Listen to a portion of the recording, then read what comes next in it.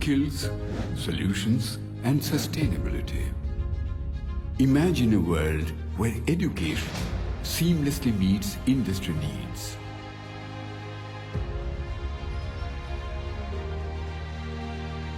Everyone to please settle down. We'll start in just 2 or 3 minutes.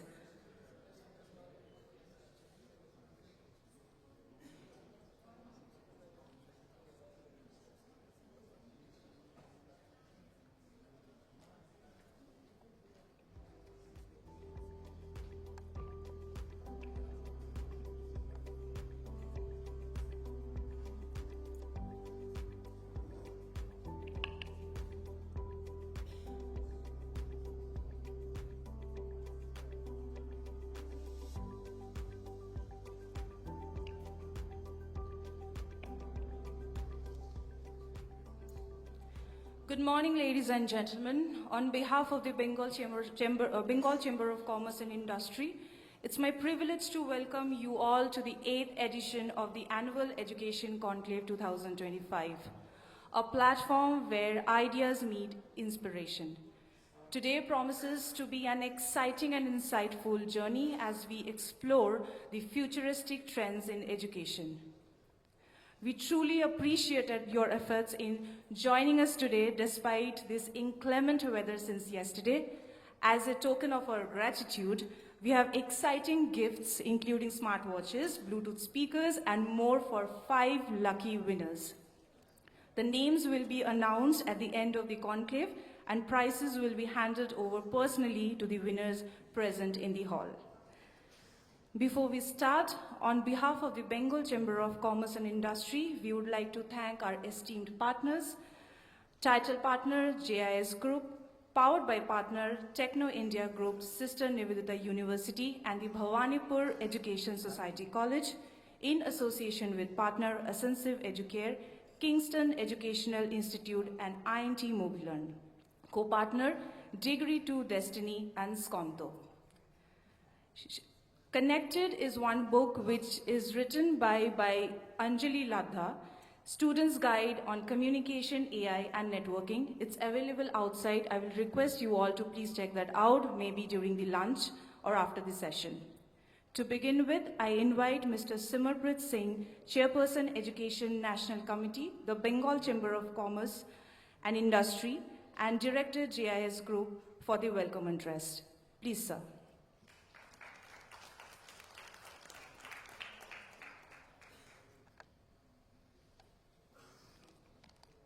Good morning, everyone. Firstly, thank you for coming. As we all know, Calcutta is a very pleasant spot today.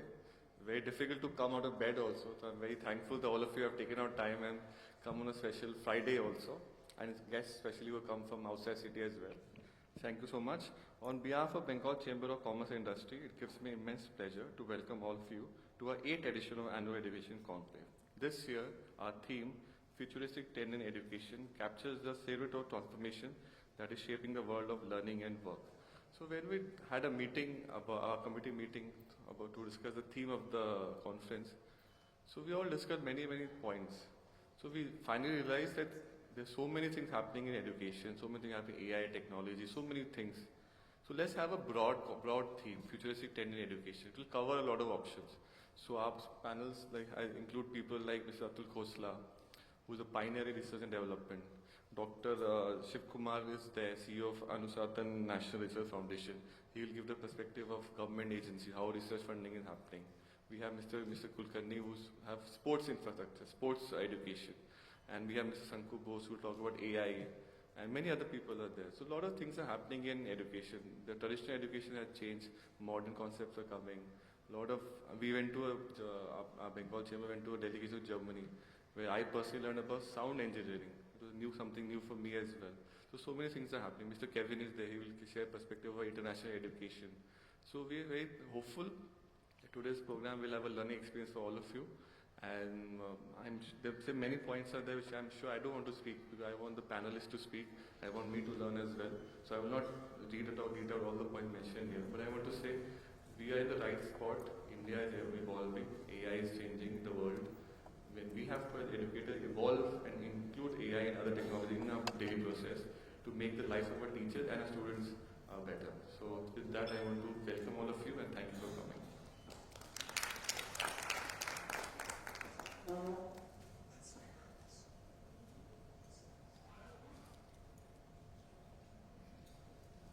Thank you, Mr. Singh.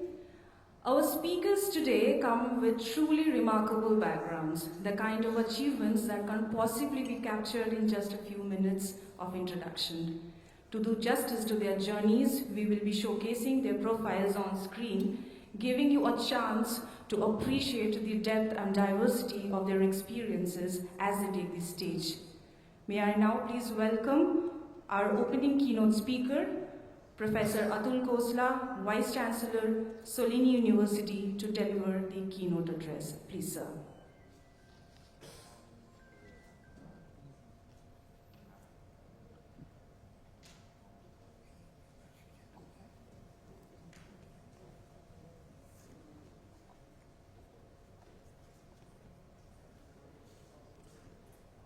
Good morning, everyone, and I would like you to excuse my pronunciation, but I was trying to figure out how do you say good morning in Bengali. Bangla, right? Shuprabhat Namaskar to everyone. Thank you. It's a tough topic to cover in 20 minutes. But let me start with a small story. Let me start with a small anecdote I had recently. I was sitting with a student of mine.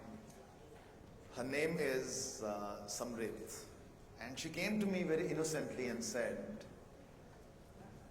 "Sir, why does Shulini University change its curriculum every 6 months? While the fellow university, which is sitting in Chandigarh, my fellow friends, had the same curriculum which has been running for 6 years. It is very tough for us." So I went back to her and said, "Tell me, how many times do you change your operating system on your phone?" She said, "Every 3 months. I said, "How many times does ChatGPT come up with a new version?" "Possibly every year, possibly every 6 months, but I'm told it's going to start happening every 1 month."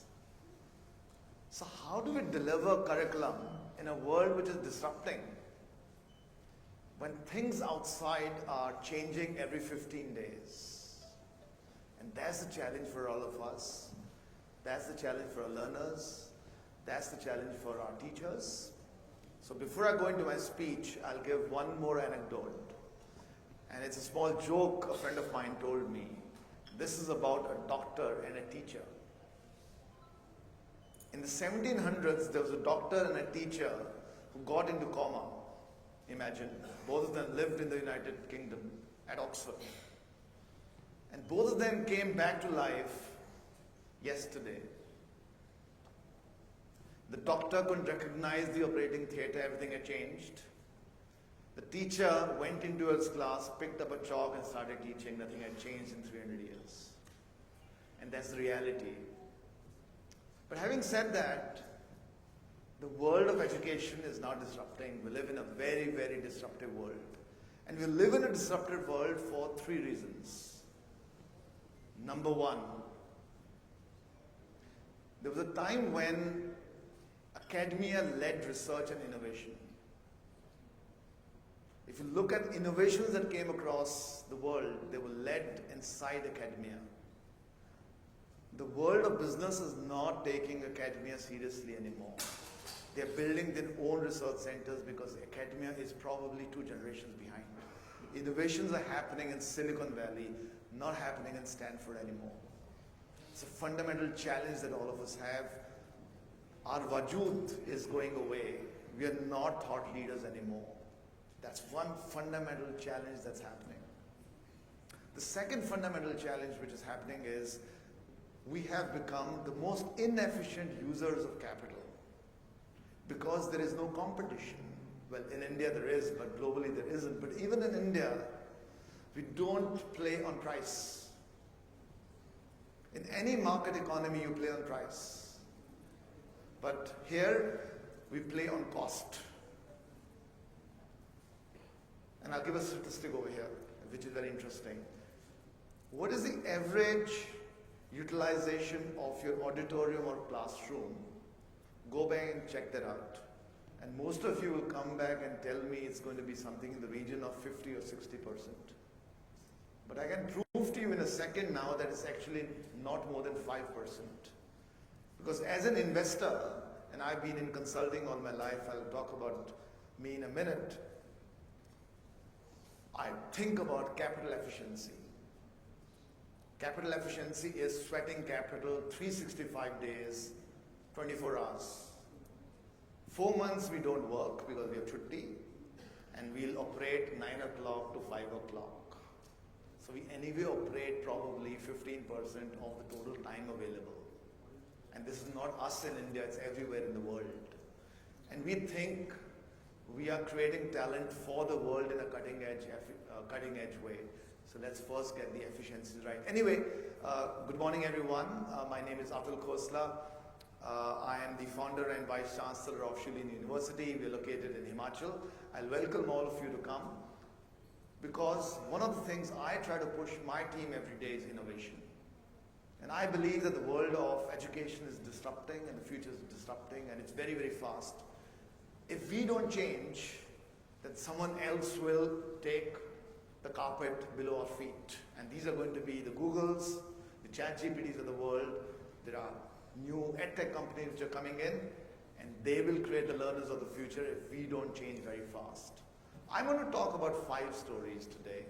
I'm going to talk about 5 stories, and I think I'm a storyteller, which I believe are very relevant for you. And I would like to give you very practical advice through these 5 stories. So the first story is a very dear friend of mine. His name is Charlie Jeffrey. Professor Jeffrey is the Vice Chancellor of the University of York in the UK. It's a Russell Group university. I met Charlie 2 years ago and I told him, why don't you think about a university in India? My meeting lasted 3 minutes. He chucked me out of the room saying, you don't understand how UK universities operate. We do not build campuses outside our main campus. Look at Harvard. Harvard does not have a campus outside Harvard. Oxford does not have a campus outside Oxford. Me being me, and Ujjwal knows me, I would have met him 5 times more with the same topic, saying, Charlie, why don't you think about education outside? And there's a reason for that. And the reason is very simple. 25% of the global workforce in the next 2 years is going to sit in India. I'll repeat. 25% of the global workforce of the world is going to sit in India in the next 2 years. The next 25% will sit in Africa.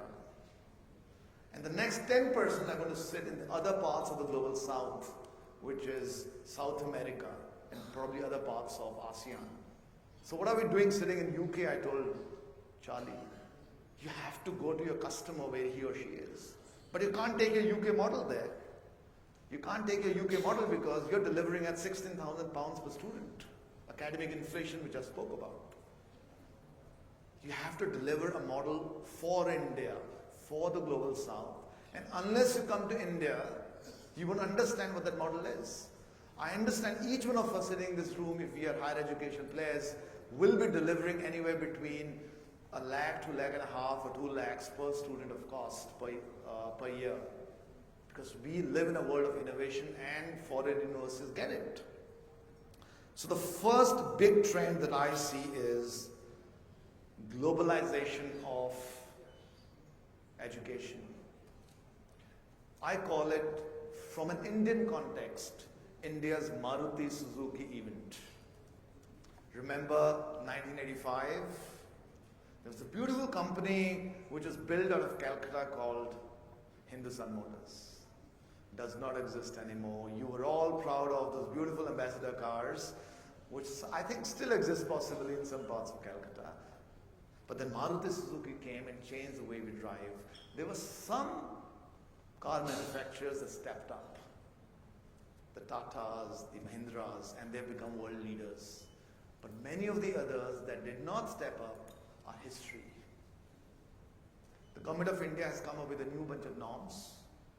They're allowing foreign universities to come to India. And that's going to happen. I've personally partnered with 8 of them. All of these are leading universities, including my dear friend Charlie, University of York. Expect serious competition. But the price points are going to be different. So an SNU or a GIS or a Shulani can step up and compete with them and start thinking about price points which today we don't operate in. It could be fundamentally disruptive for us. But for the others who do not change, it could mean history. So give that a thought. Think about partnerships. Think about working with these global universities. But more importantly, my second point, which I wanted to talk about, is another story of a very dear friend of mine. His name is Manish Mahan. Manish Mahan is my age, lives out of Dayton, Ohio. But 30 years ago, when he was a school student, his father had moved to Ohio. He has an American mom. He decided to study out of India. Very counterintuitive. He said, I will come to India because I do not want to have reliance on my father for education. And he went to Punjab University and studied at 100 rupees per semester. Studying in India is going to become big. Tourism for global education will become very big in India. But we'll have to change very rapidly as educationists. The first basic thing is our toilets. I presented to the UGC chairman and he asked me, how do we get global students? I said, you can't. I went to IIT Kanpur and had great education there, but there were shitty toilets, sorry for my French. I still have nightmares thinking about it. You're not going to get global students if you cannot give basic stuff of clean toilets and hygienic food, which is Western. So my request to all of us is change your kitchens and change your toilets to start with. And if you can't do that, forget about getting global students. Then it's easy to get global faculty, it's easy to create infrastructure. I've been to great universities, sir. Great swanky universities in India, great infrastructure, and then you go to the washroom. And you say, God. And then I talk to the director of operations and say, why can't you clean the toilet? He says, no, we have to change the whole toilet, because it was made 10 years ago and blah, blah, blah, blah, blah. Then I went to Queen Mary University of London, which is 200 years old. The toilets are 200 years old, but they are clean, old but clean. They don't even have people to clean them, but they're still clean. The density of students in that university is 5 times the density that might be there at GIS or at Shulani. But they still keep them clean. Can we at least start with that one basic thing? And I think it's very, very critical because that's the opportunity for us. Can we build universities for the West? There is a huge amount of academic inflation that has happened there. It costs anywhere between $70,000 to $75,000 to get educated in the UK or the US. But if we can deliver 90% of that in India at 10 lakh rupees, we're talking about a fundamental disruption. The disruption that sort of happened with Infosys, the disruption that happened with Wipro. And we can do that. But all of us will have to step up and deliver. Like I said, the first thing is hygiene. We have got good campuses. Faculty that speaks their language, not our language. I have a challenge at Shulani. Sometimes my faculty starts talking in Hindi. I would say, how can you become a Hindi-driven teacher if you've got a diverse set of students? 30% of my students, by the way, come from West Bengal. They don't want to learn in Hindi. I've got a bunch of students from Manipur. So how do we train our students for that? And that's my second story. India will become the, like a Prime Minister says, the place where global education is given, but some will step up, some will not. So all of you can step up and capture that opportunity because that will be delivered at 10 lakh rupees and not the 3 lakh rupees that we today deliver at for domestic students. money makes great things happen, research also happen. Third story is someone by the name of Arindam Chaudhary, and you're all aware. Arindam Chaudhary, I think many years ago, came up with front page ads called, where he challenged the IITs, IIPM, I challenged the IITs, and then someone, rapped his knuckles and said, who are you? And Arindam is history. But that wave of challenging the status quo is happening again. And the third trend that I see, and I think they're mostly private educators or educators from private universities in this room over here, there's going to be a huge wave of quality institutions which are going to be beyond the IITs and IIMs. Let me give some statistics. In 2004, I presented to the Secretary Education, Government of Himachal, the plan for Shulani. And in that plan, I told him that we want to do research. He took my report. I'm not joking. In those days, we would print reports, right? He took my report and he threw it in the dustbin, literally, and said, "Atul, ये बहुत बकवास है, हो ही नहीं सकता. हमारे public universities तो कुछ नहीं कर रहे. तुम क्या करोगे?" Then he put his hand on my shoulder and said, "Atul, तुम भी IIT कानपुर के हो, मैं भी IIT कानपुर का हूँ. You're working at McKinsey. I used to be in McKinsey in those days. अपना corporate career मत खराब करो. ये बकवास काम मत करो, ये होने वाला नहीं है." I had a dear friend who was setting up ISB at that point of time, Pramad Sinha, some of you would have met him. So I went to Pramad and said, "Pramad, what do you think?" Pramad said, "Atul, कुछ भी कर लोगे, research नहीं कर सकते private university में, कुछ भी कर सकते हो, रिसर्च नहीं हो सकता." बट एक पागलपन कुछ चीज होती है, there's something called passion, there's something called शिद्दत. इतनी शिद्दत से तुम्हें पाने की कोशिश की है, जर्रे जर्रे ने हमें मिलाने की साजिश की है, तो कुछ पागलपन था. And we said we will do research. We didn't know. My dad, who's an academician, told me there is some funding sitting in DST. We said, okay, let's try DST. We started writing proposals. Every day we would write a proposal, it would get rejected. Our first 2 lakh rupee project came after 3.5 months of writing 174 proposals. The 175th proposal got the first 2 lakhs.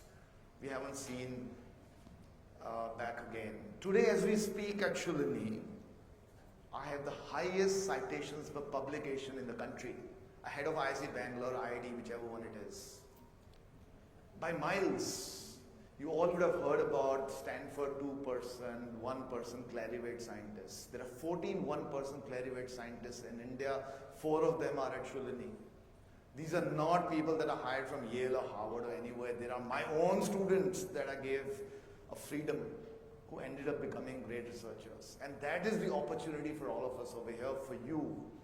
You are innovators. You can bring great innovation into your universities because the IITs can't. They have a challenge, and their challenge is legacy. They cannot become entrepreneurs. They cannot challenge the status quo. My worst professors, and please don't go back to IIT Kharagpur and tell my dear friends that the worst people to hire are PhDs from IIT Kharagpur. They have bad culture, they don't have the talent, they are not ready to work hard, and they are always looking out for government opportunities. I don't know whether you guys resonate with what I'm trying to say. We have that opportunity to go out and deliver new things, but we have to think big. Don't challenge the IITs in an open forum like Arindam Chaudhary did. At the end of the day, the government owns them. So don't challenge the government, please. But simultaneously have an aspiration and a belief that your university can deliver better education, can deliver better research, can have better infrastructure, can have a better culture, can be more entrepreneurial, can deliver more unicorns than what an IIT can. And once you have that belief, trust me, the change is going to happen. It's already happening. You can look at the QS list, you can look at the THA list, and you can see how many new Indian universities are coming in. So be a pioneer. That's going to happen in the next 10 years. The fourth thought is about my brother Ashish. So it's very interesting, all of you universities were gaining scale. Shulini didn't gain scale. And we didn't gain scale because we missed the computer science journey completely. We missed it. But that's our strength today because we don't have the drag of those 30,000 students at Shulini. And Ashish came to me and said, Atul, what an opportunity. There's a fall of the CS hype. And let me now shake you guys out of your slumber. No one talks about it. The Indian middle class dream is built around the Indian tech industry and the BPO and the GCC industry. Am I right? If I am an Indian middle class parent, I want my student to go to a good university, SNU, GIS, Shulini, whatever. The IITs think a little different. I expect him or her to work 2 or 3 years at TCS, Infosys, move to, let's say, a GCC, have 30, 40 lakhs of salary, have a stable family, a pretty wife, grandchildren, a home. That's the Indian middle class dream. 80% of Indian professionals, which drives the Indian story, 80% of them will be unemployed in the next 2 years. 80%. It's an opportunity lost or it's a new opportunity. AI and AI-centric education will become the future. The CS hype, computer science hype is gone. We don't need coders anymore. But are we transforming ourselves? Now you'll ask me, how do we transform ourselves? Every university has an AI center. Every university is saying AI. Now let's start asking and unpeeling this onion. What do you mean by AI? What education will you give? I haven't heard the answer. Go back and ask yourself. So for the Bengal Chamber of Commerce, I would request create a task force and have very specific stuff to say, what are the 10 things you're going to teach when you're thinking about AI? How does India become the AI source, manpower source for the world? How do we do that? We don't know. No one knows, but someone has to demystify it. Some people may be a little ahead of that. So rather than just create a nice, I went to this university, another private university in Delhi, the guy, very promoter, as smart as you, young, said, I want this great AI center. Lovely building he's made. I don't know, he probably spent 100 crores building that. Every front page advertisement, they show that. And say, I've got this AI center, but just don't know what to do in that AI center. We don't need buildings anymore, my friends. I don't need, someone will ask you, where's your incubation center? We don't need an incubation center. All you need is high-speed connectivity and a computer. You could be plugging anywhere, plug and play. You probably need more cafes in your campus where students want to sit and create unicorns. If you go to Silicon Valley, entrepreneurs and unicorns are not made out of incubation centers, they're made out of cafes. But how many cafes do you have of the quality of, or I have at the quality of Starbucks where students can sit and actually incubate new ideas? This is a question to be asked. So challenge the IITs and IIMs and think outside the box because they will never be able to do these things. You can. Because you're entrepreneurial, I'm entrepreneurial. And the last is a small little story about a friend of mine. His name is Ashwin Damera. I'm now partners with him to bring global universities into India. He's a billionaire. He runs a unicorn called Emeritus or Eruditus. Some of you might know about him. He came up with this idea 10 years ago that how do you take global universities online? How do you take Harvard online? So when you go to a Harvard program, it's powered by Emeritus. And I'll just take a couple of minutes more, if you allow me. So, the future of scaling up is not going to happen through large, big, fat universities, as I call them. The concept of big, fat universities is passé. The mass will be served by online. Onlines will become sexy. Increasingly, people are learning how to give one-on-one education using online. Yesterday, I had dinner with a guy called Akash Chaudhary of Akash Institutes, you might be aware. He sold Akash Institutes to Byju's, became a billionaire, and now he's thinking about education, and he's thinking about online education. He's thinking about saying, can I deliver one-to-one using AI bots? And that is going to change online. It's not going to be some boring lecture of the same professor who sits somewhere in an IIT delivering something on Swayam, which is very boring, by the way. Again, don't whisper that into Ministry of Education. He's thinking about inspiring stuff happening through online. So online is going to become big, it's going to have a deep impact, and online degrees will become elite. So either there's going to be online, or there's going to be universities with a great ecosystem, inspiring gardens, great architecture. Invest in that, please, if you have big campuses. Invest in plants. Don't invest in marble. Invest in gardens. Invest in getting Tadao Ando to build your library. Tadao Ando is one of the world's leading architects. I was in Japan recently following him. But we don't invest in that as institutions. We are trying to invest in scale buildings. But scale is not going to be the future. Future of big fat universities, again, repeat, is dead. So I'll end my keynote speech with all you beautiful people to say, there is a big challenge for all of us. We live in a very, very, very disruptive world. What is happening through AI probably happened in the 17th century when Industrial Revolution happened. India lost the bus. We don't want to miss the bus. The onus of making India successful sits on all of our shoulders. We will have to transform 100 crore Indians in new skills, and this type of transformation has never, ever happened in the past. It's an opportunity, it's a commercial opportunity, but we'll have to think very, very, very differently.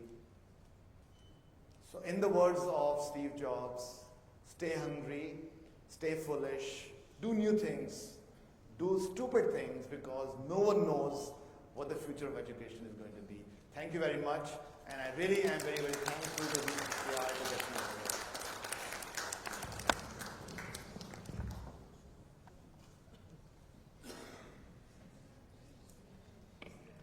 Thank you for this very enlightening session, sir. May I now request Mr. Simarpreet Singh, Chairperson, Education National Committee, the Bengal Chamber of Commerce and Industry, and Director, JIS Group, to please come on stage and hand over a small token of appreciation to Professor Khosla. Thank you, sir.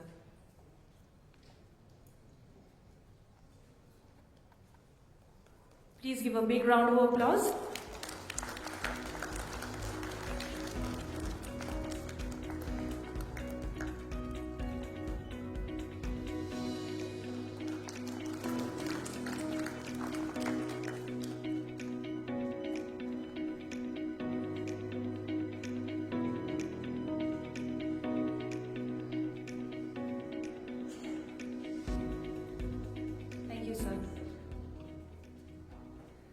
Our next session is Futuristic Career Paths in AI, Robotics and Ethical Hacking, chaired by Dr. Arpan Paul, Chief Scientist at TCS Research.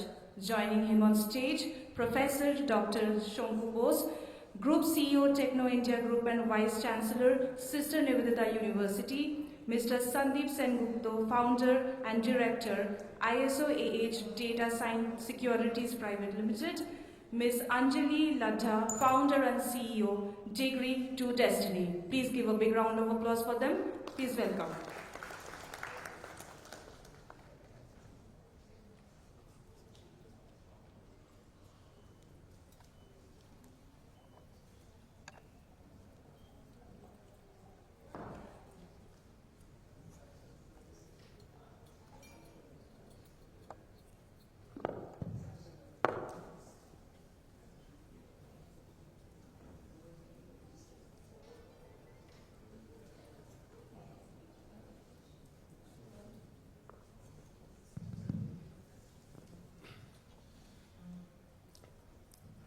So good morning, everybody, and I think we have a very pertinent session today. I think after we had a very enlightening keynote talk of Mr. Khosla, and I think we'll just carry that and into this area of, I think all of us will tell that, okay, this AI is everywhere, and we talk about cybersecurity, we talk about robotics. So I just, before we start, I want to give a perspective in the AI, the way we look at it now. There are two kinds of AI now. Something we call as digital AI and something we call it physical AI. Digital AI is what we see today. That data is coming from the net, digital data, what you do on that AI does something and gives it back there. The physical AI is more about becoming physical. You get data from the physical world through IoT. You do AI is intelligence that you put in the robots. And the robots actually, they move around in the physical world and do something. This is the next wave. I think that it is right that India as a country, I think we have missed the digital AI wave. We are not going to create technologies for digital AI. We'll be users of digital AI. But there's a big opportunity to create technologies for physical AI. This is there. And the second part is, as this digital world and the physical world and everything gets interconnected together in a mesh of thing, the most important technology to keep it alive and keep it right will be cybersecurity.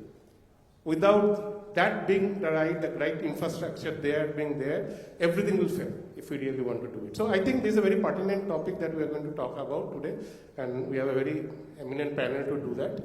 And another thing I want to touch base is that as we go forward in this education, the more and more what we are seeing, the science is coming in a strong way into this engineering. The whole future of AI wave will be driven by quantum and nano, not computing anymore. It will be there. So effectively, so that's how the science is going to contribute into this wave, and how science is going to use AI to do that is another thing that is going to come in. So I think today we'll try to delve into these areas and see from our eminent panelists that what they think. First is, I think initially we hear from them from 5 minutes from each, that their perspective, their point of view on this topic. Then maybe we'll walk through some questions that we'll look into, and maybe we'll open up for the audience to also look into it. So with that, I'll start with Anjali, our youngest. So you'll start and just give your point of view, then we'll go to Professor Shanku, and then maybe Sandeep, and then we'll start with the questions. Okay, thank you so much. Can everyone hear me? Okay, hi, my name is Anjali. I am the AI girl, so to say. And in the last 1.5 years of running my company, I have impacted over 3,000 students, teaching them how to learn AI. And I'll dive into that in a second. But before I even begin, I want to tell you about one of the most nerve-wracking and interesting experiences I've had in this space. I went to prison to teach AI to inmates, okay? And it was one of the most interesting experiences because we were training these people so that they can be better equipped when they leave and get back into the real world. The spark in their eyes when I gave them a name for their company, a plan for how they can execute their dream when they leave to become entrepreneurs, to get better opportunities, that is unmatched, okay? And that is what AI is bringing to the table. It is bringing a wave of ambition that can actually impact multiple people. I want to thank Mr. Khosla because he has very well prefaced everything I'm going to talk about and everything that we've tried to do in the last 1.5 years. I have officially still not started my career. I am still in college. I'm going to graduate next year. Thank you so much, thank you. I go to Northeastern University in Boston. I've gotten 2 rounds of funding to run my company. And when I got this opportunity, I was very keen that I want to go back home and run my company in India. And the reason for that is I've been learning AI in the classroom for a while. I wanted to bring that to the forefront here. I talk about 3 main skills that I bring to the table. That is communication, AI, and networking. These are 3 important skills that I think everyone needs to learn to be able to succeed. I have a lot to thank to educators in this room, to people who've impacted me during my time in Calcutta. I went to Modern High. I was a student there. I had a great time. I got a lot of leadership positions, and that's where I learned communication and networking. AI, I have been learning about it from my time in the US. And for a year, I was also in the UK studying there. So it has been a very interesting journey.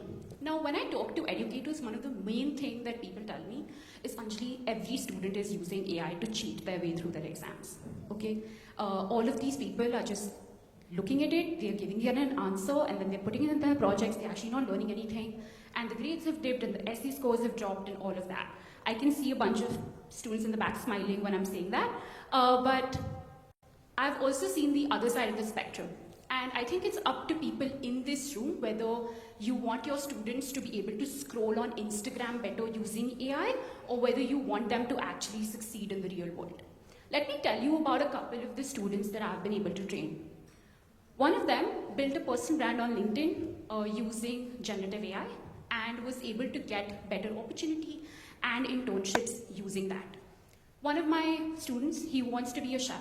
He made an entire recipe book using AI. The other day, I saw the Gemini storybook experiment. I don't know if anyone's seen it, but we were teaching financial literacy through a book that I was able to just come up with in 5 minutes. So that is where AI is going, and that is how we can bring it into classrooms by teaching people how the students can use it to actually become better in their career, learn the softer skills that is actually going to make them stand out in the real world.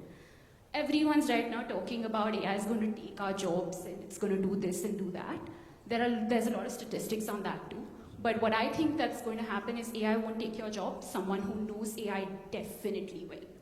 So I think everyone in this room just has to make sure, maybe go back to your students, because let me tell you something, I'm probably closer in age to them than I am to you. And I can tell you as a student that it is very important that you learn AI very early, because otherwise you're just going to get into the unethical part of it.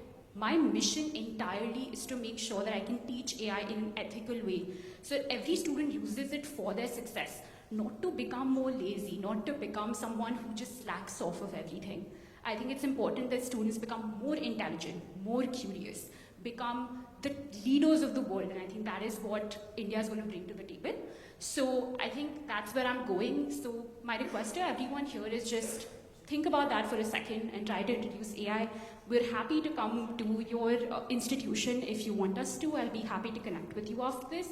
I've written a book about all of this communication, AI networking, connected. It's available outside if you're interested in that. I just want to end by saying something that I have heard from Sal Khan, the founder of Khan Academy. I had the pleasure of meeting him at Harvard University a while back, and it was an amazing experience. And he says that in education, this technology will enable every teacher to have a teaching assistant, and for every student to have a personalized tutor at home. Just please think about that, and thank you so much. Thank you, Anjali. And just an anecdote, because I did my PhD from Aalborg University in Denmark, who is actually a very proponent of something called problem-based learning, which was, I would say, the basic disruption in the education, where they never taught anything. It was always experiential learning. And what I see as a change now with this AI coming in, many universities are dabbling with ideas of, you can't tell students that don't use ChatGPT. But can I tell, I can give examples, people are trying. Suppose you are supposed to write something, they tell, okay, you have 10 marks for writing on your own, you have 5 marks for getting it the same topic to be written by ChatGPT, and you have another 10 marks to compare between the two. So they are kind of teaching people to know what is good and bad of this. And use AI as a new term is coming as sparring partner. Like boxing has sparring partners, AI will be a sparring partner. So I think you have to think of education that way. So I think that's a very good point. So I'll go to now Professor Shanku and maybe ask him to talk about this, his perspective.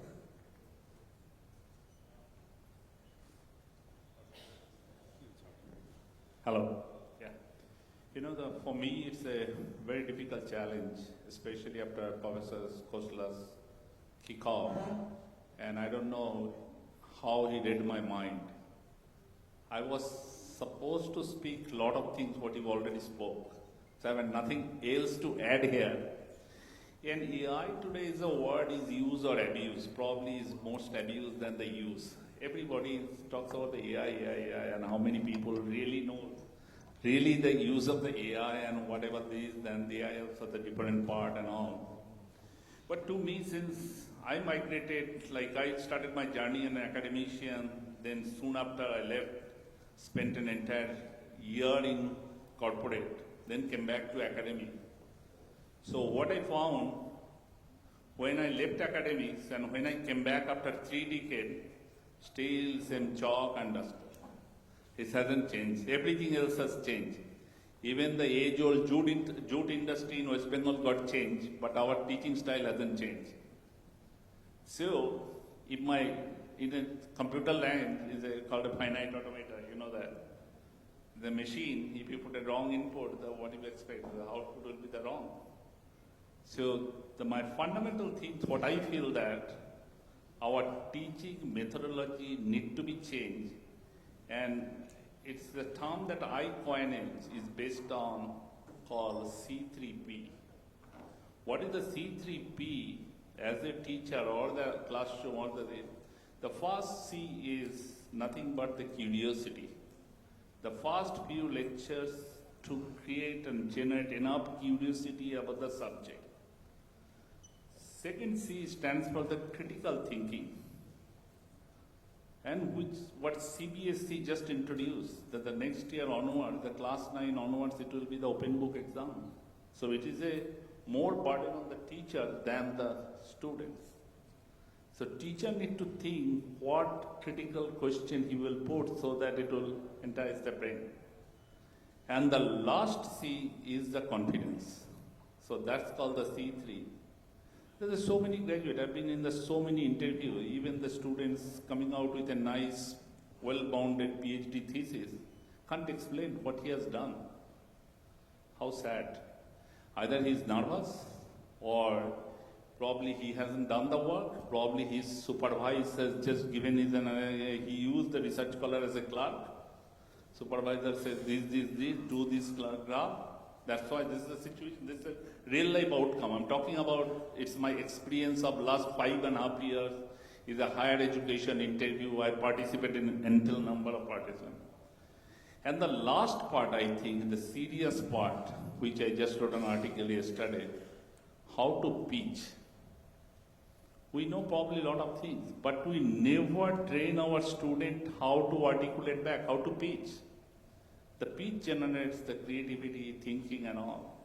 So the AI, you know that the coding and this computer science has survived more than 2 decades. In my view, AI, the present AI will survive probably not more than another 5 years. Then what is going to do after that? The people have already started talking about the after AI. What is after AI? So in order to do after AI, those 3 C's are very, very important. If you cannot think critically, that means it's gone, you're done, whatever you have. So that's all I would like to say in today's. Forget about the AI, robotics, the technology, every 3 months, ChatGPT, now the ChatGPT 5, probably next month, ChatGPT 6. There are 200 tools and everything is meeting. Suppose if you have an AI tool, then automatically recorded everything, narrate and make an action items and all those things. So before getting into the technology is like today's is a just usable calculator. But since this room full of an educator and we all own the responsibility to change our thought process, and with the AI and bot, this huge infrastructure is no use. Now it's a thinking, like I am also performing the dual role. There's a group chief executive officer holding the more than 100+ institute and also the vice chancellor. So I'm in a 2 role, dual hat. So I've already started thinking that I have spent so many hundreds of crore of this big infrastructure. Already is hardly 10-15% of the use. As he said, the 4 months is a holiday, 3 months of these, then 9 to 5 and all. So what I'm going to do, and when the personalized bot has come, so I don't need really the teacher to teach. Then what will be how the investment will be capitalized. So this panel discussion is for thought-provoking, I believe. It's not that they're getting into the deep into the what AI. Chat GPT gives any student type on a chat GPT, it gives what are the career choices, what are the job opinions, everything is there. But the most important thing is the critical thinking, and critical thinking. Thank you. Thank you. Very insightful. And Sandeep, can I have your point? Yeah, very good morning to all of you over here. So I was listening to all the speakers, and everybody is right in his own way. Now, I come from the corporate, I come from cybersecurity. I also have an institute which has trained more than 40,000 people in cybersecurity over the last, I believe, 15 years. What I have understood over the chilling time, and this is true for because we have a lot of people out sitting over here who are decision makers in different university college. Over the coming days, and in fact it started right now, I believe knowledge is already free. It is the certificate which is expensive. So why do these people, students, go to the college and university? The day TCS or Infosys or any of these companies will say, I don't care what certificate you have, I only care what knowledge you have, nobody will go to college and university. I mean, across India. Because the only value of the certificate is to get the first job. After that, it's all knowledge, skill and experience. Now the ease of getting knowledge over how much we mock WhatsApp University and all this, if you dig a little bit into the surface web and into the deep web, and practically, I don't know how many of you have over here have gone into deep web, just go to any student now, everybody is on Tor, everybody is searching deep web. So deep web is 96% of the internet. If you have not gone to deep web, you have only limited to 4% of the internet using your normal browsers. So using deep web, the knowledge that is available to the students, I have examples, a student who is an arts graduate, maybe a political science or an English honors, they have better knowledge in technology than any engineering student. I can give you hundreds of examples because I'm in this industry for the last 27 years. I can get people out here who has good knowledge of IoT. I don't know how many of you have known about IoT. Everybody is talking about IT. But this OT and IoT will be something which will be very big in the coming days. IT will take the backseat. These guys are too good, and the entire home automation has been done by a guy. I was talking to one of the guy last week. I asked him whether you are from an engineering background. He said, no, I am a political science graduate. And he has done an entire house automation using OT and IoT. So if you really want to learn, then you have the chance to become a geek. Now the question is, not every student is a genius. There are 20% of the students who will lead. They are the scientists. They are the inventors. 80% of the students will be somebody who are consumers. They will follow. How do I train these students? Because with 80% student jobless over the coming 5 years, it will be a very bad for our economy. We cannot survive for only 20% of the students. These 80% of the students need to be trained in the college university somehow, because they still don't know how the conventional knowledge can be get. I mean, we can get the good knowledge. Now, who will teach? The faculties. Unfortunately, 80% of the faculties has no clue what is coming. So only 20% of the faculties are aware what is coming. 80% of the faculties are still mentoring the students with old technology and not emerging technology. Now what has to be done? These faculties, in fact in many of the events they told me that students should be taken to for internship, industry visit. Start with the faculties, not the students.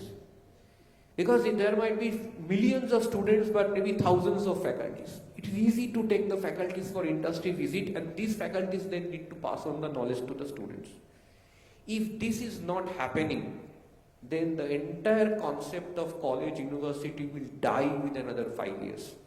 And with the foreign universities coming, and they are very adaptive, it will be a very tough time for all these college university decision makers who are sitting over there, including I believe a lot of faculties are sitting over there.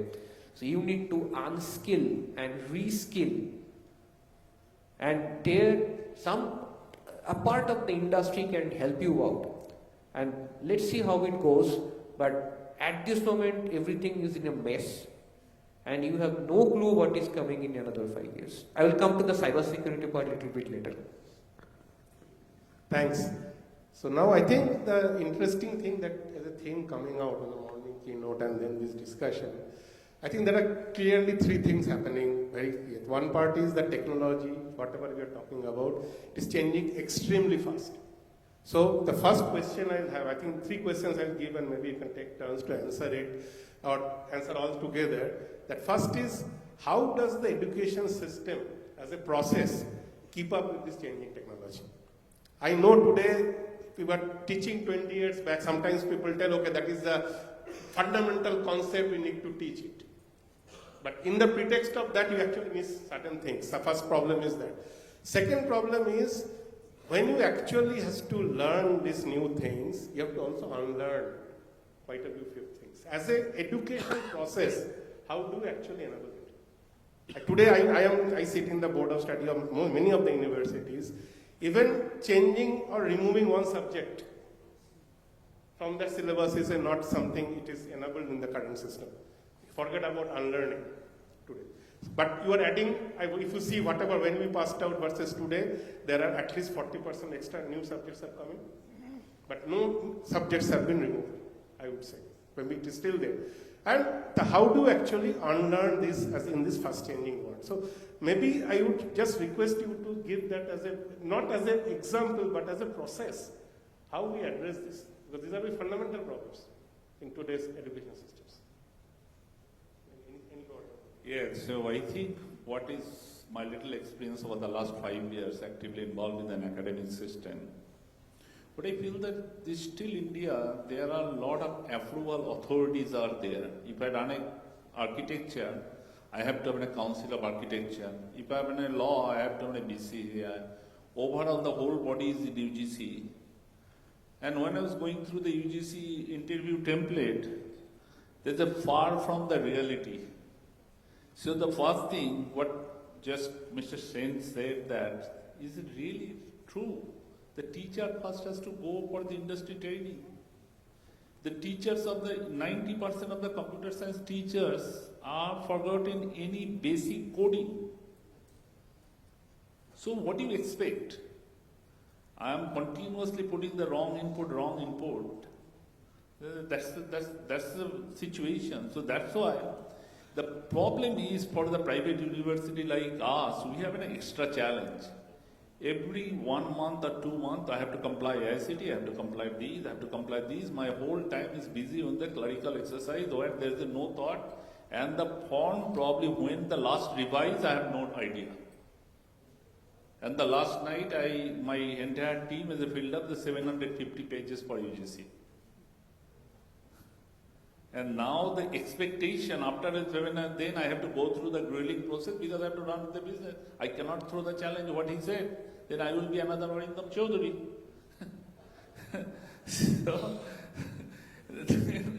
So I think there should be different kind of this kind of a forum that the people who are the decision maker, who are the policy maker, they should hear rather than because this whole full of the room, very few people have that kind of influence to make the changes. Until unless we make the changes, things will not going to fly. Because Binod Khosla, just few days back, he's made an article in the New York Times that within 3 years, this elite education system is going to complete curse by the AI. So what we have done after that? Has this article just been a bedtime story, or have you thought anybody has, any of the decision maker? Because we are in the governance system. So that's what I wanted to say. Thank you. So I will start with the challenge and then I will tell you the solution. So my challenge is to all the universities that and the college, if you remove the mandatory attendance of the student, how many students will attend the class? This is my first question. I want to share with you. It's very interesting, and I think I should share.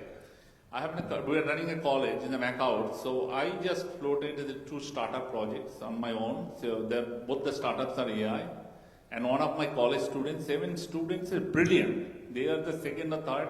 They can beat or challenge anytime the IITs, the IIMs, or all elite education. So I become a little extra nice, but that time is at 11 p.m. I said that, how did you learn so much? Because none of them is in a Macau syllabus. Then when did you get a time? Both they said, we don't go to the class. Then how do you manage that, sir? We manage the proxy. We manage the exam. But you put these 3 guys without the BTech degree, any top tech company will hire all these 7 people. So I was just highlighting this particular point.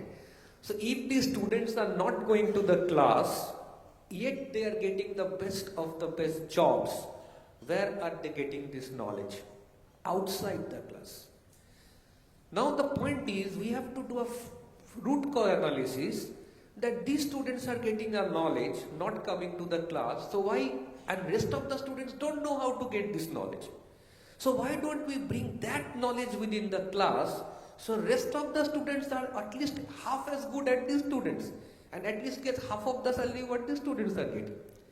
If we do this root cause analysis and find the solution, the productivity of the class will be enhanced. It's very important. Now to the second part, I don't know whether it will be a little bit controversial. One of these events, I was on the stage and I gave a lot of lectures and thought-provoking questions. Somehow, the ministry, some people got inspired and I was called, and there was a committee which was formed, and we have, not only me, there are a lot of other industry hotshots who actually contributed to make the syllabus better, because they said this is what I want. And there are 3 parts in fact. Something for the innovators, something for the entrepreneurs, startups, and something for the job goers. So this is what we want. There are 3 categories of students. If you enhance the syllabus, then this will really help. Over the last 2 years, we have put endless nights in a lot of effort, but that syllabus never came into the picture. It was on the newspaper few days back. I will not quote which day. It was newspaper few days back. So this is the situation out here. I believe this is same for most of all across India. So if we can solve this problem, we can just take down the bureaucracy, make it a little bit fast. I'm sure there will be a lot of improvement which can be done to each and every college. One more story I would like to share which will help all of you. So one college, I'm into cybersecurity and I have one of the best cybersecurity center of excellence in Calcutta. That is, keeps me into business. So some college came to me and told me, can I have this cybersecurity center of excellence replicated in my college? Now, of course we can do. There is no conflict, because if the students come, they can come down to me and take a job, and that enhances our productivity. But somehow, once they showed him the cybersecurity center of excellence, somehow the answers were, it is not within my budget, or sorry, we cannot do it. So ultimately they got something which is useless. So maybe we can pick up.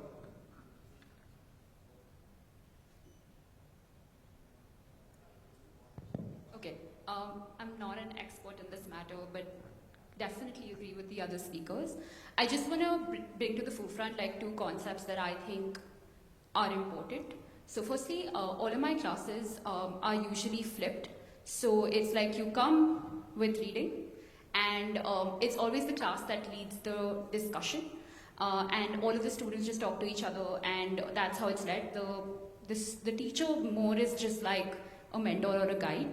There's an experiment happening in the US called the Alpha School, and what they're doing is they are basically building an AI-powered education tool, but it meets the student where they are already. So for example, if I'm in 10th grade, I could be doing 12th grade math and 9th grade science, and be doing like 10th grade English, 11th grade physics, I don't know, but basically it's like varied according to where the student is at, and that's how the education happens. It only takes 2 hours a day for them to be in class.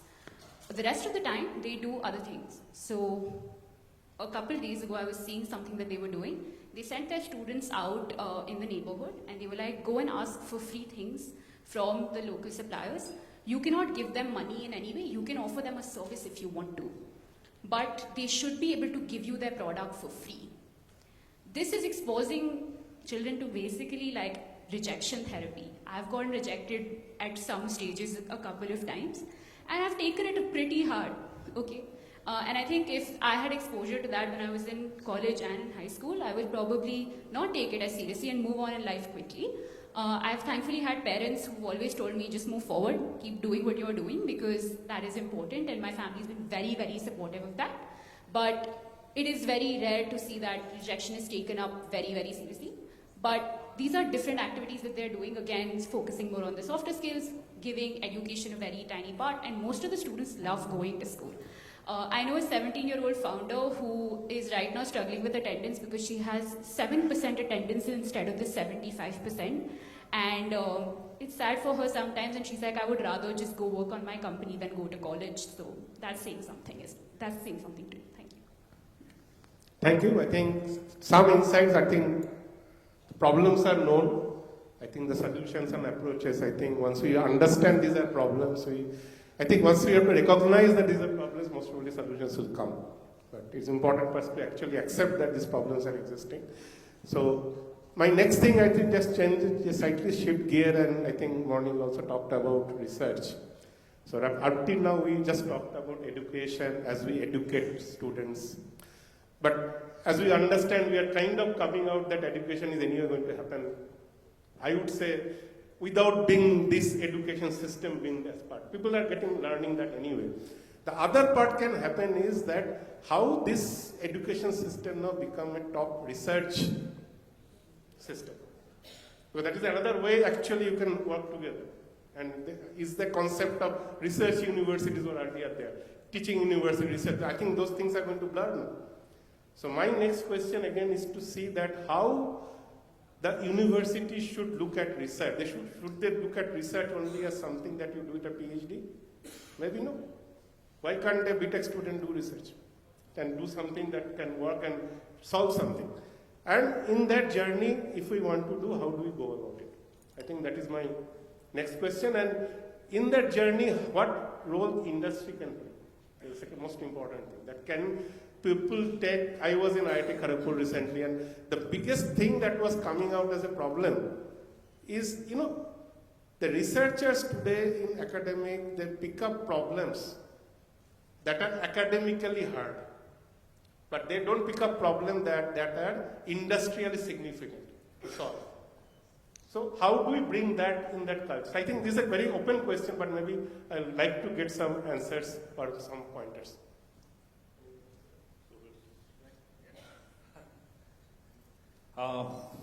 It's a very good question. So again, it's not the research for, let's say, the university of 10,000 students, okay? I don't expect that all the 10,000 students or 5,000 or 500 faculties all will get into the research.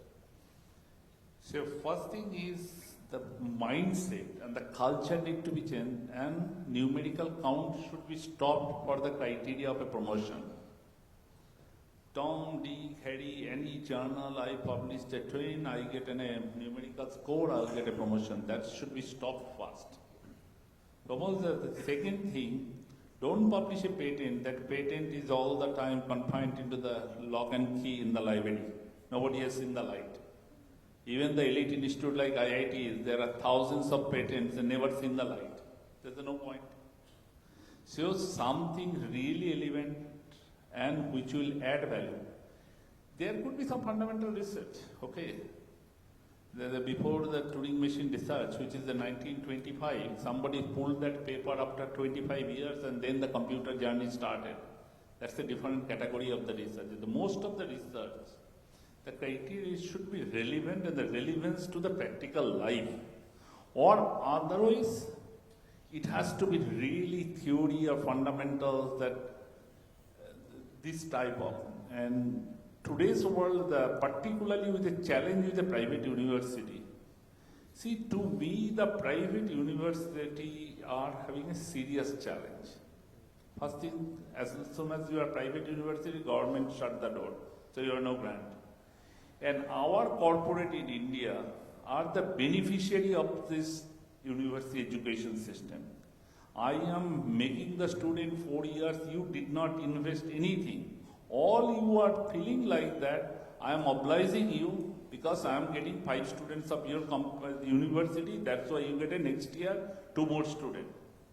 Until unless each corporate come wholeheartedly and create a lab in each private institute. You visit any institute in the Western world, you will find there are collaborations and a direct lab. Here, that door, don't remember that how many of them, maybe 1 or 2. So until unless that strong tie-up and the mindset got changed, and it's lot bettering each other rather than just to oblige that, okay, since you have taken so many students, so you have already made the money. So now my goal is I'm obliging you, I'm taking 10 of your students and that. If this culture, that research will never flourish. Then it will remain same. We can have many more panel discussions of like that. It's a fundamental change, or maybe our parliament or our Minister of Education department made some initial days law that every private company, wherever they hired 5 students, next year they have to invest some money for the research for that institute, for the betterment of India. That's why. See, there is a big difference between how India thinks and the Western world thinks. In India, corporate tells the university, this is what I need, otherwise I will not take students from your university. So syllabus is made as per what corporate dictates. In Western world, the university tells the corporate, this is why I am going to invent, either use it or you will become obsolete. So the corporate world is dictated by the university. So there is a very basic difference between how India and this Western world thinks. In India, moment we go into a research, a single question has to be asked. If this research or this PhD or this publication was not published, what difference would have made to the world, right?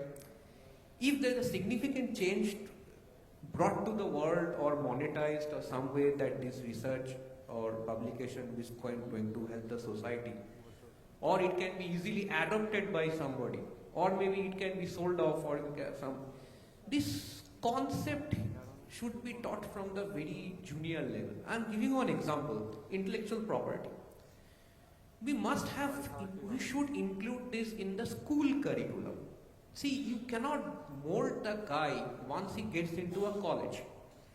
Even at the school, if you give him ideas about how to file a patent, what is an intellectual property, she did it, right? Even before coming out of college. Because somehow, somewhere she came to know about it. So, if you first put this in the school, and then, very important, get some role models to go to the school and college. Because if we tell, I am 50, and if I tell somebody that you can do it, this person has gone to 50 and he must have done.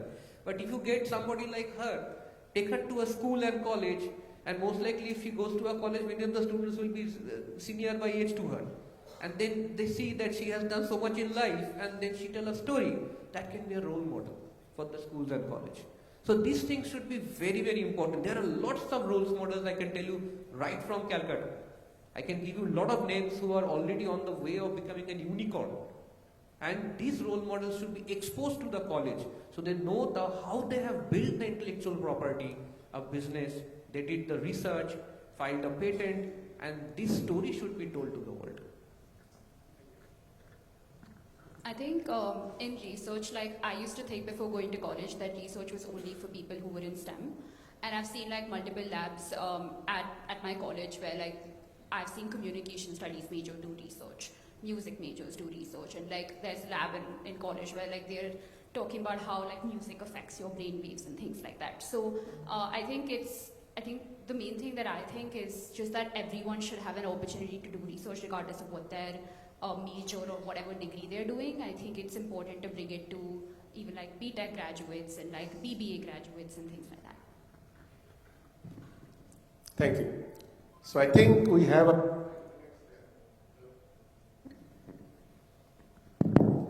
So maybe we'll just open up to the audience, and if some questions are there, I think I already see some hands, maybe quite a few. I don't think we will be able to take so many questions.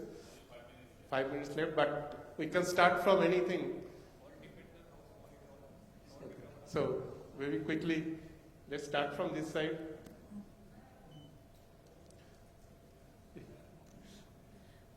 Morning.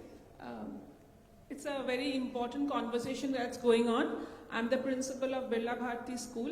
We have 2,000 students, K-12 part of the education committee. And I was listening to the conversation of this panel and the keynote speaker before that. And what this young lady is speaking over there, I would like to bring that across. Because, you know, when we are thinking, are we equipping our students right? At this moment, we're actually thinking, are we giving them the right skills which machines cannot replicate?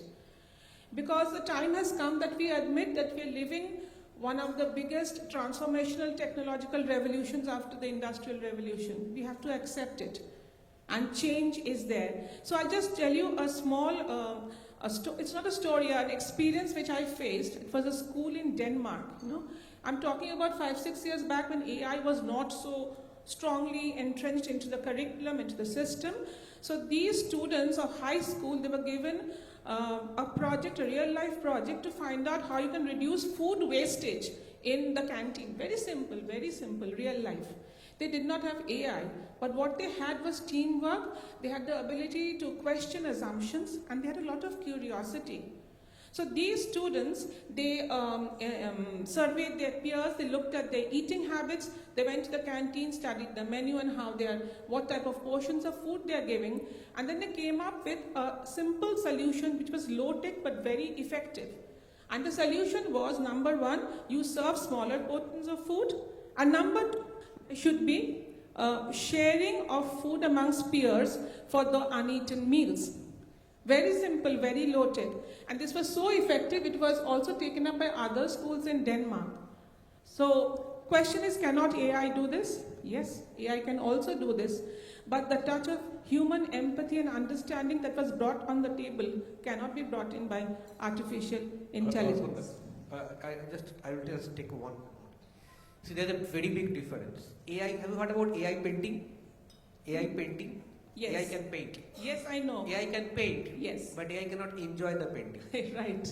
Right? So the emotions are not there. The emotions are not there. So when you have the artist, Correct. they can make good art, but they will not become the artist. Right? Correct. Because they do not have the proud or the feeling of that artist. So that's what exactly I was saying, that we need to give them the proper skills. The skill that I spoke about now is critical thinking and problem solving. I mean, this goes on in NEP. I don't want to bore you. But I feel this is the crux of the matter. In schools at least, give them the proper skills and give them the proper introduction to AI. As the is said, the ethical part is very, very important. Should I? Can I? That's the right question. Thank you. I think you have a comment? I would just like to make one point over here, because this whole thought about critical thinking has been coming up. My belief is that in the next 3 years, AI will be doing critical thinking. So I think we are overhyping critical thinking, and I'm going to give you an example about photography and art, because art came up in a dialogue. If you remember, artists would make portraits. So over centuries, artists would make portraits. And then suddenly photography came in. And their existence became, they were threatened by existence. And that's when new pioneers like Picasso and Van Gogh came, and this whole movement of a new wave of art came in, Impressionist art, as you all are aware, and the world of art was different. So fundamental changes will have to happen in terms of, now we don't know what it's going to be. There'll be some geniuses, Sandeep, who come in. So that was my first remark. Yes, critical thinking is important, but it's going to be all solved. Even emotion is coming in, by the way. And I've got some friends working on that in Silicon Valley. So all of that sort of thing is being solved. The second thing is about research I would like to bring in, and that's my fundamental belief. Many times, and I came from the same view, Sandeep, I used to be at McKinsey and I would challenge, why are you doing all this stupid academic stuff? But think about it this way, that you're solving a very large problem most of the times, and these are small pieces that you need to resolve. Let's say you want to solve for hydrogen, and we have a team which is doing work on something called photocatalysis. There are thousands of researchers across the world who are actually trying to solve that whole problem on how do you become, how do you create hydrogen out of water. But if those thousands don't do it, there is no way that one team can solve the problem. So that's my first point around research for all of us, to say that don't undermine that academic research that is happening, because it's adding to the ocean of knowledge. The second thing, Arpan, I'd like to mention over here is that absolutely undergrad education is where research is going to come in. Research helps teach critical thinking. So focus on research in your curriculum. I think I'll request all of us. 30 to 40% of high impact research publications actually today happen through undergraduate students, because they are the pioneers. In fact, why undergraduate students? 40% of our patents which we file are happening by hand-holding students from 8th to 10th standards, because they're still not polluted and they have AI tools. And you're an example of that. So anyway, I just thought I'd just add to the dialogue. Thanks. So maybe we don't have time. So if maybe we'll just make the discussion after this. It is better. I think they are kind of pushing us the time part. So all the speakers are here. Please, maybe during the interval or something, please have the discussion. Sorry to cut it off because I think we are. Sir, thank you. Indeed, a power-packed session with a lot of perspectives. Give a big round of applause. Thank you so much. May I now request Professor Dr. Dhruvajyoti Chattopadhyay, Pro-Chancellor, Sister Nivedita University, to please come on stage and felicitate them. I would first request Sir to please hand over the token of appreciation to Professor Dr. Shombu Bose, Group CEO, Techno India Group and Vice Chancellor, Sister Nivedita University.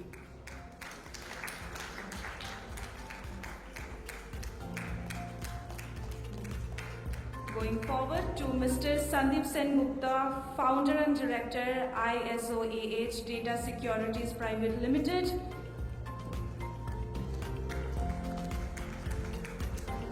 Next to our Miss Anjali Ladha, Founder and CEO, Degree to Destiny.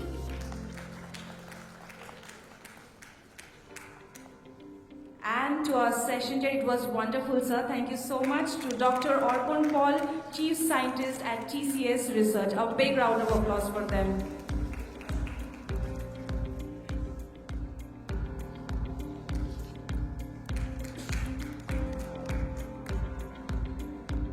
Thank you, sir.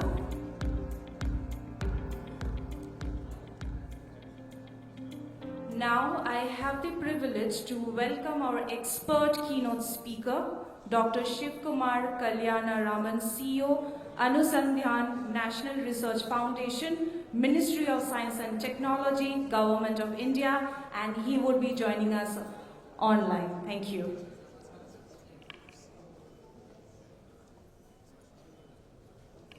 I will request everyone to please settle down. We are starting our next session. I will request everyone to please settle down.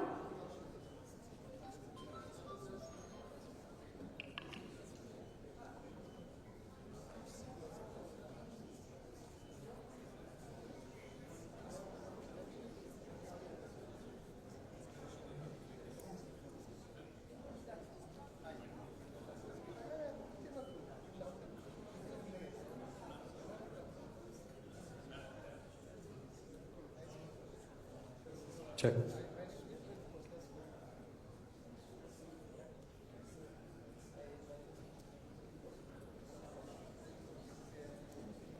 Check.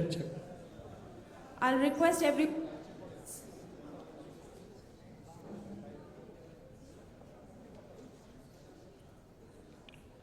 Ladies and gentlemen, I'll request you all to please settle down. We are starting our next session with Dr. Shiv Kumar Kalyanaraman, CEO, Anusandhan National Research Foundation, Ministry of Science and Technology, Government of India. Please give a big round of applause. Over to you, sir. Okay, can you hear me? Just want to check. Somebody can let me know. Yes, sir, you're audible. Yes, sir. Okay, fantastic. Thank you. And is my presentation being shared on the screen?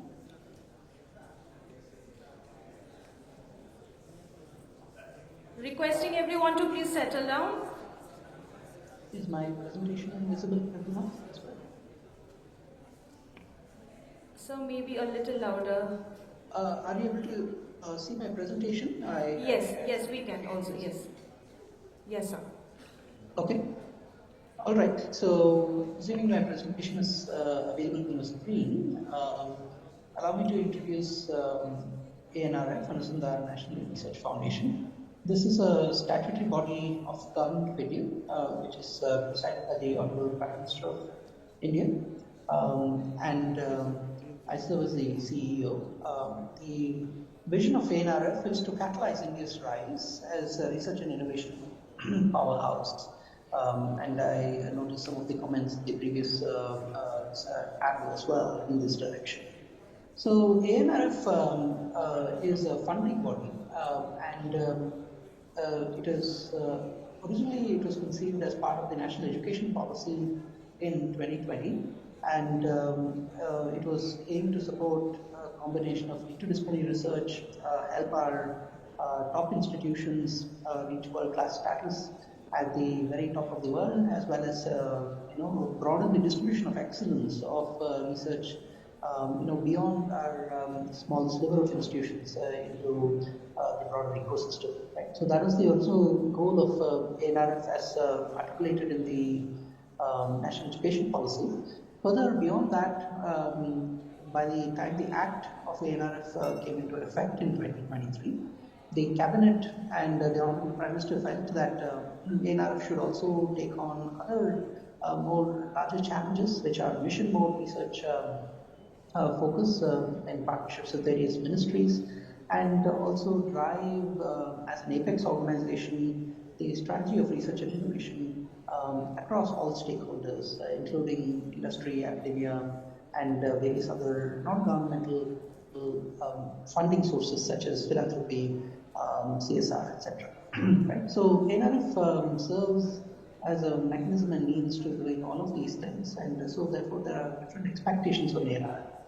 Furthermore, you may have heard of the 1 lakh crore corpus that is called the RDI fund, which is being operationalized by the Department of Science and Technology, and the ANRF's special purpose fund will be used as a custodian, and a specific sort of business unit will be formed called the RDIF group that will be further allocating that capital on to second level fund managers to allocate that further into innovation, which are more translation and scale up investments into the economy here.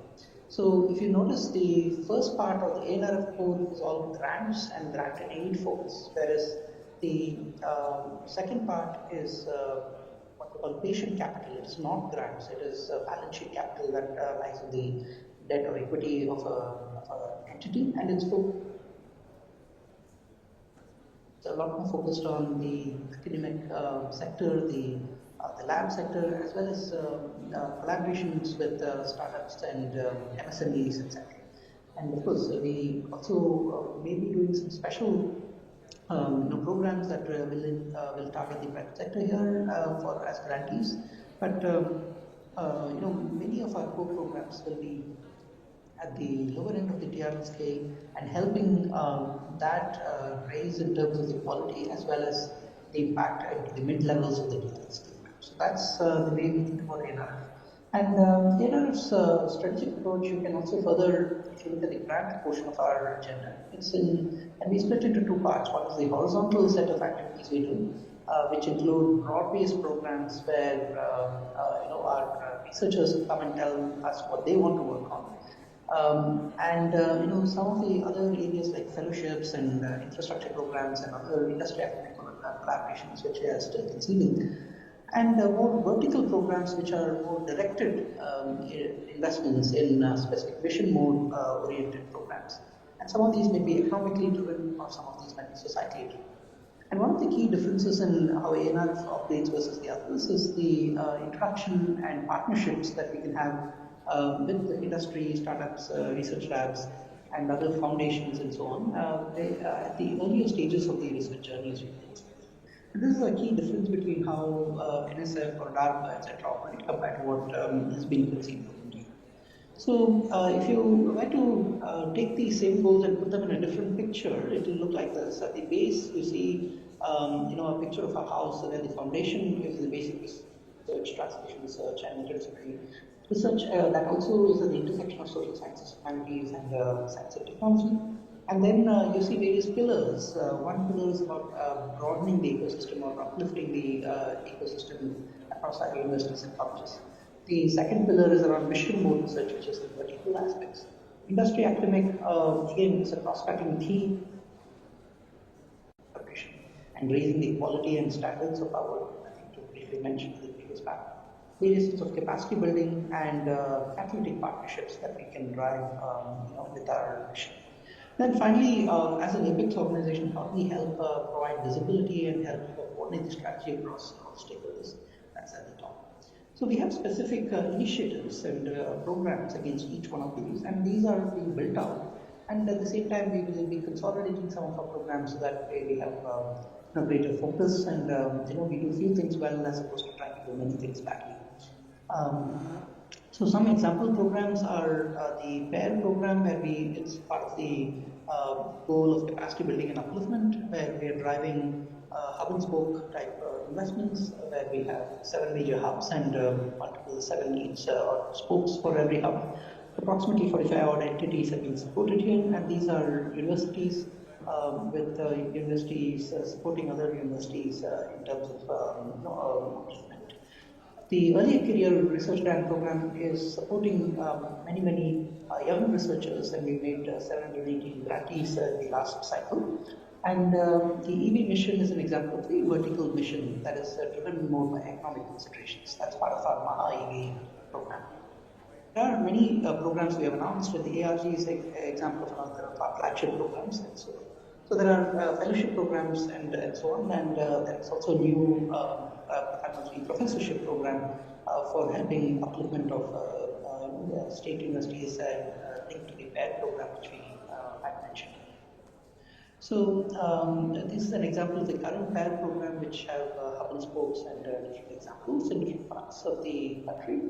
And I might also highlight vertical missions and challenges that we are embarking on, and some of these are still candidates. We are working with different ministries, and wherever we see a combination of ministry and external source partners come together, we then partner in terms of the these program definitions and move forward. Different ministries would like to take the lead in different areas and move forward. So, on the left you see more of a value chain type missions. We started off with an electric mobility mission. Then there is new missions we'll be launching shortly on medtech and AI means science and engineering, advanced materials and so on. So over time we'll be doing other missions, and depending upon the strategic importance as well as the ministries that come together and work with us. On the right side you see more India challenges and more societally driven missions and opportunities that we'd like to drive together. And that's the other area which we are looking at, and it's in an early stage of development, and based on that, these are just some examples of areas we're talking about. Right now, we don't know which ones will take off and not, but these are examples. So AI, for example, we are applying it not just for basic foundation models, but also to revolutionize science and engineering. And we are committed to building an open source stack of AI models, which can then further be specialized to various application areas. And you can think of this as an India stack that will emerge of these models, but this will be available with a permissive license that anybody can use and build on top of that. So we see the area of science and engineering being rapidly transformed with AI, and therefore how India does science and engineering, how deep science gets translated to deep tech. All of that is going to change, and so we intend to have a flagship program to support this key change. So we have also been signing up some partnerships of co-investing in our programs, and some of these foundations and partnerships are that nature. But we'll hope to do many more of these. But the general pattern of these partnerships is NRF defines flagship programs, and we invite partnerships in these programs, and we are talking to these potential partners to work with us. But our intent is to be able to define and control these programs and the nature of what we do on behalf of the nation. They're in a way to drive technical dissemination. Social media has been often thought of as a way to build influencer networks and publicity and PR and other sorts of things. But we think its time has come for it to be considered as a first-class dissemination medium for technical advancement as well as diffusion of technology as well. So we are creating channels for each of our programs. We are encouraging participation by all our researchers. In fact, we also have requirement in our research grants now for encouraging social media activity. And those social media activity could be a talk that you record of your research, or you demystify some of your research and make it available to a broader audience. This is part of also our goal to democratize research. And also, if you come up with an innovation and you're looking to make a startup, or if some other startups would like to partner with you, the ability of someone to discover your work can also be accelerated through this medium. So to help this, one of the tools and techniques that we are supporting is this is a program called Saral, which we are working with like Hyderabad and other volunteers on. So this is taking papers and converting them into essentially videos in this particular case of presentation. It's done automatically, it is done in multiple languages, and we are currently working on doing this for patterns. We are looking at converting this into posters and various other sorts of things, as well as helping the entire process of research and making it much more accessible. So this way, if you are good at writing papers, you focus on writing papers and then press a button, and this will create the social media content for you, which you can then post into various media forums. So this is part of a larger set of ideas we have of creating a science publishing platform or a community platform that helps define problems and connects industry, academia, mentors, mentees, etc. So this is part of a journey that we try to make. So we're also working in social media on engaging our stakeholders in various ways and needs of science. And this has helped a little bit, and then we hope to continue on this journey. We'll be doing other master platforms and so on, which helps get our ecosystem together, much more discoverability of what's going on in the areas. Okay, with that, let me stop here. If there are any questions, I'll be happy to answer. Jay.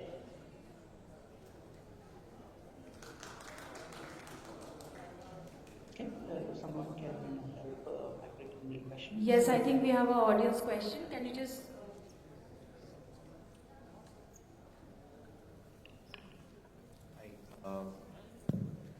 I'm Saurav, and I'm an associate partner at Fox & Mandal, and I specialize in the education sector, and in the past I'd advised multiple foreign universities and school groups on restructuring their investments in India. So I have a question from a legal standpoint. The question is, in one of the slides you had mentioned about Gates Foundation pooling in funds in a co-investment kind of a model. So when you're saying Gates Foundation actually investing, does it mean they are a donor, which would mean that is there specific compliances under the Foreign Contribution Regulation Act? How are they actually pooling in the money? Or is there any other partnership model that they are following?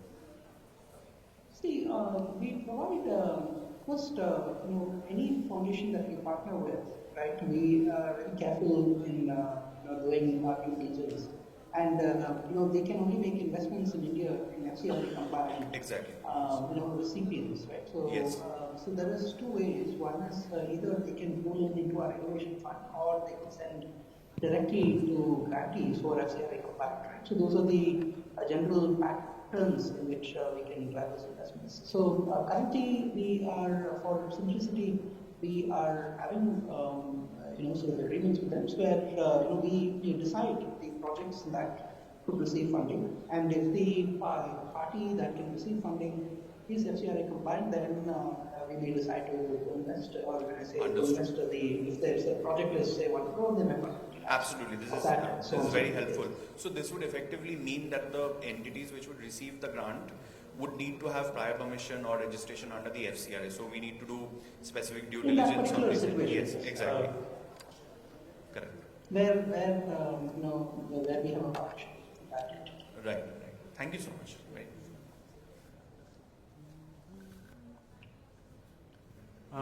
Good afternoon. Myself, Dr. Shulkat Basu from Maulana Abul Kalam Azad University of Technology. Okay. So we have applied for the South Shore grant, which is earlier than the NF Foundation. But the grant was not decided earlier and kept for 3 years, and afterwards they are telling that nothing will be done. So what should we do for this one? For a university, that Shio grant was there. So because that was not decided, it is rejected. So because since it is the shifting was there, that is not decision can be made. So your suggestion, please. Yeah, so look, I think as part of the transition from SERP, which was the erstwhile entity that got dissolved, and some of the programs that got moved to NRF, there were a number of programs that unfortunately were closed down, and one of the goals in NRF is to do things differently, do fewer things, doing many programs, and so SURE was one of the programs that was not continued. And I'm sorry that particular program is no longer active, and I wish they had sent you the notification earlier, but it is what it is. So that program, therefore, it doesn't exist anymore. But we are starting a lot of new programs, which we are focused on getting the decisions out faster, as well as once the decisions are done, we are getting the money out much faster. So I can only speak about the future. I joined my job just about 4 months back. Anything to put that back. Hello. Thank you so much, sir. Hello. This segment. Okay. Yeah, actually, sir, one question. Recently, I am going to apply the one conference grant there. But what I can see that I have planned the conference almost in month of March. But window is only opening for the 6 months. I want to know what is the reason behind it. Because we have already many publics are required. These will be happy to take it separately. Because see, every particular program has its own guidelines. Periodically, based on feedback, we may relax the guidelines because we don't want to make a decision and give a funding and keep that funding open for a year or so. So those are some of the practical reasons that we choose. And this program of you're talking about a seminar and symposium which we have. Again, this comes from a quite thing. So we need to take a review and see if there are some improvements we can do and based on the specific circumstances. But I can assure you, we support hundreds of such programs, and people are able to manage that. So it's a matter of planning, and we keep programs open where the actual event is far into the future. That's the reasoning why that specific decision was taken. But if there is some particular feedback, please connect with me on LinkedIn and give me that particular feedback which I can take back. Okay, thank you so much. Thank you. I think we'll close this question and answer session now because I think Sir has a meeting and it was. Thank you so much, sir. From your busy schedule, you have still taken out some time for us. Thank you so much, and we have a token of appreciation for you, which we would like to send it to your office. Thank you. Thank you. Have a lovely day. Please give a big round of applause for Sir.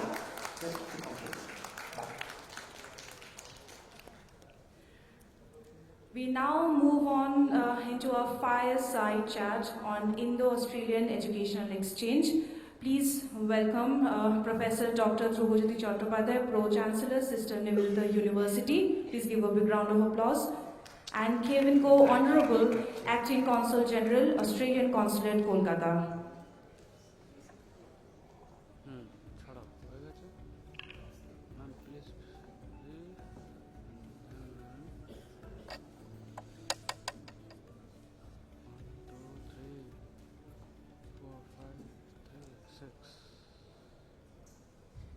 Hello. So I'm sure that from the morning we are having some very interesting programs and very interesting talk, panel discussions and others, which are actually helping me to frame the questions to my friend Kevin, because this Australian education and how this Australian education can be actually how we look at it from the Indo-Australian exchange programs also. There are certain specific features of Australian education which many of us don't know actually, but who actually gone to Australia and visited their universities, they will have certain ideas. But you know that when we are talking about from the morning that about the futuristic education. Now, this futuristic education, we could find it out, that people used to mention about, it's a creative thinking, how we are looking at it from the point of view of, I think it's a philosophical question also. And what I just want to get it from you, Kevin, that how actually you look to this particular concept of futuristic education.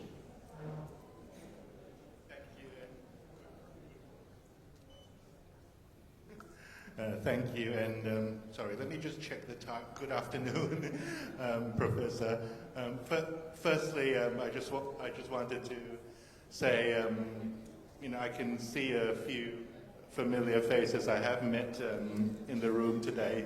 I've met before, so I'd like to just say I'm very happy to be here again today. Speaking about education is always something of great interest to me personally and to the consulate. So it's very, very good to be in front of this audience today for the Bengal Chamber. So thank you for the invitation. I think what you've mentioned just then yourself is very much what I was also thinking, listening to some of the previous presenters who's already spoke today.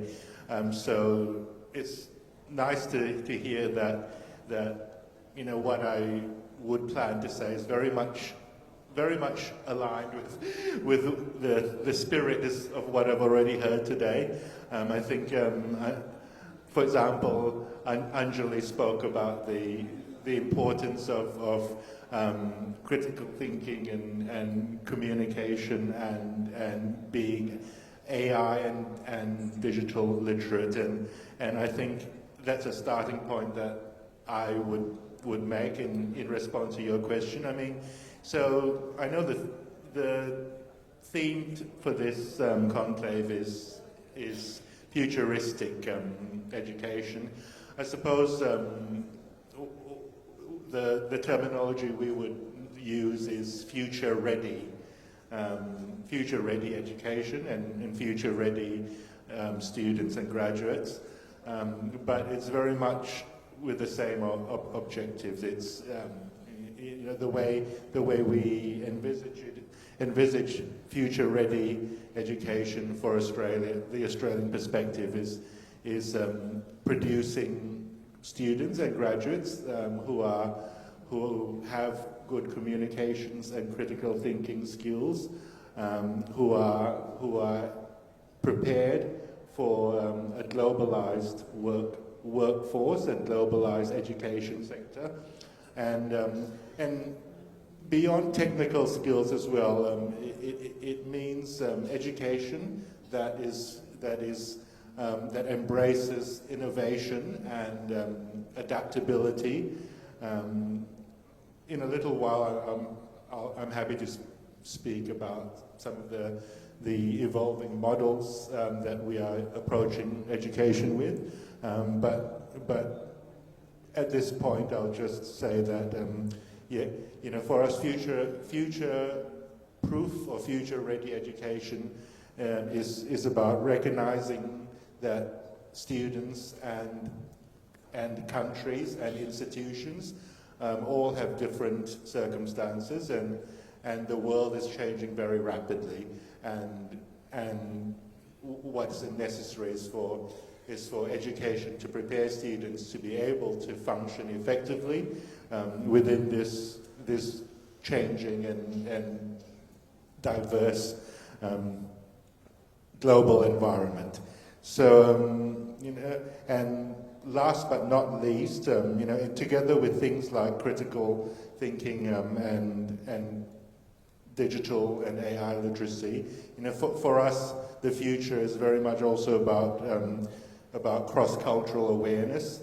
You know, what's important is preparing graduates and students to be able to function effectively in the workplace of the future, which is going to be diverse. It already is, but it will become more so, more diverse, including multicultural colleagues and workplaces, and also, you know, and by that we don't just mean in a national sense or cultural background, but you know, being truly prepared to draw on the skills and competencies of all people who make up the modern society. Then that includes indigenous and First Nations people, tribal peoples, as well as the LGBTQIA+ communities. This is very important, actually, what you mentioned about that future-ready education. And you know that in this today, in the previous discussions also, this globalized education plays a very important role in placing this particular futuristic education, what we are talking about. But how do you think that Indo-Australian exchange programs are going to impact on this globalized education as well as help this future education also? Certainly, and I certainly think that the Indo-Australian education relationship is a very, very strong example of the global collaboration that we need to be talking about at this stage. So, you know, I think everyone here is aware that there is already there has for a long time been a very strong relationship in the education sector between Australia and India. You know, obviously a lot of that has been based on Indian students going to study in Australia, and that's going to continue. That's still a very strong component of the relationship between our two countries. You know, now there's over 130,000, you know, 1.3 lakh Indian students studying in Australia today. So, you know, it's an extremely important element, but that's certainly not everything. So, what's important to see is that now, as I mentioned, we are adopting more diverse and innovative approaches to transnational education. So, in addition to Indian students coming to Australia, increasingly we are seeing relationships between institutions, for example, where there are joint courses being offered between universities and institutions in both countries. Students are able to complete part of the degree in each country as part of the same course. As well as that, we are seeing more, and this is a very exciting development, we are seeing more Australian universities opening up branch campuses in Australia, which has now become possible thanks to UGC, University Grants Commission recent guidelines which make this feasible. So Australia is one of the fast movers in this space, Australian universities. So we've got a number of very well-known Australian universities. Deakin University and Wollongong University were the first, and we've now got others coming on board, including a group of 8 universities as well. Very recently, I'm very happy that my own former university, the University of Western Australia, was recently announced that it will be opening two branch campuses in India, and just recently, Monash University has announced it will be opening a teaching academy in India. So we're confident more Australian universities will be taking on this model as well. But even that's not everything. So there are many other collaborations that we are starting to see, really taking hold. Here in West Bengal alone, where from our perspective in the consulate base here in Kolkata, it's wonderful to see that there are 3 Australian studies centres based at universities in West Bengal. We're hosted within universities here, which promote the study of Australian subjects, literature, culture, law, other fields, the study of those things within West Bengal. So that's wonderful for us to see, and also it's not just all with the university. So knowledge collaboration is also going on within the policy thinking space. So some of you may be aware of the Maitri program, which is administered by the Australian government's Centre for Australia-India Relations, or CAR, or CARE. And one of the recent announcements was of a well-known Australian policy institute, the Lowy Institute, will be creating the first ever chair for Indian studies, funded through a Maitri scholarship, a Maitri grant. So it's really exciting. There's all kinds of things happening, and it's not all one direction either. So we also have a program called the New Colombo Plan, which supports Australian university students to spend varying periods of time in India, including studying for short to longer periods in India, to increase understanding in the Australian community of modern India. Oh, that's very interesting. But I'm sure that the India already experienced the collaboration in the IIT Mumbai with the Monash University, which is a very, very popular program over there. And we have seen that a large number of Mumbai IIT students actually participating in that. And other than that, the one you already mentioned, the Wollongong University, is also opening up. But the most important thing what you mentioned about this joint degree programs like this, that they can have a couple of years in India, a couple of years back in Australia. So in that respect, I just wanted to know that, so generally that's a part of the Global Pathway program. And in this Global Pathway program, if we can get some more idea about it, that what are the facilities the students are going to get it, how the students are going to be,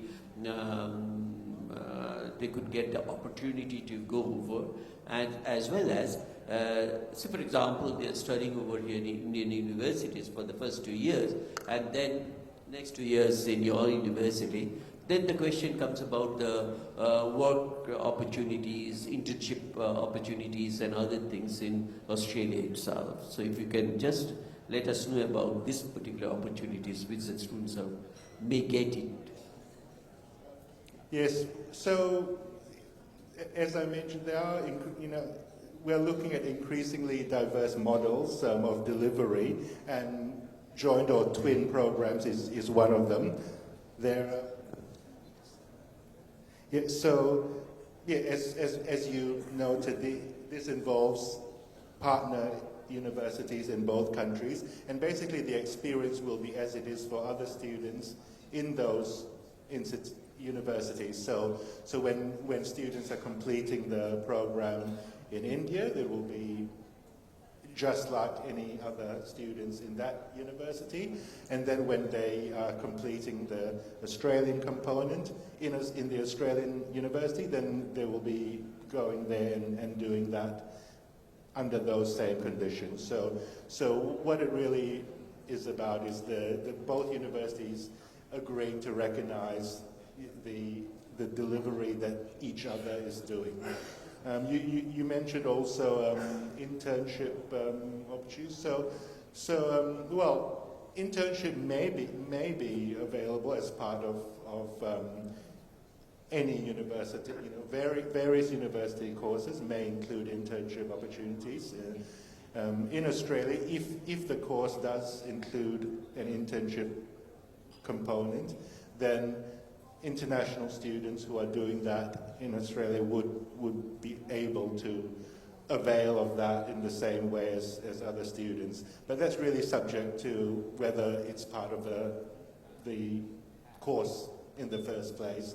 So not all will have that, but of course increasingly many, particularly courses that involve a technical or work-ready component will have that.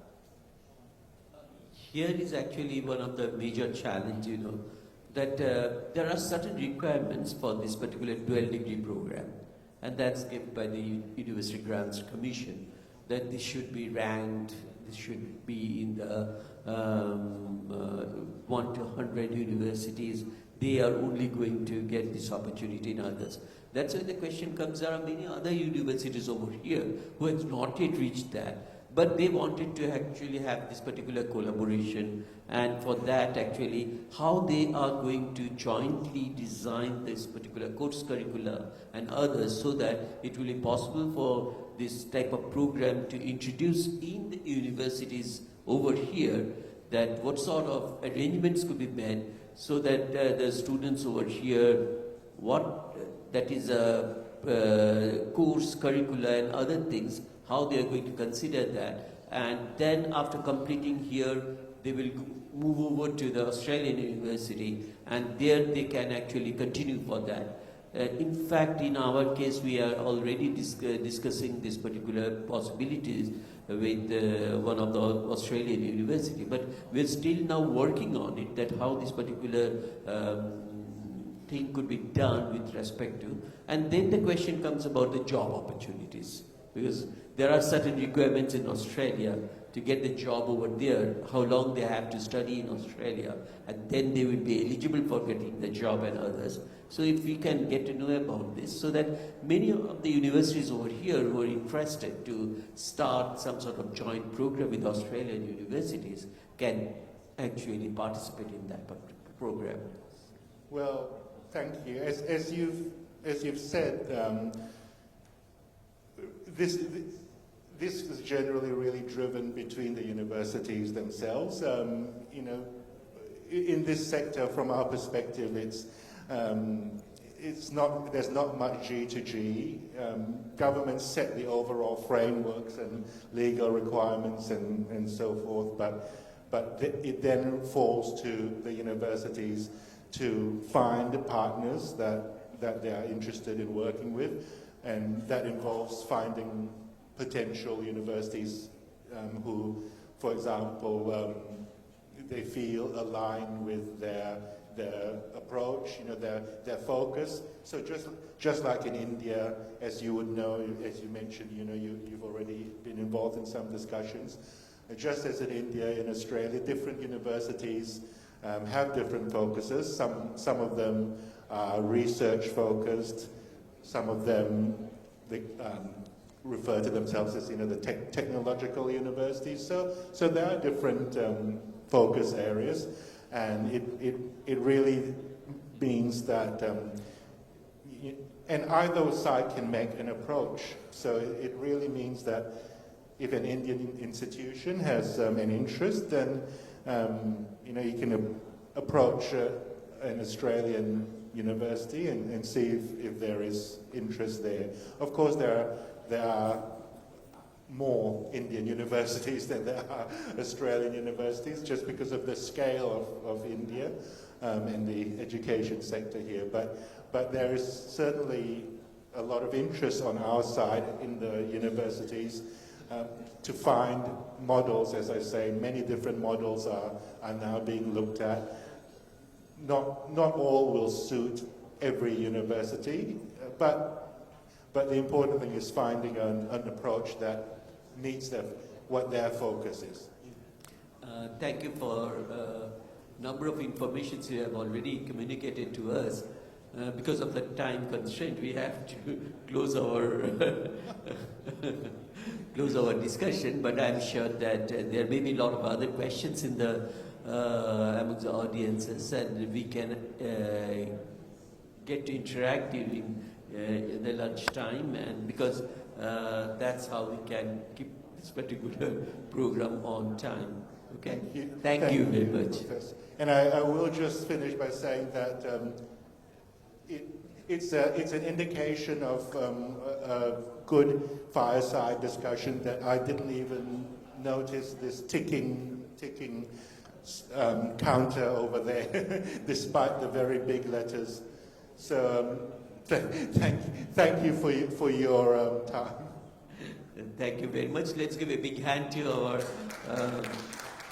Thank you so much, sir. Thank you for this insightful and informative session. May I now request Mr. Abhishek Rungta, founder and CEO, Indusnet Technologies, and Professor Dr. Songu Bose, Group CEO, Techno India Group and Vice Chancellor, Sister Nivedita University, to please come on stage to felicitate them. Please.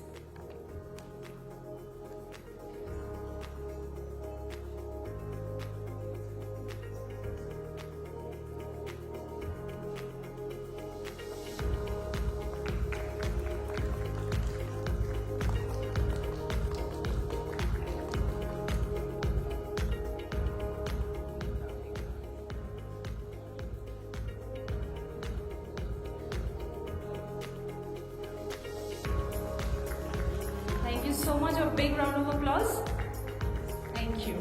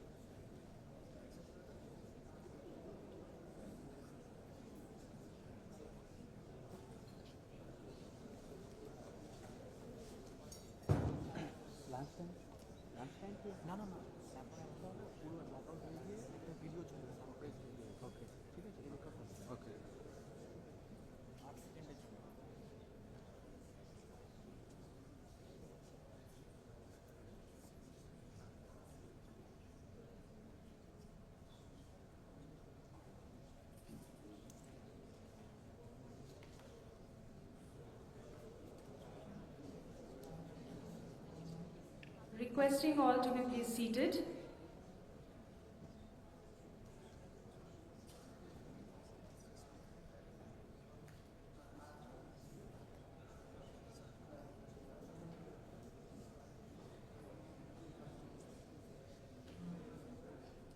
Attention everyone, you have been hijacked.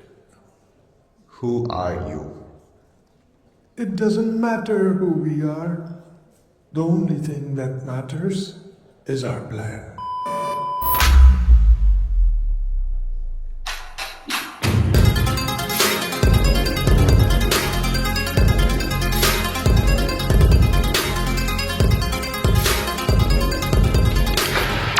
India's student ID has superpowers now.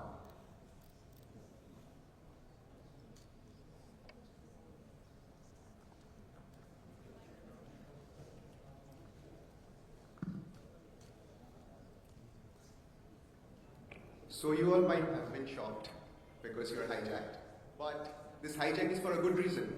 This is to give our Indian students the superpower. So what we realized, being a student in the West is a superpower which our country, our education system in the East currently lacks.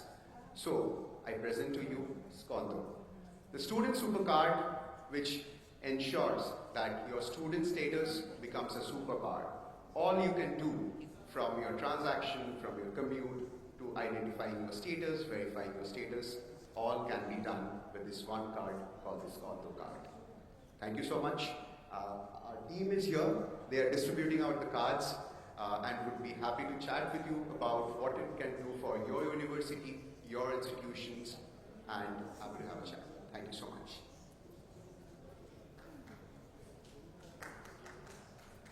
Thank you so much. That was indeed a lovely gimmick and very surprising.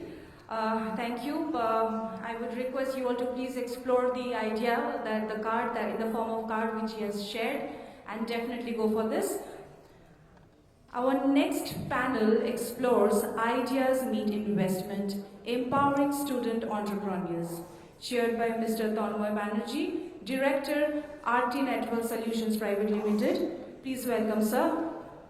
Joining him, Mr. T-Pom Bhattacharjee, President, Kingston Education Institute, Professor Dilip Shah, Rector and Dean of Student Affairs, Bhawanipur Education Society College, and Mr. Anamitra Ghosh, Head of Product and Growth at Skonto. Please give a big round of applause for them. Welcome on stage, please.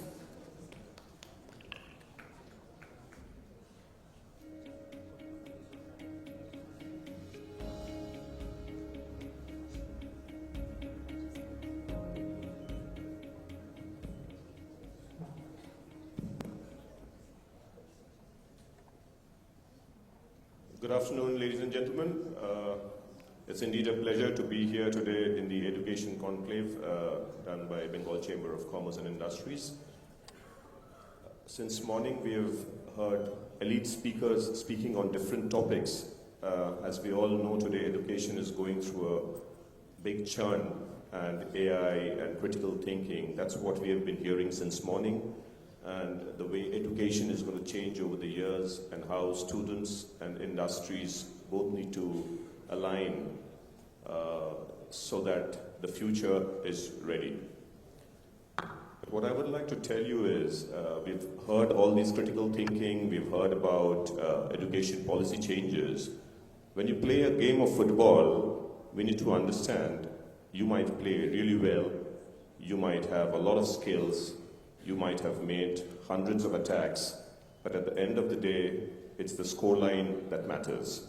Whether you have scored the goal, whether you have won or not.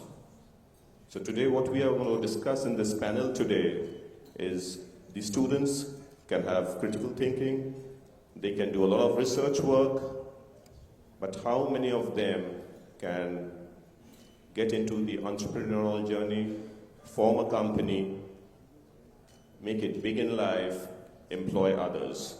So that's what we're going to talk about today, ideas to investment. How a student can have an idea and then turn it into an investment model, into a company, and make it big. I have a fantastic team of speakers today with me. I have Anamitra with me, who is the head of product and strategy of Skonto. We just got hijacked by that some time back. It was fantastic. I have Professor Dilip Shah with me, who's, as I was talking to him, has been interacting with students for more than 43 years, which is a huge thing. So he understands the psyche of students and the way they think and how things have been changing over the years. And I have with me Tipom from Kingston Institute, which is one of the most premier institutes of Bengal today, and I'm sure one day it's going to go national and then global. Now the topic on which we are talking today, I think the floodgates of this opened back in 2004. There was a student in Harvard, 18 years old. He suddenly came up with an idea, we require a social networking site which can combine people. It was a very simple thought. People used to talk to each other, people used to interact with each other, mainly in colleges, because he was in college at that time, he was in Harvard at that time. So this idea came to him, why don't we have a social networking site where everybody can talk to each other, everybody can upload photos, pictures, not always professional, but whatever they talk to each other when they meet, why can't they just do that? And with this thought, he started framing something, and when he first put it into Harvard, as I understand, within 10 to 12 hours, there were more than 1,200 people who registered, and they were all hooked to this. With time, this got into most of the Ivy colleges in the United States. At that time, this company that he had formed was called thefacebook.com. And it got an investment of approximately 500,000 USD as its initial stage from a person called Peter Thiel, who was the co-founder of PayPal. So this is an example where, an idea turned into an investment, and rest is history. We all know how Facebook is doing today and where we are.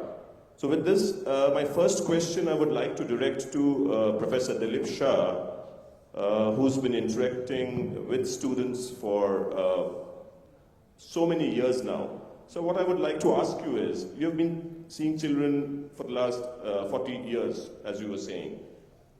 So back in 1990 also you used to see students, and today in 2020 you're seeing students. And Bhawanipur College, being one of the most premier institutions of Eastern India for a long time, if you can share with us how you have seen this entire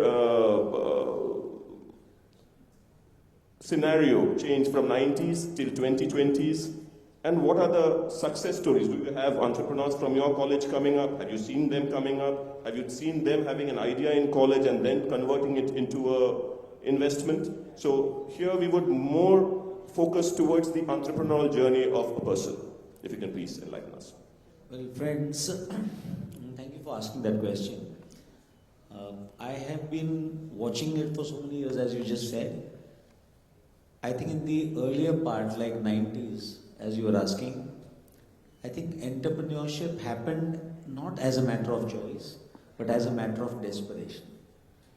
People didn't do very well academically, and everybody wanted to get into a good job, but that didn't happen, and therefore they knew that we'll have to get on our own and we'll have to start something.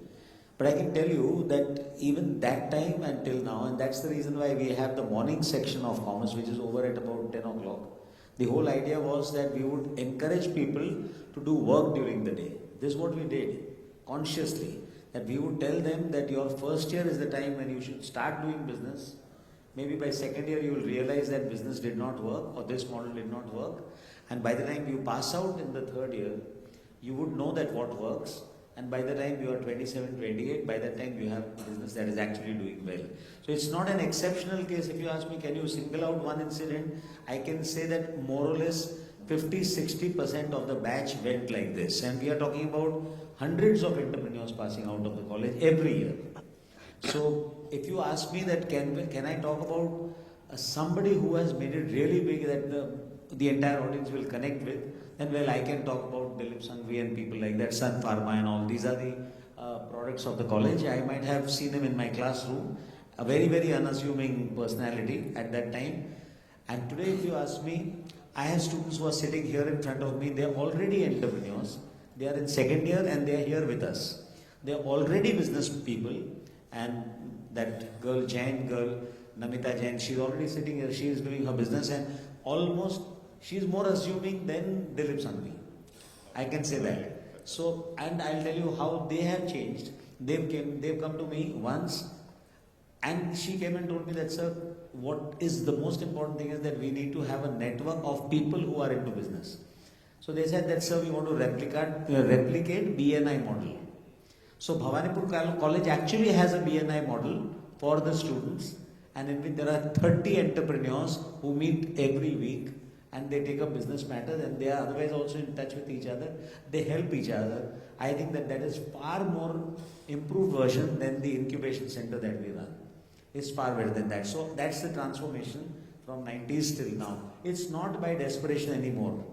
This is by choice. Fantastic. That is a big difference. Fantastic, because we people, those who are in business and those who have taken this entrepreneurial journey, we all know that networking is the most important thing. You know, Network. Yes, when you network with people of different fields, you know, that is how the collaboration happens.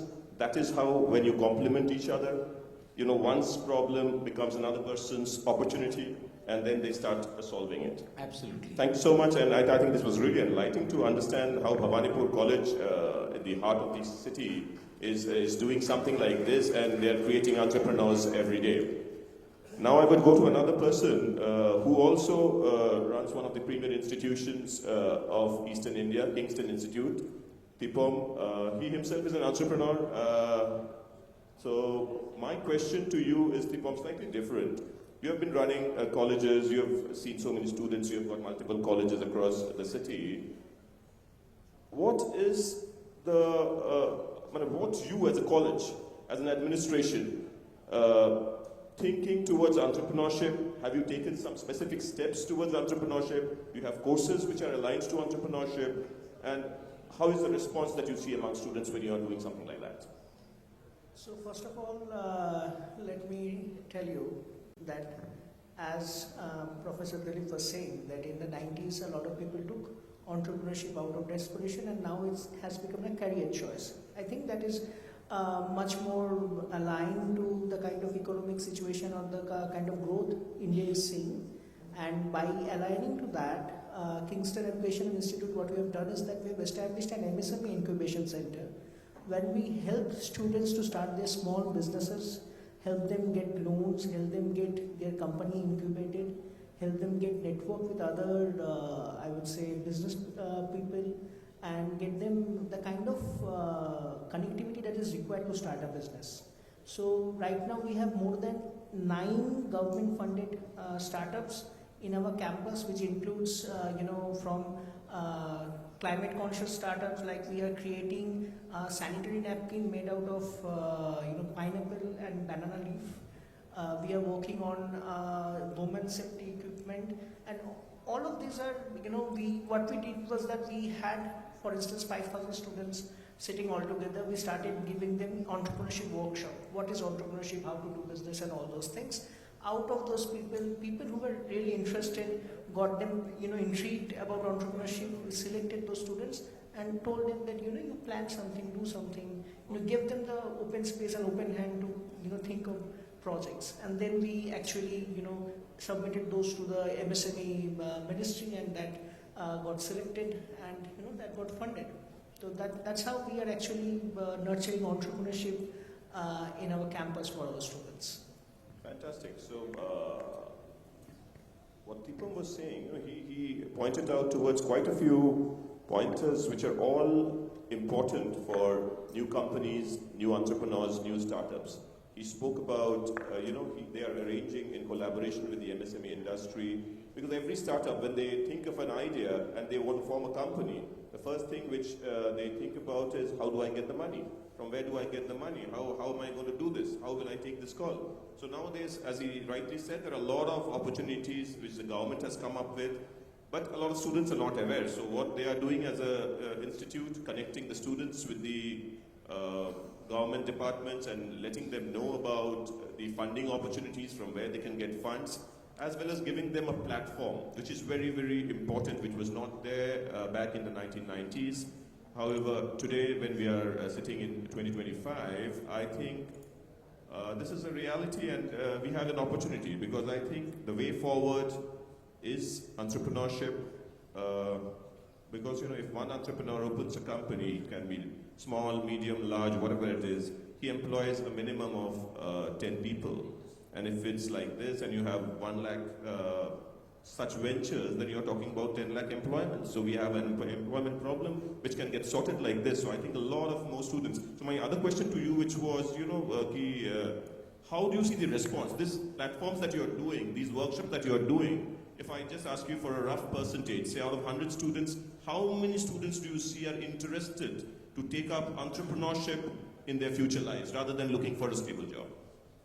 See, I would like to answer this a bit differently.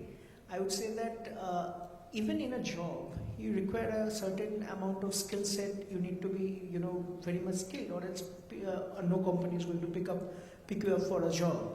Simultaneously, an entrepreneur also needs the same skills like finance, accounts, marketing, HR. You have to understand a bit of everything. But the only difference I see among the students is that a little bit of push is required so that they can take that leap of faith, that a bit of, I would say that, appetite for risk, that fun thing that, you don't know what is going to happen tomorrow, but at the same point of time, it is also fun to, venture out and see how it all plays out. Absolutely. So that is where it is. These institutes, the colleges, I think they play a very, very important role. As Sipam said, that push is required so that they understand that this is really an exciting journey. It's a very interesting fact I was hearing someday. At the end of the day, what does everyone want to do? They want to become rich. They want to be successful in life. So statistics say that 75% of the people who have money are entrepreneurs, which is a big, big number. So that is what you got to look into. With this, I will come to Onamitro. We just saw Sconto, and I was absolutely mesmerized to see the type of impacts that they created and when the lights went off. So to him, I would, I was just hearing their story. I would request Onamitro to speak about that, because you are people, those who thought of an idea when you were in college. You saw an idea, you saw an opportunity, and then you started working towards it. And today you have a product in hand which you want to grow. So if you can just tell your entrepreneurship journey from idea till investment. First of all, thank you so much for having me here, and I feel really privileged to be sitting with you all today. So, couple of things. Today, first of all, is World Entrepreneurship Day. So, a very strong divine intervention that I'm speaking about what we are building today in a forum like this. Secondly, I think you started off talking about Mark Zuckerberg, how he created Facebook, and I think it starts from there. It starts from one itch. It starts from one obsession. The primary thing that is needed in entrepreneurship today is obsession. You would have to be really, really obsessed with what you're building. Unless you have that obsession, it's not going to see the day of light. Because today when I'm building something, there can be 10, 20, hundreds of people coming and telling me, why are you doing this? Go and get a job. Or what does this mean actually? Oh, this is a simple thing that you have built. How does it add value? But unless you're obsessed, you're not going to defend it. Unless you're obsessed, you're not going to highlight and showcase and tell people, hey, you know what? This is the gap. This is what we identified. This is what we brainstormed on. This is what we ideated and found a solution to the problem. So again, as we all know, I would even take a step back. 2015, when I was in college, I was a part of this internship hunt contest, where one of the topics that I prepared for my group discussion was India needs more entrepreneurs than managers. Currently today, I think 10 years have passed through that sentence, and I today feel that we have more entrepreneurs than managers.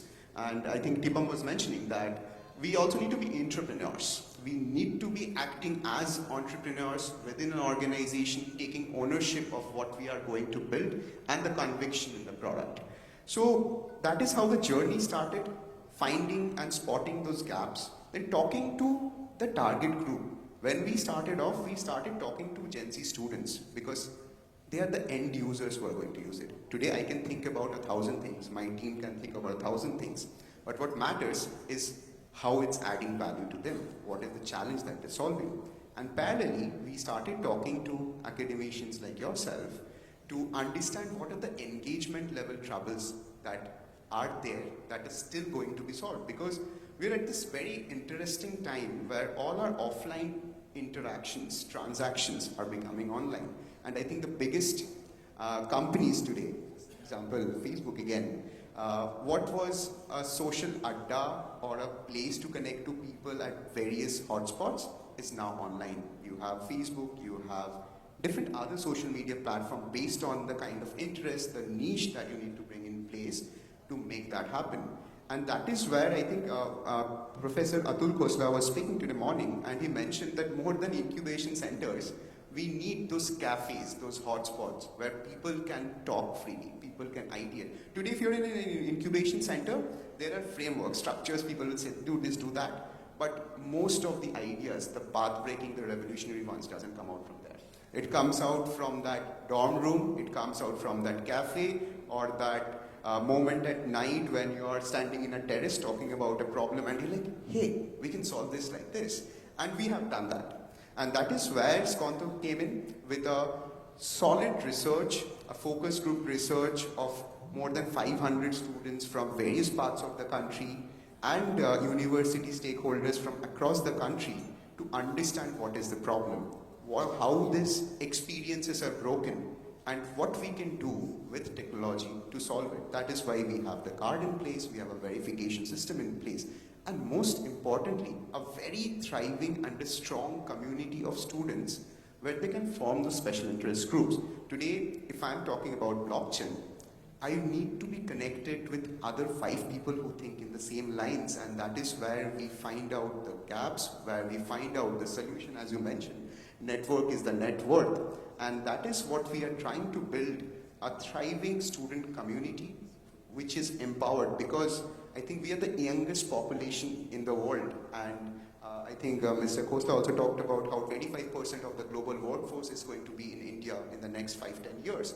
And that is why this ecosystem needs to be empowered, and our complete mission and vision is to empower them so that our country rises and the students are empowered to get to those stages of entrepreneurship, get to the stages of making a difference and leading the economy. Fantastic, Anand. So it's always good to hear an entrepreneur speaking and speaking out his mind. What he was mentioning is, as rightly he said, an entrepreneur is a guy who is all alone. At the end of the day, Tipam was saying he has to do everything. Actually, he's the peon of the company and he's the managing director of the company. So he has to do the entire job from 0 till 100.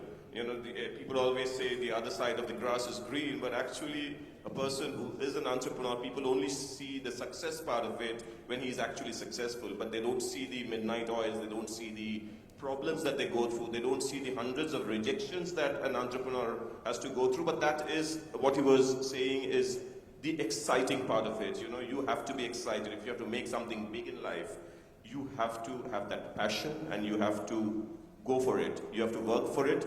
You will fail 100 times, but the 101th time you are going to be on that successful chair. So now, Professor, I would like to go back to you once again. As we were discussing, students is what we have to empower now, because ideas have to come up. We have a huge young generation sitting, and if at least 10% of them go take the entrepreneurial journey, I think a lot of the country's employability problem will get solved. So my next question to you is, you being one of the most premier institutions and so many students coming and studying in your place, what type of entrepreneurial atmosphere are you creating in your college? What are your thoughts on this, and what other colleges also, since you have been interacting with students so far and you see that this is the way forward, what is your thought on this? Well, thank you for asking once again. I invite everybody present over here to come and see Bhawanipur College. It's an invitation. And you will see how the atmosphere can be built. Please come to my office And when you come to my office, that's a dean's office, you will find students, at least 25 students, 30 students working inside my office. And for any problem, they can reach out to me without anybody intervening. They just open my door and say, can I come in? It's like that. And they can start by asking, and that's how I inspire them, that the first question all of you all should be asking me is, Bhawanipur is a financial success story. True or false? Do we all agree, yes or no? Bhawanipur financially successful? Financially, yes or no? Hello? Audience. Clap for that, yeah, come on. Let's celebrate financial success. They haven't seen the audit sheet, you must be knowing Now, that. So everybody knows it, the whole city knows it. If we are acquiring colleges like corporates acquire another corporate, then we are obviously a financial success story, no doubt. Now the question is, I initiate this discussion. I ask the students that before you learn about any other business model, you should learn about the Bhawanipur model itself. We charge less fees than our counterparts. We have much more qualified professionals than anybody else. Without any doubt, if we are teaching commerce, then you will find half our faculties are chartered accountants. One such faculty is present over here. He is also a chartered accountant. Nikhil, he is one of our faculty, he is also a chartered accountant. So that means that we have to automatically take care of such faculty. So we charge less, we pay more. The campus is in the middle of the city in Elgin Road. So that's obviously a premier property, without any doubt. And yet we make ends meet and we do better and better. When I took over as the dean, I remember we had around 4,500 students. Today we are talking in terms of a family of 20,000 students. And that's not more than 12 years. So I tell the student that boys and girls, first thing that you should know is, how does the Bhawanipur model work? And in that you can ask me a question about my own salary. You can ask me, sir, what is your salary? Like that. Let's understand it threadbare, because if you don't understand the place where you work, you will not understand any other business model. It's not possible. And that is how you inspire transparency. We don't preach. Let's do it. It's like that. And believe me, ideas are with the younger generation without any doubt. We just need to handhold them and we need to connect. What is an incubation center? Like you was just mentioning. Boys have problems and you have structured system to solve problems. Doesn't work like that. A guy comes to me, sir, this is my idea and how do I solve it? So I say, I am on the committee of BCCI and I will put you in touch with the corresponding businessman who is a member of BCCI, and I'll call that person up, you go and meet him. Straight. And there is a successful businessman who holds his hand and tells him, beta, you do like this. That makes far more sense than academicians who have been into teaching the subject. Entrepreneurship development is a subject. They've been teaching, but they've not done entrepreneurship. Arey bhaiya, an entrepreneur does not write books. An entrepreneur does not come to college to teach. An entrepreneur does entrepreneurship. So he will be in BCCI. He will be in Merchant Chamber. He will be in CII. And I am in the committee of all of them only for one reason, that I should be able to connect my boy to the right guy. And that's about all. And after that, it's hand-holding. And after that, he doesn't turn back. He just comes back, and like the gentleman from Fox and Mondal just told me, that somebody met him, he said that there's one man whose touch made me what I am. And he just remembered that name. And the boy said that, sir, you just sent him to the right contact and his life is made. So this is basically what we do. We need to replicate this model everywhere. I think we have arrived at a stage, and all the government schemes, how funding is available, we know it all. It's pinned up in my office that these are the schemes you can get money. And what is called DIC, District Industries Commissioner. He comes and meets the students and he says, come on guys, make a project report like this, I am behind you. So direct, there's no in between, and this is more than an incubation. I think this is it. And the boys will obviously pass out with a smile. One more thing I'd like to, just 2 more minutes. Here I am saying something that all of y'all can also replicate.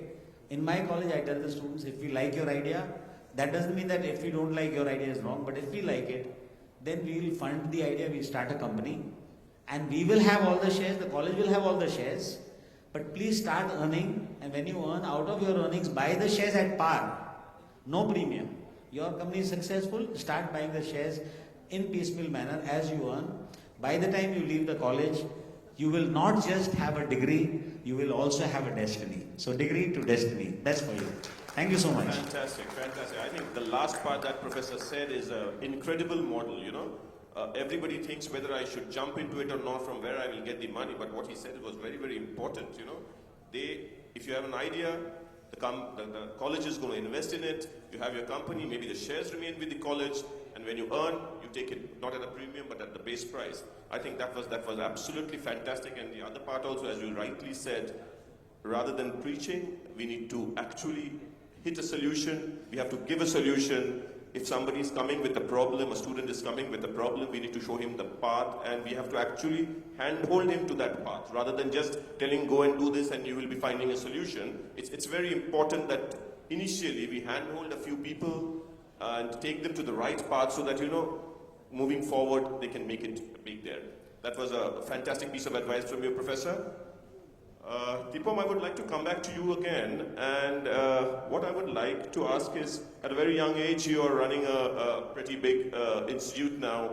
So in one way I would say that you are also an entrepreneur. Maybe, as I understand, your father opened this and he's the one who started it. However, since you're taking care, and as you rightly said, as an entrepreneur or as the head of an institution, it looks very good when you write president, but the president has all the work to do.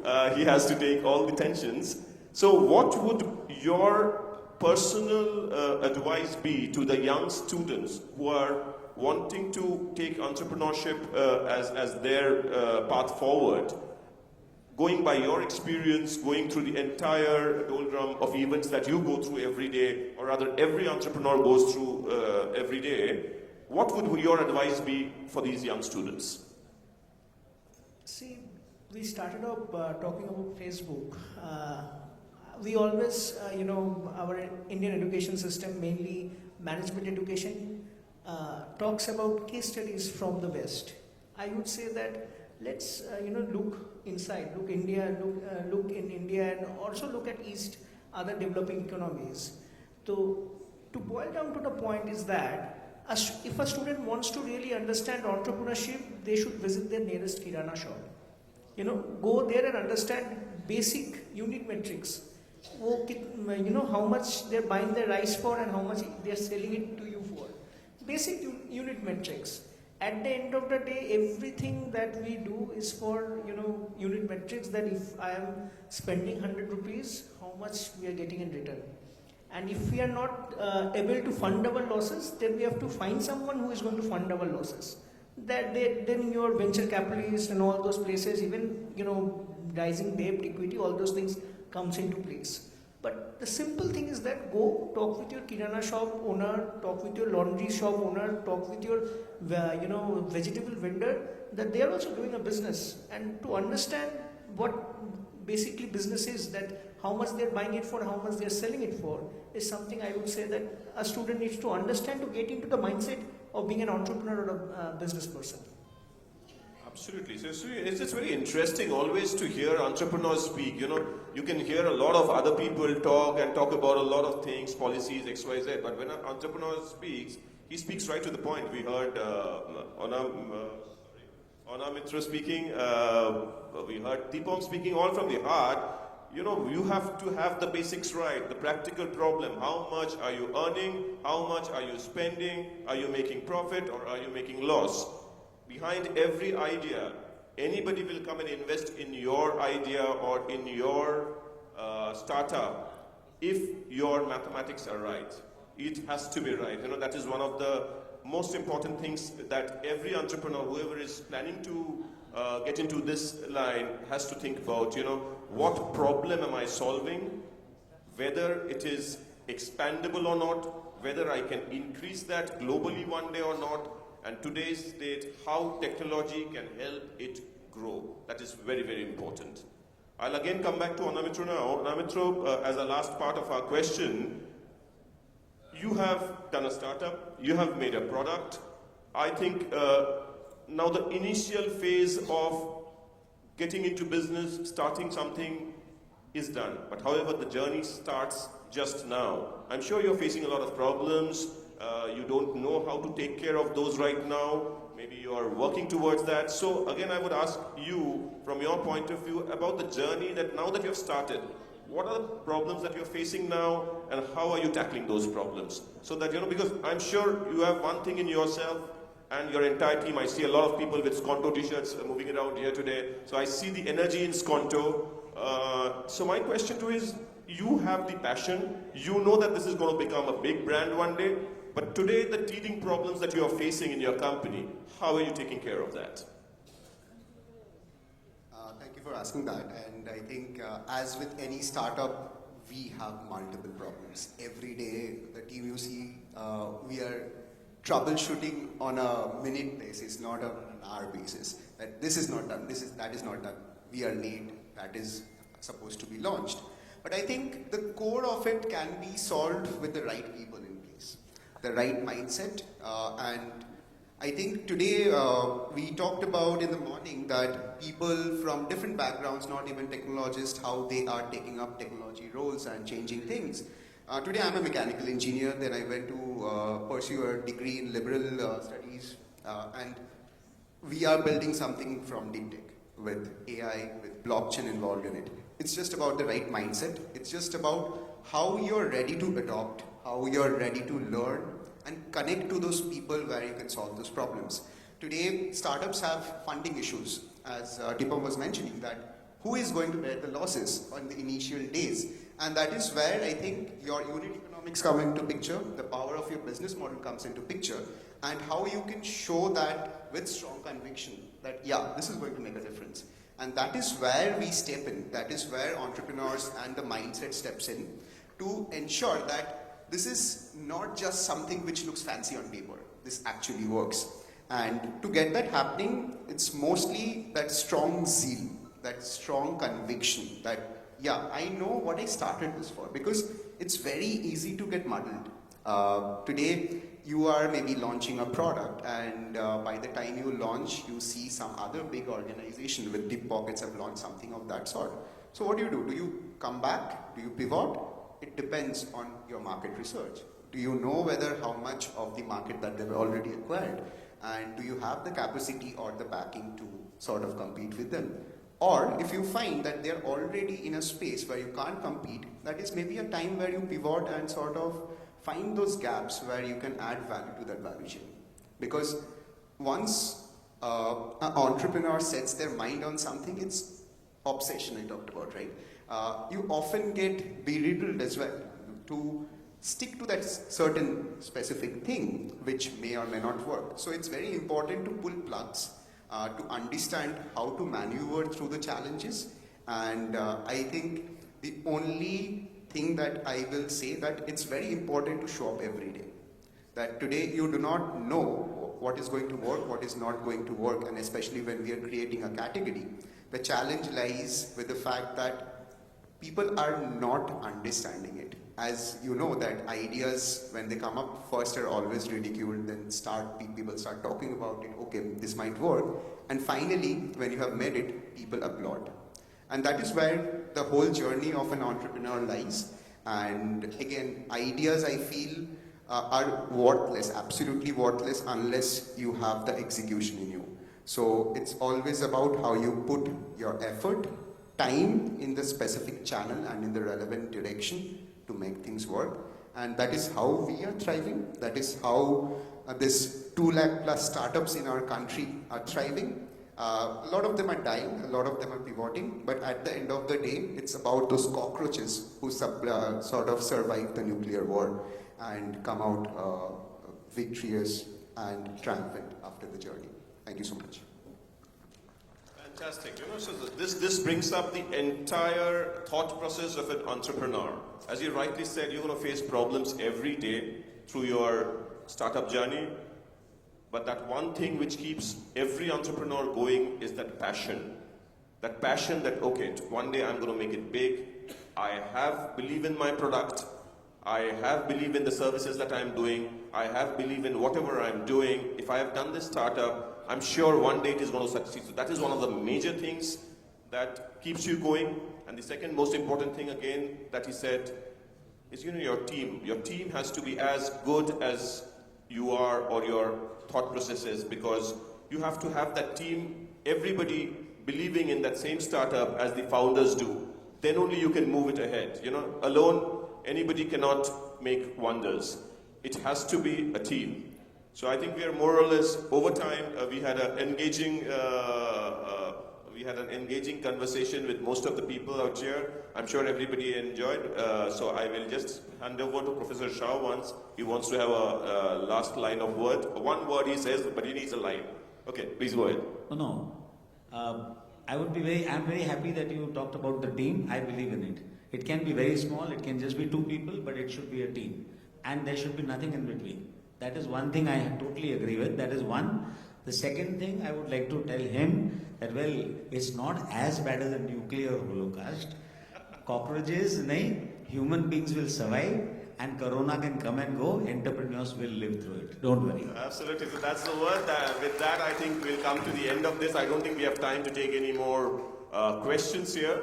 So the last words is going to be think big, think fast, and think ahead of time. Then you're going to become the best entrepreneur in the country. But I see a hand out there. I'll take a question. Yeah, please. Thank you so much. I don't have much questions because it was wonderfully explained.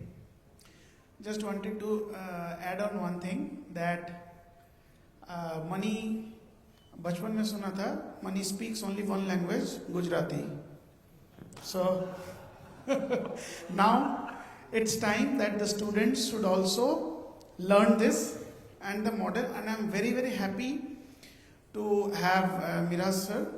Sir, you might not identify me, but I have. I am not Miraj. I am also Sorry. Shah. Shah. I have Dilip not sir. Miraj. My name Dilip is Dilip sir. Shah. Sorry, sir.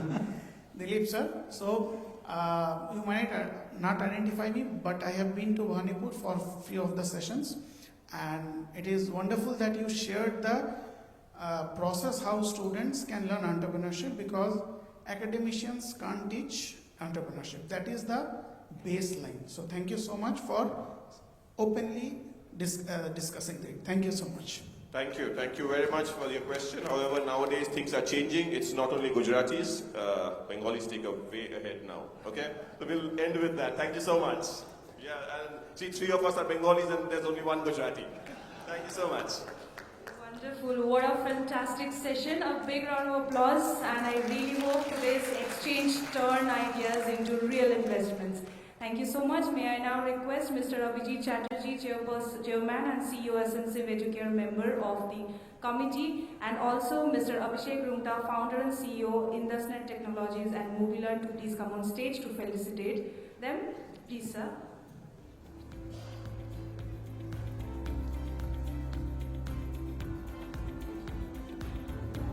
I will first request Mr. Chatterjee to please felicitate Mr. Anamitra Ghosh, Head of Product and Growth at Skonto.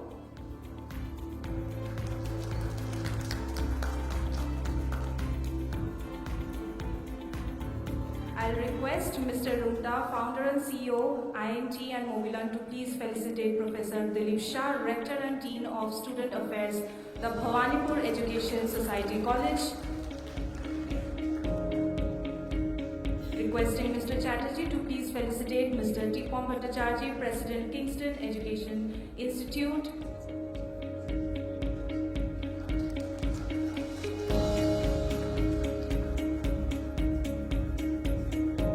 And now Mr. Rumta to please felicitate Mr. Tanmoy Banerjee, Director, RT Network Solutions Private Limited. Wonderful session, wonderful. Thank you so much. Thank you. Before I proceed for the next session, requesting for a photo session, and meanwhile, I'll just once again inform that we have a lucky draw. I will be requesting you all after next session we have lunch, but before you move out for lunch, I will request you all to please wait for 1-2 minutes, because we will be distributing few coupons, because we have a lucky draw at the end of the conclave. So please be there.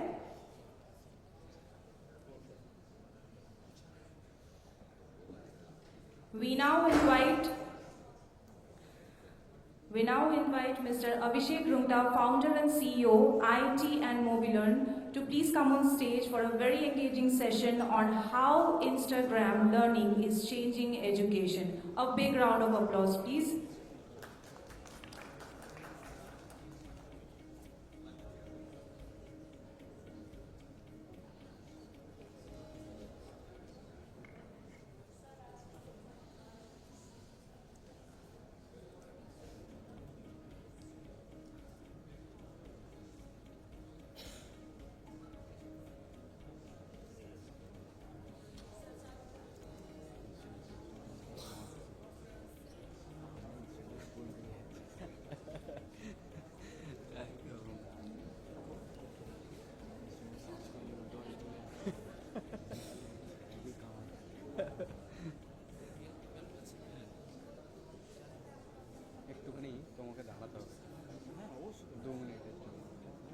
যাবো টুক করে ছেড়ে চলে আসবো একটু zoom করে কিছু করতে পারবো না। এখানে একটা আছে এখানে একটা আছে Good afternoon, ladies and gentlemen. I am Abhishek Rungta.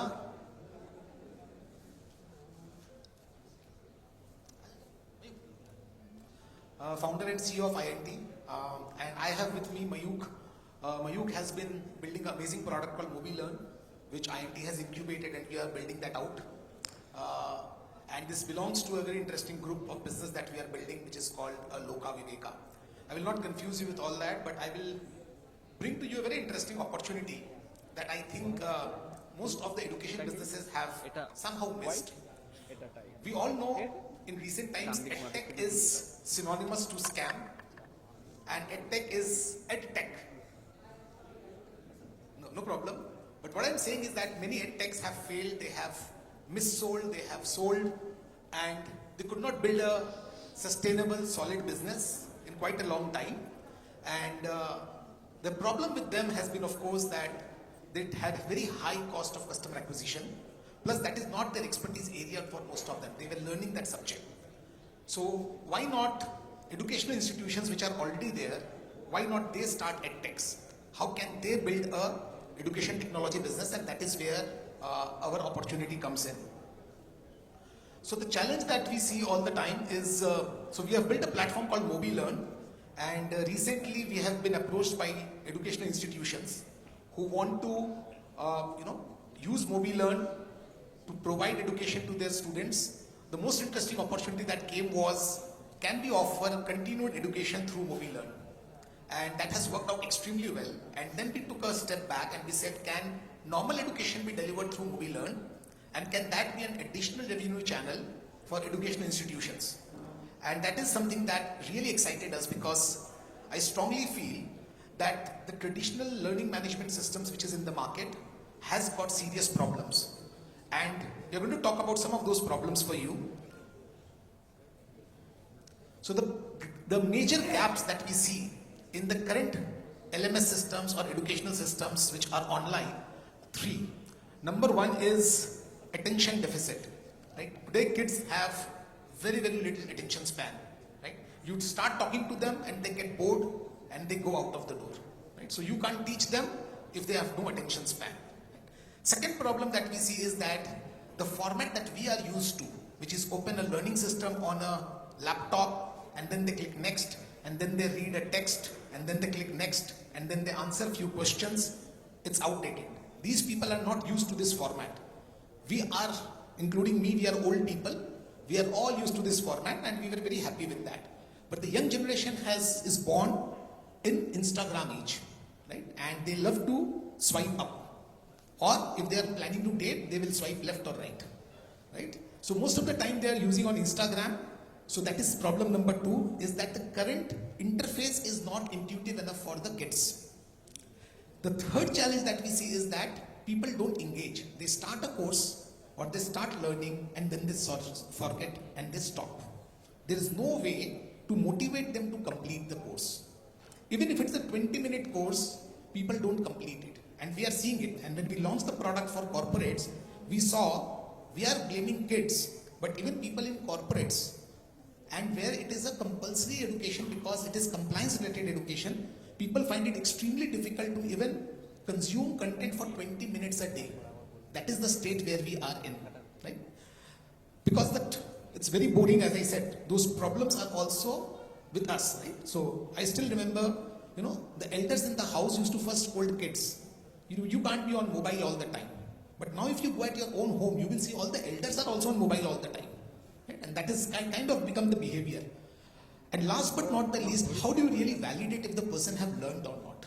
It is very important to validate, continuously validate and understand what their journey is all about, and then make sure that we are giving them the right nudge at the right time so that they can learn. So we created a continuous learning solution which can be used as an edtech product for any educational institution. This can be a totally new revenue channel which you may or may not have explored in past. So you have got the strength of educators, this means teachers. You have the strength of students and the people who who are related to them, who is in that age group. This means your cost to acquire a student for your course is almost minimal.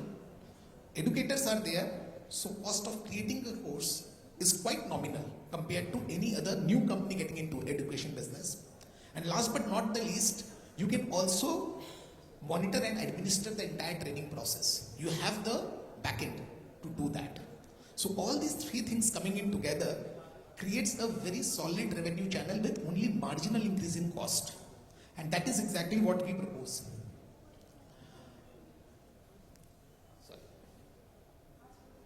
So these are some of the screens of the product that you can have a look. They are more than happy to show the demo. My co-founder Mayuk will be around. I have a couple of other colleagues, Shantanu, who can show you the product's interface, how it works, what it does, and you can explore that. So you can actually, technically it's one of the finest product. I mean, I have been an entrepreneur all my life. This is the first time I went into product design again after 20 years. And I did a ground up design. This means I have not seen any other LMS in the market before I designed this. And I designed it in a way that my team can use it. So we already use it at INT. And we have already improved the software to make sure that our people have fun learning. So it's all experiential first principle thinking which has been applied to build this product. And that is why you will see that it's not comparable to other products in its interface, in its style. Because people like to start from where they left last. They want to see points being accrued literally every 10 seconds. Today's kids, they need to see numbers adding up every few seconds while they are interacting. If they get a quiz, when they get the quiz right, they should get points. They should get, so they are all entitled today, right? So you need to show them entitlement again and again and again, that you have done great, you are doing right, you are doing amazing. So this is exactly what it does. And it also sends nudge if a person has started a particular course and he has not opened that course in the next 2 days. It creates exciting content using Gen AI to reignite the interest in that particular course that he has left in the middle. So these are, you can see how long the course is, how many points they can earn from it, what are the different courses out there. You can see the path just like a game. So if you all play mobile games, you will see these are the kind of interfaces you see, where you can see stage 1, stage 2, stage 3. Stage 2 opens only after you close stage 1. So think of it like a game. That's exactly how it has been designed. When you give a correct answer or a wrong answer, it teaches you something. So there is a very interesting use case that we are doing where the company wants to teach everyone only through question answer. So what they are doing is they are giving 100 questions and there is no education, there is no training into it. There are only question answers. And when you answer a question, if you are wrong, it tells you what is the right answer. Right? Which is more about, what we can call is learning by inquiry. So you are basically getting curiosity, you are asking the person to answer a question, and if the person is giving the right answer, it tells them a little bit more about that particular context. If he gives a wrong answer, it tells us the right answer and then give a little bit of a context. So the learning becomes more fun because they are going through a quiz. And we did this because we understood that quiz interests people more than plain simple learning. So even if you go in a classroom, you start a quiz, people will get more hooked to it and more interested in it. So this is the same principle which has been applied on this. And then of course they see their points, they feel that they are winning. We can get the leaderboard, we can make competition among team members in a department, in a company, in an institute, in a classroom.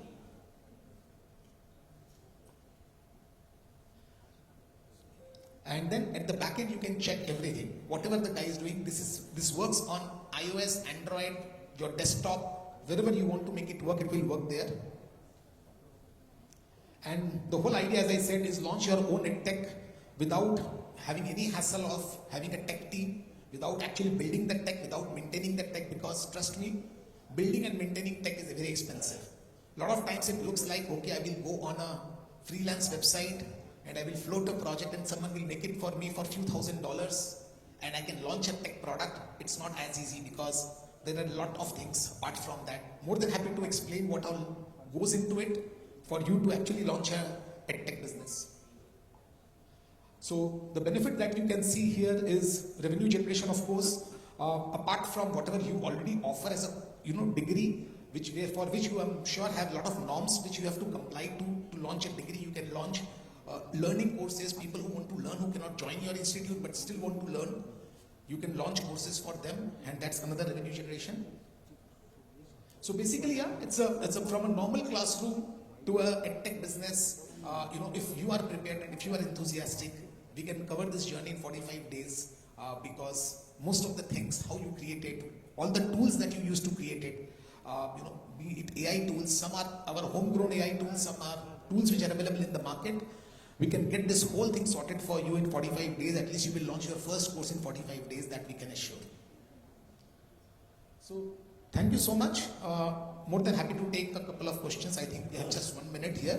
So if there is any specific question, I'm happy to answer that. So the cost is in two ways.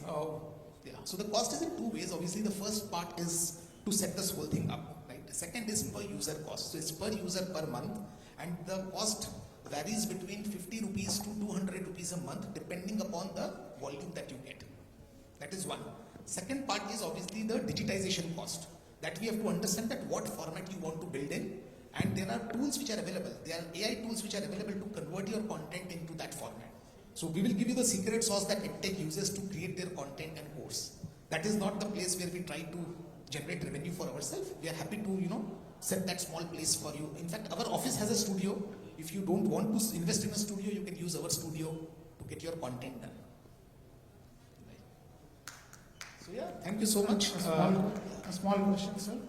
So one interesting point which clicked is, because currently we are training people close to 15 to 20,000 students per year. So the one point is, students go through the LMS, they forget, again they find it disinteresting. So you said that there is a place where the AI creates interesting content automatically to bring his interest. Yeah. Can you put some light into it? Yeah, so basically what happens is a person has learned today something, right? He will like to come back if there is something more and something more interesting for him next time. That's one. Second is that the person is, have completed the course, but if he does not go through some portions of that course again, he will forget it and he have lost interest. So those are the content we automatically create from your existing content. Okay? And there are nudges. So there are messaging that goes out. Right? Marketing is very simple. It's all about communication. Right? So you are not trying to reach out to other people. You are reaching out to the same people who have taken the course earlier. You reach out to them and nudge them. Now what is the messaging that goes out is key. So that messaging is also generated using GenAI. So that it appeals to that particular person. Because we are also tracking a lot of things while he is going through the course for the first time. So we are tracking which videos they like, which video they have saved, which video they are more interested in. We are saving all this.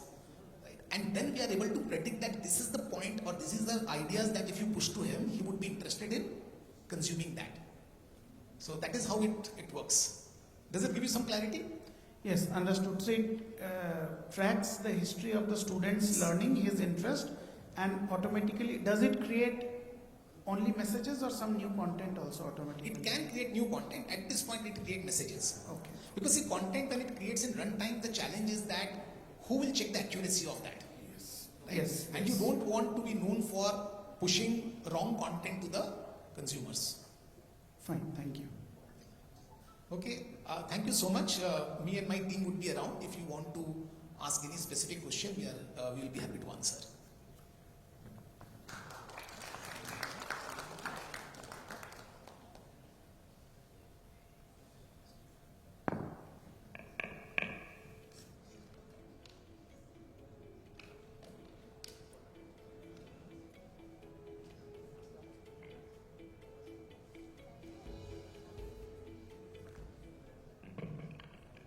Thank you so much, sir. Indeed, this is something which is the need of the hour, and that too also when in a platform where we talk about futuristic trends in education.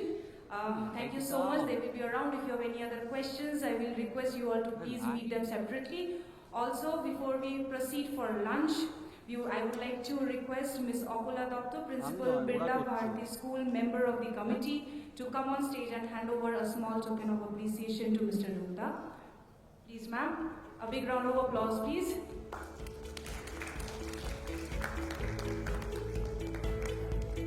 Also, as I've earlier mentioned, I will request you all to please wait for 1 or 2 minutes. Our people will be distributing some coupons amongst the audience, and we have a lucky draw after we finish the conclave, at the end of the conclave basically. So please collect your coupon, please be seated for 1 or 2 minutes.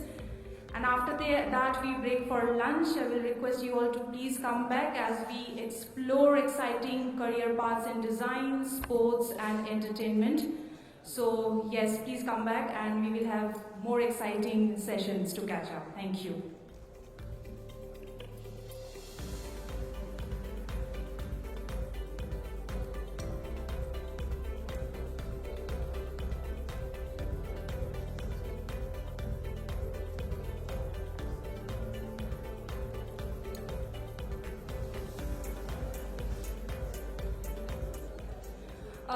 Audience will request you all to please, after lunch, to please come back in 30 minutes. We have 2 more exciting sessions and too many things to discuss and explore. Please collect your coupons and please break for lunch and come back after 30 minutes, please. Thank you.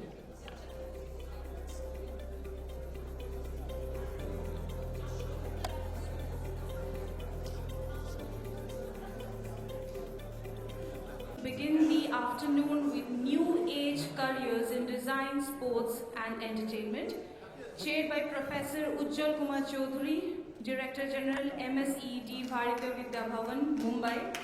Joining him, please give a big round of applause for Mr. Nilesh Kulkarni, former Indian cricketer and the founder director of the International Institute of Sports and Management. With him, Mr. Chaitanya Chintelkar, Whistling Woods International, and Ms. Sharmila Sinha, Principal, NSHM Design School, NSHM Knowledge Campus, Kolkata. A big round of applause for them, please.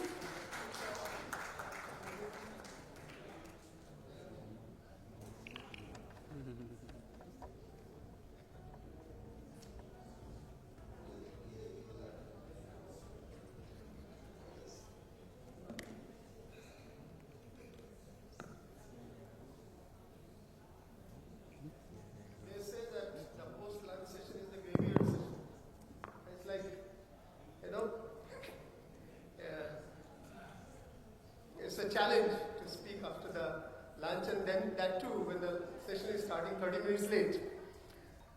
So we'll try to make it as interesting as possible. क्या तुम बोले? क्या बोले? जब तुम बोले तब Sholay. Okay. So let's have, if we can have some fireworks here. In the morning half, everyone has been speaking largely about the left side of the brain. Left side of the brain, which is more rational, logical, scientific, talking about money and packages and all that. Now we'll be on the right side of the brain. Right side of the brain, which is more passionate, aesthetic. You know, I remember in childhood, any child who can sing well or dance well, whenever a guest comes, even in the school, the principal will call, at home the mother will call, hey, just come and at a gaan sunao to, uncle is sick. You know, all those things will happen as if the end of life and end of fame is a dance or a song. The moment the child comes to class 10, everything is being asked to forget. I remember my guitar was taken away by my school principal in class 10. Ekhon porashonaয় মন বসাতে হবে বোর্ডের exam. Yes, I'm thankful to Ramakrishna Mission for doing that in a way, but it's a challenge as well. Why should creative things be considered as just a hobby? Why should sports be considered just a fun or just like that? So this session will actually put before you that anything to do with design, song, music, art, photography, sports, games are equally rewarding careers, equally rewarding lives there can be. They are not, ami eta kori shathe kheli is not the purpose. Ami eta kori shathe gan gai is not the purpose. So we'll have it. I'll introduce the 3 speakers very quickly. I'll put forth 2 or 3 points in 1 or 2 more minutes. So we have focus on 3 areas: design, sports, entertainment. Design. You know, UX UI design, everyone has heard of it. It's now the front door of any digital business. You cannot have a digital product facing the consumer unless UX UI design is integrated. I'm only talking about the industry, careers they will talk. 600% surge in UX UI designs from 2019 till now. obviously pandemic has also a role to do that. Immersive and experiential design. Event industry has crossed 50,000 crores. 2024 is in the history of independent India has been the highest income in experiential marketing or events. And every event has a huge experiential design in that. Indian animation and VFX industry crossed 4 billion. Very fast growth and new type of careers, and I'm looking forward to Chaitanya to speak on that. Sustainable and ethical designs. Good looks, also good deeds. 70% urban consumers, study shows, are ready to pay a premium for sustainability. So sustainability as an element of design has come in. We know about Fab India, we know about Good Art, we know about Forest Essentials and all. Looking at sports, we have the man who has started the India's only sports management institute, he will speak about it. There is a virtual IPLification of almost all types of known Indian sports, Pro Kabaddi, ISL football, Rugby League. My good friend Rahul Bose is so passionate in one of the programs in Bombay. A few days earlier he spoke about how passionately he has brought in 22 sponsors for Rugby India, the annual league of rugby.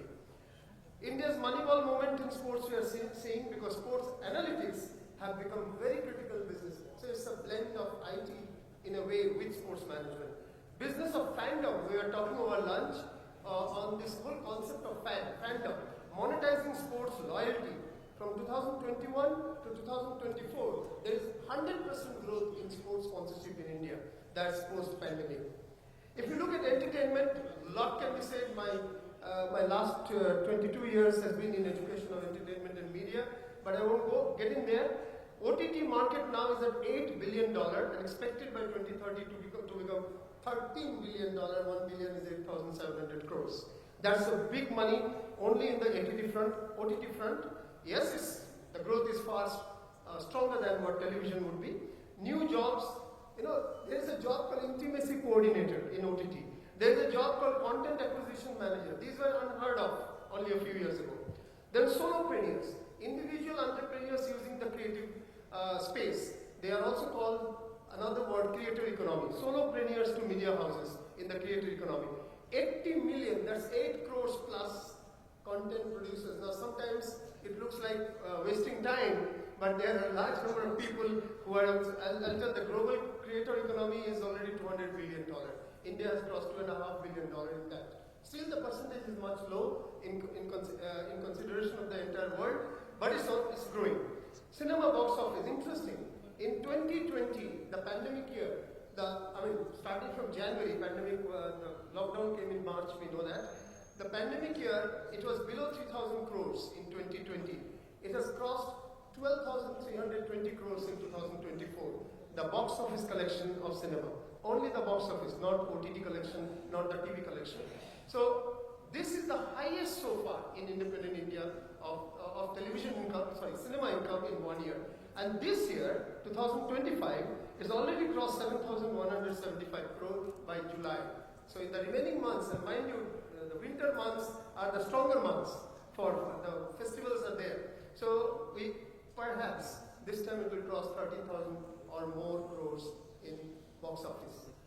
Chava, Sayara, Mahavatar, Narasimha, these are fully in Tamil.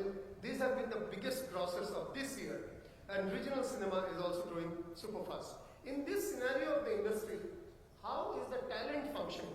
How is the talent work coming up? And we know the government of India has just now come out with IICT, Indian Institute of Creative Technologies, on the lines of IIT-IM, a creative field institute as well. So to discuss on these three areas, design, sports and entertainment, careers there, we have three experts. I will first introduce all the three, then call the first speaker. We are very chivalrous, we'll have the lady first. Dr. Sharmila Sinha, Principal of NSHM Design School. In my opinion, and I have, not because she's here, that she is the tallest design educator of this city. I'm happy to have been a colleague of hers long back. And then we have Mr. Nilesh Kulkarni, Indian Test cricketer, who had played towards the end of the last century and the beginning of this century. And she is the founder of the first Indian Institute of Sports Management IISM. Also, we have Mr. Chaitanya Chinchlikar, Vice President of Whistling Woods International, an institute brought to life by the showman of Indian Bollywood, Mr. Subhas Rai. He is also the Chief Technology Officer, Head of the Emerging Media Department, and he has been invited to be a faculty to join the production and technical areas in Oscar Academy of Motion Pictures, world's best known academy focused on motion pictures or cinema. So these are the three panelists. We'll have Sharmila ma'am speak first. We can have a short, quick video. She had requested for a quick video. We'll have a 1 minute quick video and then we'll have her speak. No problem. Catch it up.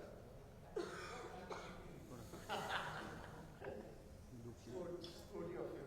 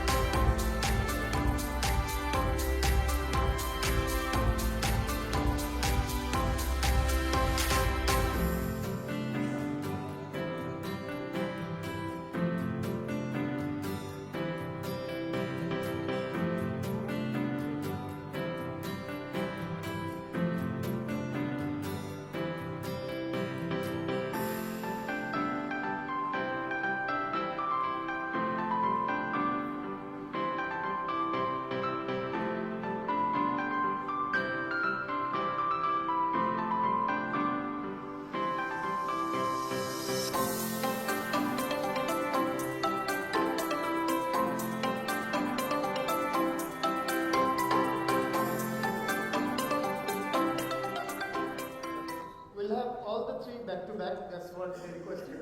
So let's have the second film, which is on Indian Institute of Sports Management, IISM.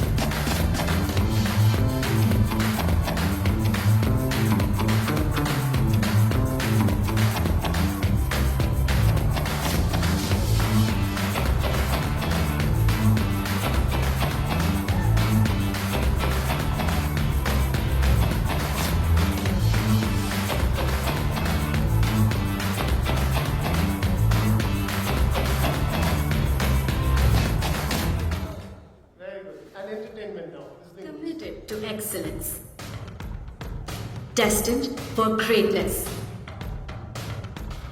Strengthened by passion, unified by vision. We're dreamers who dare, leaders who foster change, artists who challenge reality, believers who take action. We don't wait for luck, we bend it to make our own destiny.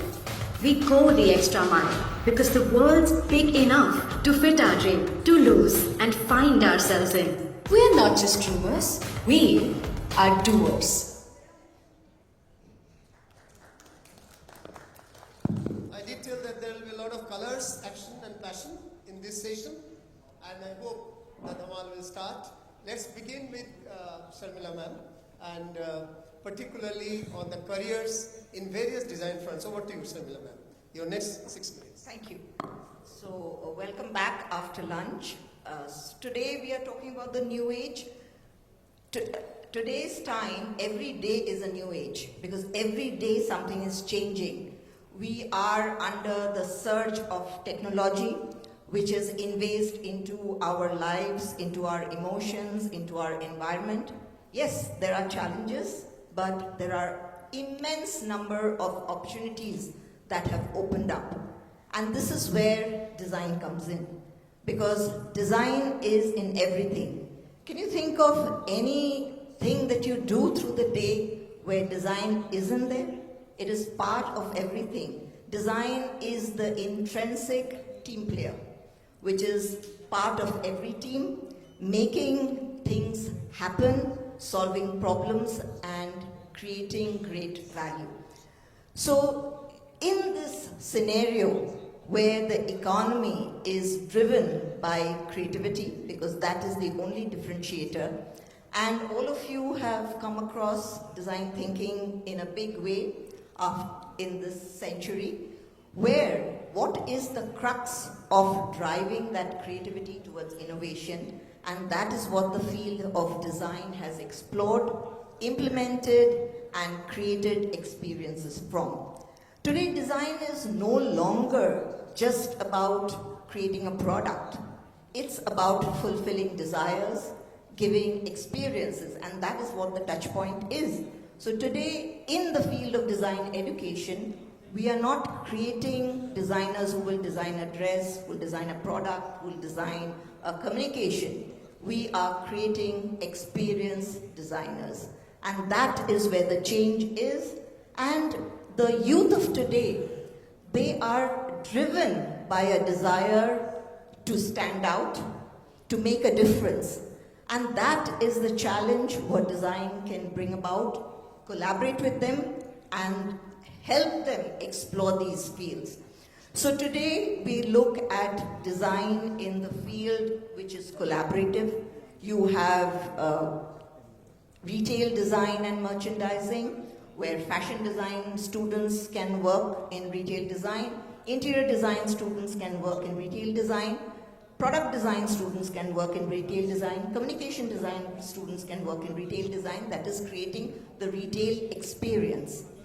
You have branding, which is across, so today we all experience brands, and that is why all fields of design come in and collaborate in design. The biggest challenge today is not just designing, because in India we have been designing based on the set pattern of foreign invasion. But we have a great legacy of Indian content, Indian knowledge systems, which we can use to create an identity of India itself. And as far as our Honorable Prime Minister, he has given a great thrust to Make in India and Design in India, which is how we collaborate with our Indian roots and create identity and new designs which will bring great insights and value to the system itself. So here it is, we are in a time when there is a wave that we are riding. It is a great time to be on that ride on that wave, because otherwise it will be an opportunity missed. So in the case of school level, it is very important, like when the professional higher design education is collaborating with industry, time to find out what is the need of the industry, because the industry is one which is connecting with the people, and design is not art, it is not for self-gratification, it is for a purpose. So therefore the industry connect is coming into the way design education is changing today. Similarly, in the level of school, the collaboration between higher design education and schools can bring about a difference of teaching the students, giving them a choice so that they can understand what is good for them, which will drive their passion and allow them to become the change makers of tomorrow. So on this scale, I would like to say that today we are here with multiple design opportunities. You have branding design, you have systems design. So there's a lot of design which is not just a physical point, but it is designing a system. You have game design, you have experience and space design, you have design research, which is an upcoming area, because unless you understand people and their emotions, how will you connect and create experiences for them? So there is a huge scope of design today, and each person can take their niche and really become successful and drive their passion towards it. Thank you. A very good opening on the design front. Thank you very much. Very important lines to say, design is that intrinsic team player in everything and anything that you do. There's a word which she has already explained without telling that expression, design thinking. Design thinking is finding a solution to a problem, but in an aesthetic manner, in a manner which evolves the person to the next level. So great to have. I remember first time when I was Dean of the Faculty of Media and Design in Symbiosis, 80% of students were for fashion. They came for fashion specialization. It's like today engineering colleges will have 85% CSE students, computer science, 15% are the rest. It was almost like that. But when I came to Pearl, that time it was very different. I mean, it gradually started being different. But now I find that the students in gaming, UI, UX and animation, this area of design, which is IT-enabled design services or design careers, there is much more demand now. Comparatively, the fashion has gone down to others. Very interestingly, evolution is happening in India, and I think we'll have more insight to that. But from design, let's move to another area of very passion. And that passion is about games and sports. So Nilesh, who has been a test cricketer, one-day player of Indian cricket, whose colleagues and whose captain was Saurabh, by the way. Saurabh, our own Saurabh Ganguly, and Sachin and others were colleagues. And he set up, and that's very interesting. I would like to also ask him, why did he set up International Institute? Wrongly I said Indian Institute. International Institute of Sports Management, which is India's only dedicated. And just guess how many number of students? Many of our engineering faculties may not have 1,000 students. He has crossed 1,000 students in a sports management school with sports science, sports management and physical education, all three things together.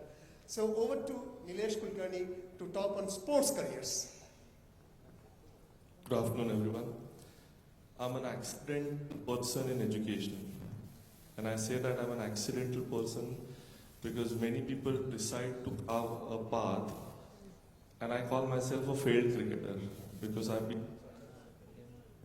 I had a potential to play longer cricket. I could not do it.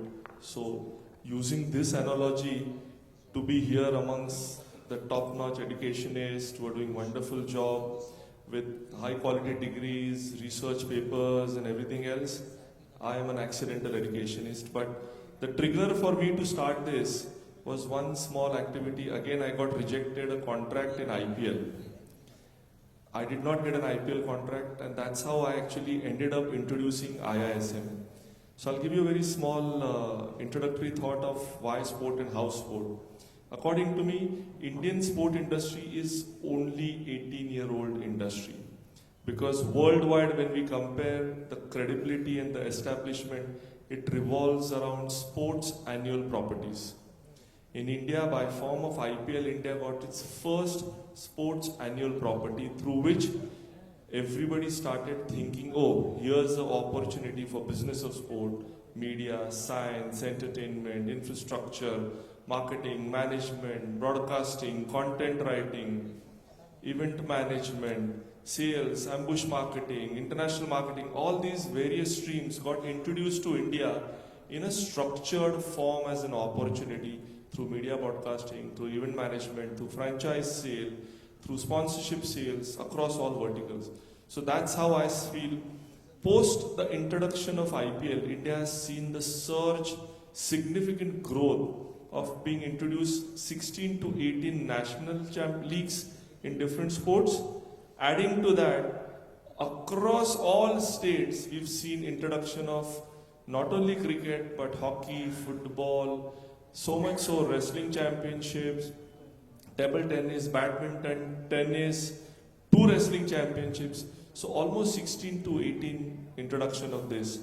Government of India obviously introduced Khelo India initiatives. Government of India introduced national games and Khelo games, Khelo youth games, Khelo university games, Khelo school games, Khelo winter games, Khelo beach games. Now it is growing at a phenomenal speed as an opportunity. That creates a very good, strong base for aspiring people who want to make a career in sport in their liked and loved profession. This can become a start point for them, including science, sports psychology, sports nutrition, biomechanics, kinesiology, health and wellness, exercise science. These are allied verticals of sports science, high performance expert, high performance scientist. All these new areas have evolved and strongly getting established as a full-fledged career in sport. For me, that opens multiple doors for aspiring professionals, but more importantly, you can make a career in your liked and loved field and not worry about, oh, I need to have a shift. It actually becomes a choice of yours to make a career. And I always say that my Mondays are not my working Mondays. I love my Mondays. I look forward to go to office because I love what I do. I enjoy what I do. And that's a comfort which we all live in to aspire to make a career in a liked and loved field. And according to me, sport for me is an oxygen. Cricket was my oxygen, is my oxygen. And sport will remain like that. Because when India wishes to host 2030 Commonwealth Games and 2036 Olympic Games, there are data which is published on our website and I'll share it with everybody. India requires more than 2.5 million manpower by 2036. And for me, that's a significant opportunity for anybody to start aspiring to make a career. It should only start by all of you who are principals and heads to start introducing that at a school level to make a career in sport.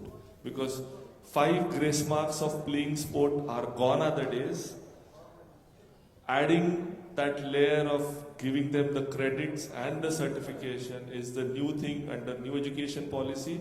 Let's embrace it and allow our children to make a career, because they can only be one first number student in the academics. I was a last bencher. I'm still last bencher. I'm glad that Ujjwalji actually allowed me to speak second, because even my batting order used to be last. So, going with that logic, thank you for inviting me and having me part of this wonderful interview. You have been a bowler. You have been a bowler. So pecking order was towards the end. But bowler is as equally important as the batsman. As I said, between 2021 and 24, post-pandemic, sports sponsorship has become 100% more. I mean, if it was 10 rupees, now it's 20 rupees. And 25 is just getting better. I missed one point. Esports, 700 crores in 2020. 21,000 crores turnover in 2024. 25 is still on. Expected to grow up to 40,000 crores in 2030. By the time we organize Commonwealth, and then, as you said, by 2036 we have bid for the Olympics. Indeed, a major career choice here. There is a compulsory, or according to the government, there must be a sports teacher in even a primary school. Forget all other categories. But we don't have that. So there is a hidden demand in the market. It's a different thing that the public pressure is not up to that mark. With these international games coming in, I hope there will be public pressure, public opinion pressure on the powers that be, that there should be a sports teacher appointed in every school from primary to higher secondary. Coach and trainer as well. We move to the next big area, entertainment. We all are aware of what entertainment means to us. It's no more the television, no more the silver screen. It's the small phone in your hand which is entertaining you all throughout the day. And there are various new facets of entertainment. And it's only a matter of surprise that design, communication are not compulsory subjects in schools. At least in future, we can look at that. There has been a piloting by CBSE schools on bringing communication as a compulsory subject, or at least an elective, optional elective in the school education as well. So over to you, Chaitanya, who has been riding this tide of the rise of communication, entertainment, design, education. He has been with the Whistling Woods and Subhash Ghai together more than 2 decades for a larger part of his career, and going up to the Oscar Motion Pictures Academy as well. It's interesting to know from him how the careers are shaping up in entertainment sector. Chaitanya Chinchlikar, the childhood friend of Sachin Tendulkar. They are neighbors. Thanks, Ujjwal. And we have been colleagues also. Yes. So, when you look at media and entertainment, as an industry, it sounds very amorphous. When you speak of that, people generally think of acting and direction. And direction also they started thinking of lately. But when you actually look at the industry as a whole, it's huge. Codification of the industry, structuring of the industry has happened in the last 10 years or so. So now people are generally aware of multiple verticals within it. But just like in any other field, there are buckets of education in media and entertainment. Broadly, they will fit into 4 buckets. So there's narrative arts, there's communication and management, there's creative arts, and there's performing arts. Narrative arts is what we colloquially call filmmaking, audio-visual narrative storytelling. In that, you've got all the filmmaking related crafts, so cinematography, direction, editing, producing, screenwriting, sound, visual effects, production design. In communication and management, you have the mass comm and comm management aspects, advertising, journalism, events, PR, corp comm, now even part of sports and esports. Under creative arts, you've got animation, you have game design, you have fashion, you have visual communication design. Under performing arts, you have acting, you have music, you have dance. This is just a very top level overview of the multiplicity of careers that students are undergoing right now at Whistling Woods. We offer the entire range at both undergrad and master's levels. Now, over the last 20 years, 18 years, we've graduated about 4,000 Whistling Woods alumni, and they're all out in the industry, doing exceptionally well.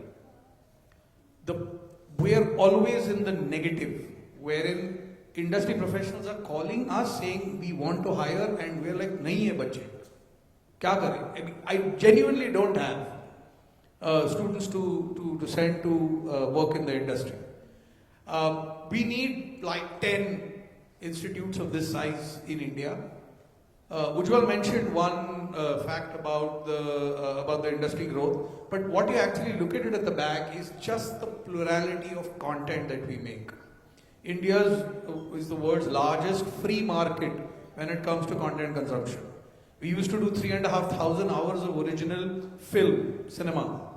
Now we do almost 3,000 hours of original OTT as well, and this is just in 6 years.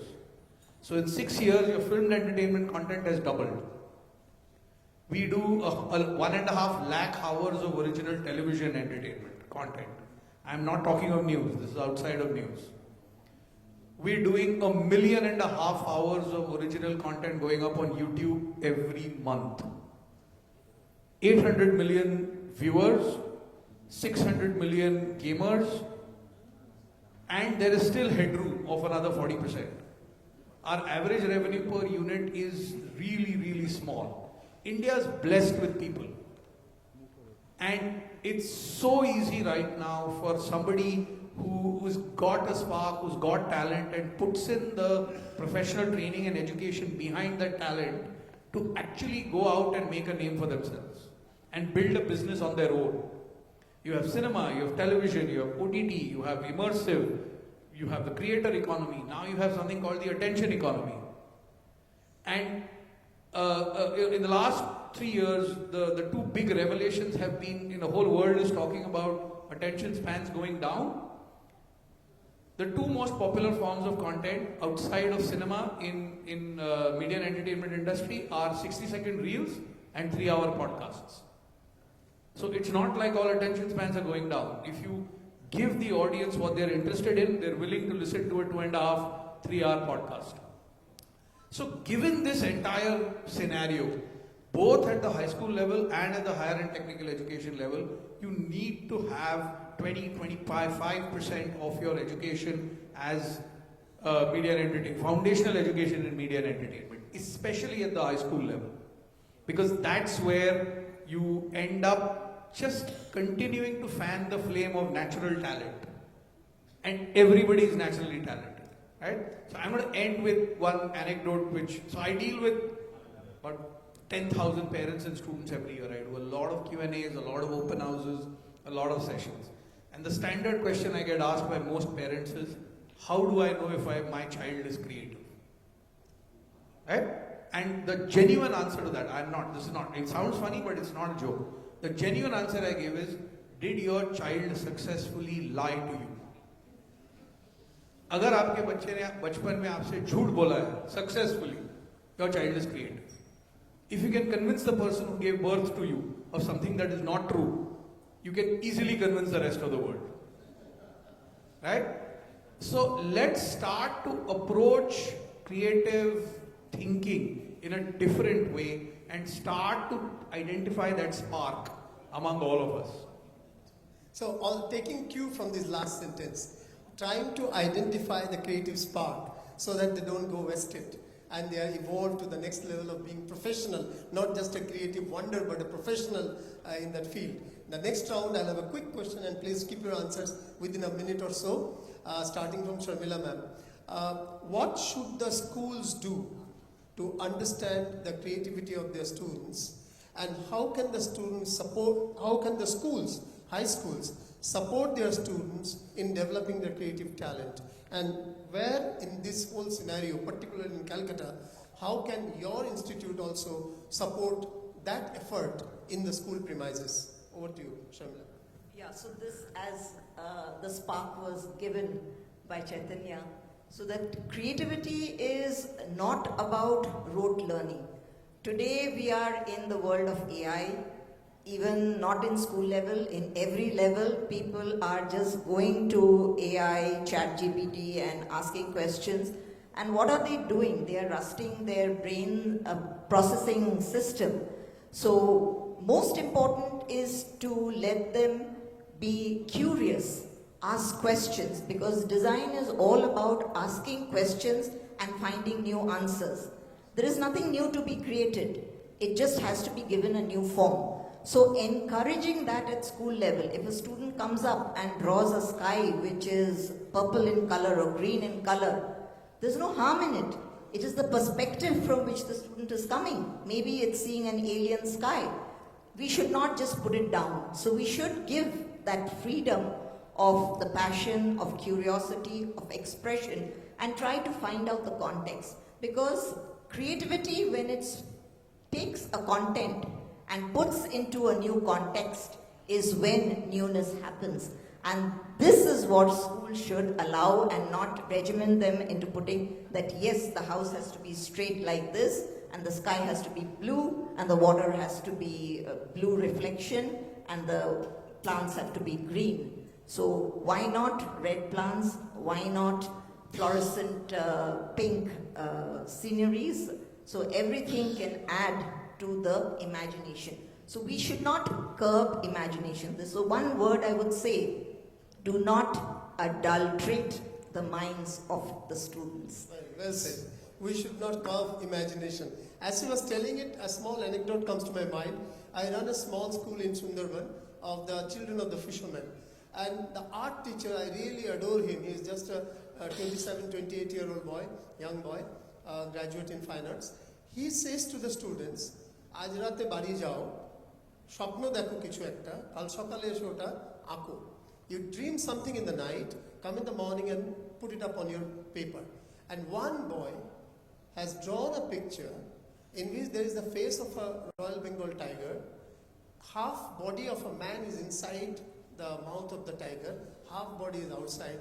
There is a hut there, a woman is sitting and a child is standing, and the man is putting something in the mouth of the child. And when he was asked, what is this? আমার বাবাকে বাঘে খেয়ে নিয়েছে. And বাবাকে বাঘে এই জন্য খেয়ে নিয়েছে কারণ কি আমাদের জন্য খাবার জোগাড় করতে বাবা জঙ্গলে গেছিল. Think of this experience, the impact in his mind that he did that. And we had, to save time, I'm not giving more examples, 30, 40 such examples. Then they were developed, colored and everything, and put up a art exhibition on 28th September in Taj, Bengal. And the hotel was kind enough to give it free. So the point I'm trying to say, there is immense imagination, we kill it at the childhood. With respect to sports, now everyone knows that there is a physical education period that happens in the schools. But how can we really formalize and properly develop the sports culture? It's not about winning tournaments and challenges, but creating a sporting culture, as we see in many of the European nations. Sports is a part of life, just like food is. How can we develop that? Yes, some of them will go to win prizes, but even otherwise. So if you could talk on creating sporting culture in a nation of 1.5 billion people. Very simple. Don't judge them only on the academic marks. Start inculcating habit of encouraging them. When they play sport, there is a career for you. In management, in science, in any other stream. The moment we stop judging them that you have to get 98.5 as your cutoff, the pressure from them gets reduced and the focus gets shifted what he or she likes more, what parent wants to encourage them to make a career more, allow that child to grow into their liked and loved field. Very simple. Competition is extremely important because I always say that the books which cannot teach anything, which is handling a failure and learning from a failure, that only sport teaches you in your life. And if we inculcate that as a habit among our young children and get them away from playing every sport on these devices, their life will be far, far better because in olden days, I'm calling our times, parents used to scold us, "Arey kitna bahar khel rahe ho? Jaldi ghar aa jao."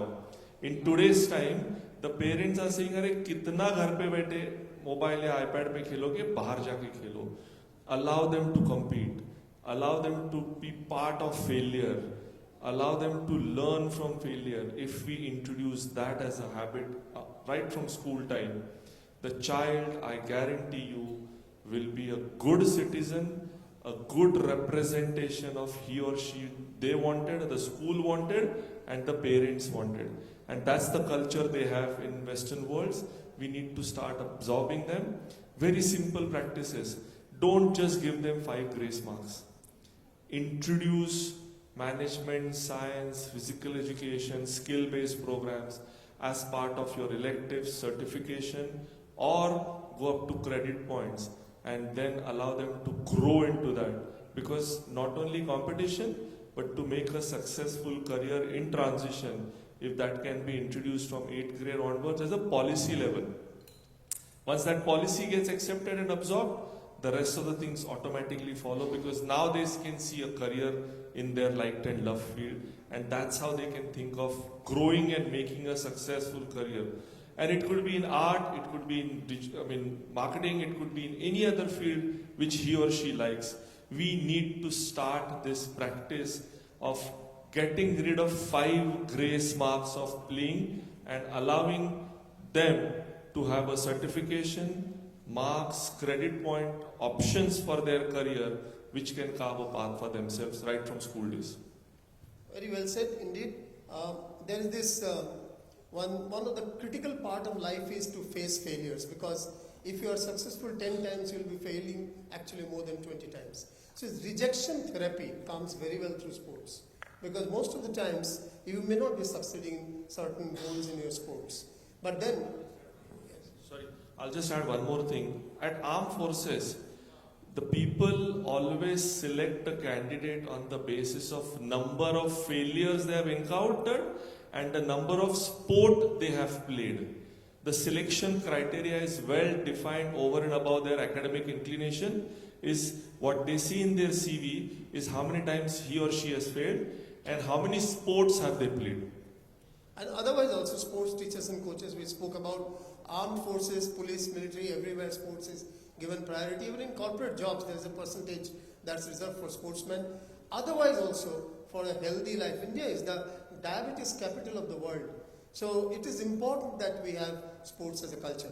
Without very limited time, so I'll go to Chaitanya to suggest how we can bring learning of communication entertainment from the school level. How can we encourage that, and what can Whistling Woods do? Sure, thanks. So we're already doing this. We've actually created a high school structures from 6th grade onwards, where we've taken the entire academic pedagogy and structured it so that 20 to 25% of your education is foundational education in media and entertainment, which includes creative art, foundational education in creative arts and performing arts. We've done an academic pedagogical breakdown of what is creative thinking, broken it down into strategic thinking, tactical thinking, lateral thinking, design thinking, and narrative thinking. How do you teach these things? How do you make it so that this is an attitude that students start to bring to everything that they do through specific activities? We have a pilot that's currently going on in 5 schools in Delhi, and the results are outstanding, where students are studying foundational education in media and entertainment in 9th, 10th, 11th, 12th. What you need to do, and NEP allows this, by the way, you need to take your science and maths curriculum and break it up into functional science and functional maths and advanced science and advanced maths. And only those students who are keen to pursue STEM careers take up advanced science and advanced maths. That period, those periods, which is about an hour and a half a day, can actually be given off in order to do foundational education in other subjects. So that 60%, 70% of your curriculum is foundational education, and then you've got 30%, 20 to 30% left in order for you to pursue all these things. So the structure is done, it's under the NEP, it's working absolutely fine. We're now looking at rolling it out on a larger scale. Happy to help any school that wants to roll it out because the structure is in place. At the higher and technical education level, it comes with an additional requirement of infrastructure and more faculty and all that. Again, happy to help you out with that as well. In school, the most critical aspect that we see the change here is that when this becomes a subject, when this is a period, when this has marks, this has evaluation, it creates credibility and dignity in the minds of parents and students for the media and entertainment industry. And we're starting to see that change happening. So earlier we would do this, we're doing it in 5 Delhi schools, so one class per year, 30 students, so into 150 seats. The first year we got only 200 applications. In the 4th year we got 5,000 applications. Yes, thank you. These are some of the things that need to be. I mean, sporting culture, understanding of entertainment and communication at school level, design thinking at school level, understanding of basic entrepreneurship, small nano entrepreneurship at school level. We complete class 12, except commerce students. Nobody even utters the word money till class 12, except in commerce students. So there are limitations, but NEP has opened up a lot. There is limited time. I will take just a couple of questions very quickly, and answers to be also very brief. Anyone would be wanting to ask any one question, 2 questions max. If not, organizers will be happy to save the time. Yes, there's one. Can the mic be given to him? Put everybody to sleep. I do not have any question, but I have got a request to the management. So whatever has been discussed today by different speakers, if they can sum up and give it to us so that we can enrich ourselves. See, many things they have said the gentleman has said, we cannot remember the statistics. Understood. Yes. So these things should be handed Swarnali over to all of us. Swarnali ma'am has already nodded the head. That means you can expect it in But let them assure in your presence. Let them assure that he wants you to promise. Yes. Yes. No, not the question. I am not asking any question. I made only statement so that whatever they have discussed, you just copy it to and inform us by email. Okay. Thank you very much. Take the mic. She has given. Thank you very much, sir. It's very well noted. We'll have the entire videos put up on social media. We'll share the links with you. Just kindly get in touch with us. The entire thing would be on social media. Hope that helps. Right, so we'll take that offline. So I'll send you the link for an AI platform. Yes. Just put the social media link. The AI will summarize it. So that I was going to tell the AI will do that. Right. Yes. So we'll do that. Computer ko kaam karne do. So, Chaitanya sir, question for you. Very obviously, as I was discussing, my son wants to do film studies, and very rightly said, the curriculum currently, like you said, you're doing a pilot with 5 schools and all. In West Bengal, I don't think it's happening. So, last week in the PTM, the teacher asked as to what you want to pursue, and he said film studies, and she said that, okay, so these subjects will not help you there. So, is there any particular way to prepare for film studies after he does class 12? That's for all children who want to do. And secondly is, what are the possibilities of, as you said, NEP has got this vocational education has been put there. So what are the chances that, the CBSE schools and the ICC schools also have media and entertainment as a subject to study? Let me answer the second question first. Yesterday I was with the Secretary, Central Government School Education at an IC3 at a councillors conference in Mumbai where this thing was discussed. The day before I was with Himanshu Gupta, who is the CBSE secretary. It will take a little bit of time.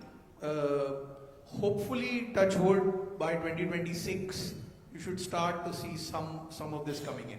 Problem with CBSE, it's a very, very large structure, so it's kind of hard to roll it out, but it's happening, right? That flame has been lit. They are seeing this happen, whether in IB schools, ISC, ICSE schools, Cambridge, and now some of these pilot projects that we are doing, right? So CBSE is realizing that they are behind the curve. It's going to happen, for sure. Now, the first question is, what do they do? So, very simple 2-3 things. A, watch all kinds of content. Forget about good or bad. Do not go by what critics say. The greatest job film critics have pulled, the greatest trick they have pulled is to convince the world that they are relevant. Right? They are not. Film is opinion. The best film in the world, I know 10 people who don't like it. There is no right or wrong answer. Watch all kinds of content. Left, right, center, all languages.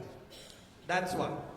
Then try and go back and try and figure out how they think it would have been created. Because everybody has their own way of arriving at that.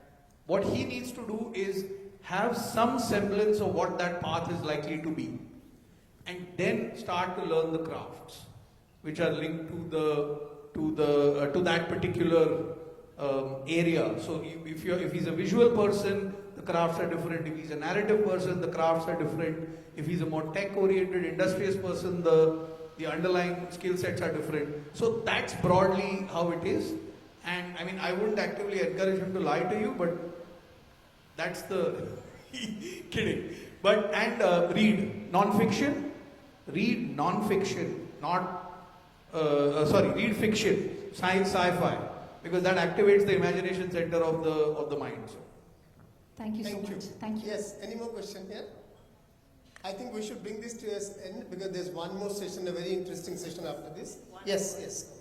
Like for the school principals, that NCRT has taken the initiative to put design in the curriculum, and NID and IDC together have worked on a very intrinsic curriculum which is from grade 6 to grade 12, and it is available online, so like schools who are not trained And there is a process which IDC has taken on under the government funding to train teachers. Till now, about 6,000 teachers have been trained to become trainers in design thinking and design implementation.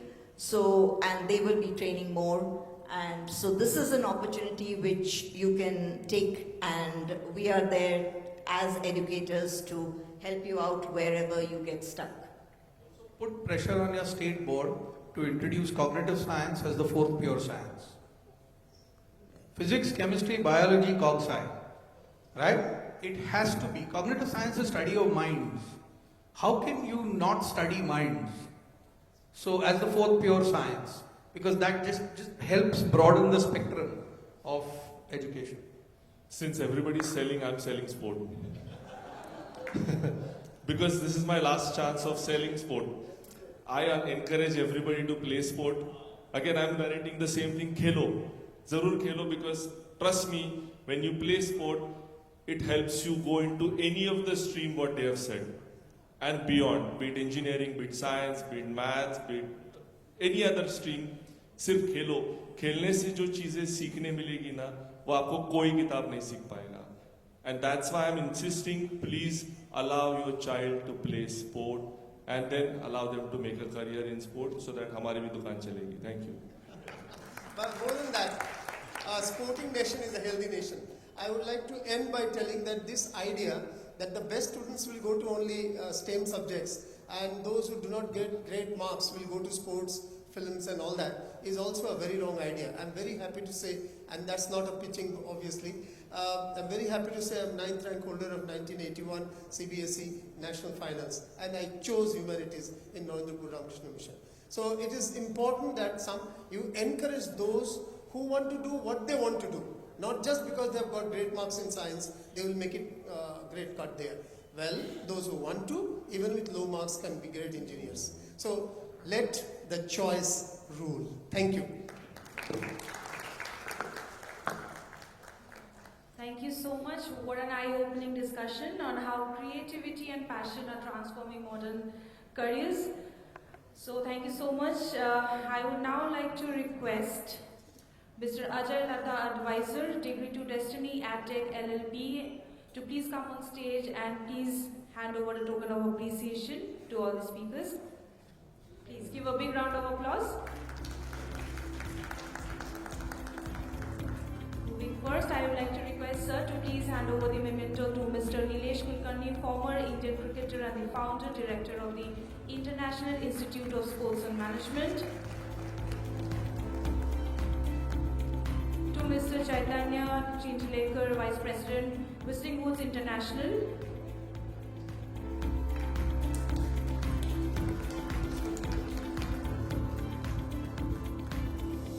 To Ms. Sharmila Sinha, Principal, NSHM Design School, NSHM Knowledge Campus, Kolkata.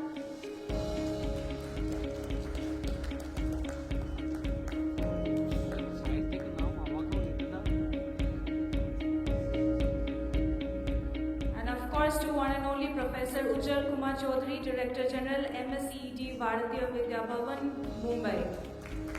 Thank you so much. A group photo, please.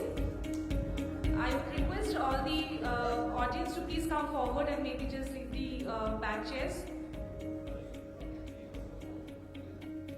Audience, please come forward. I think we have some empty chairs. We are moving on to our last session.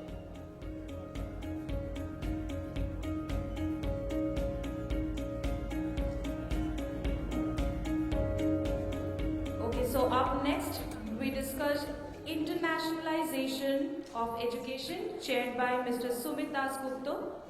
Joining him, Dr. Partha Sarathi Ganguly, mentor saraswationline.com, Dr. Devanjan Chakraborty, Director, East and Northeast India, British Council, UK, and Ms. Shalja Anand, Head, University Relations, Leverage Edu, Noida. Please welcome them with a big round of applause.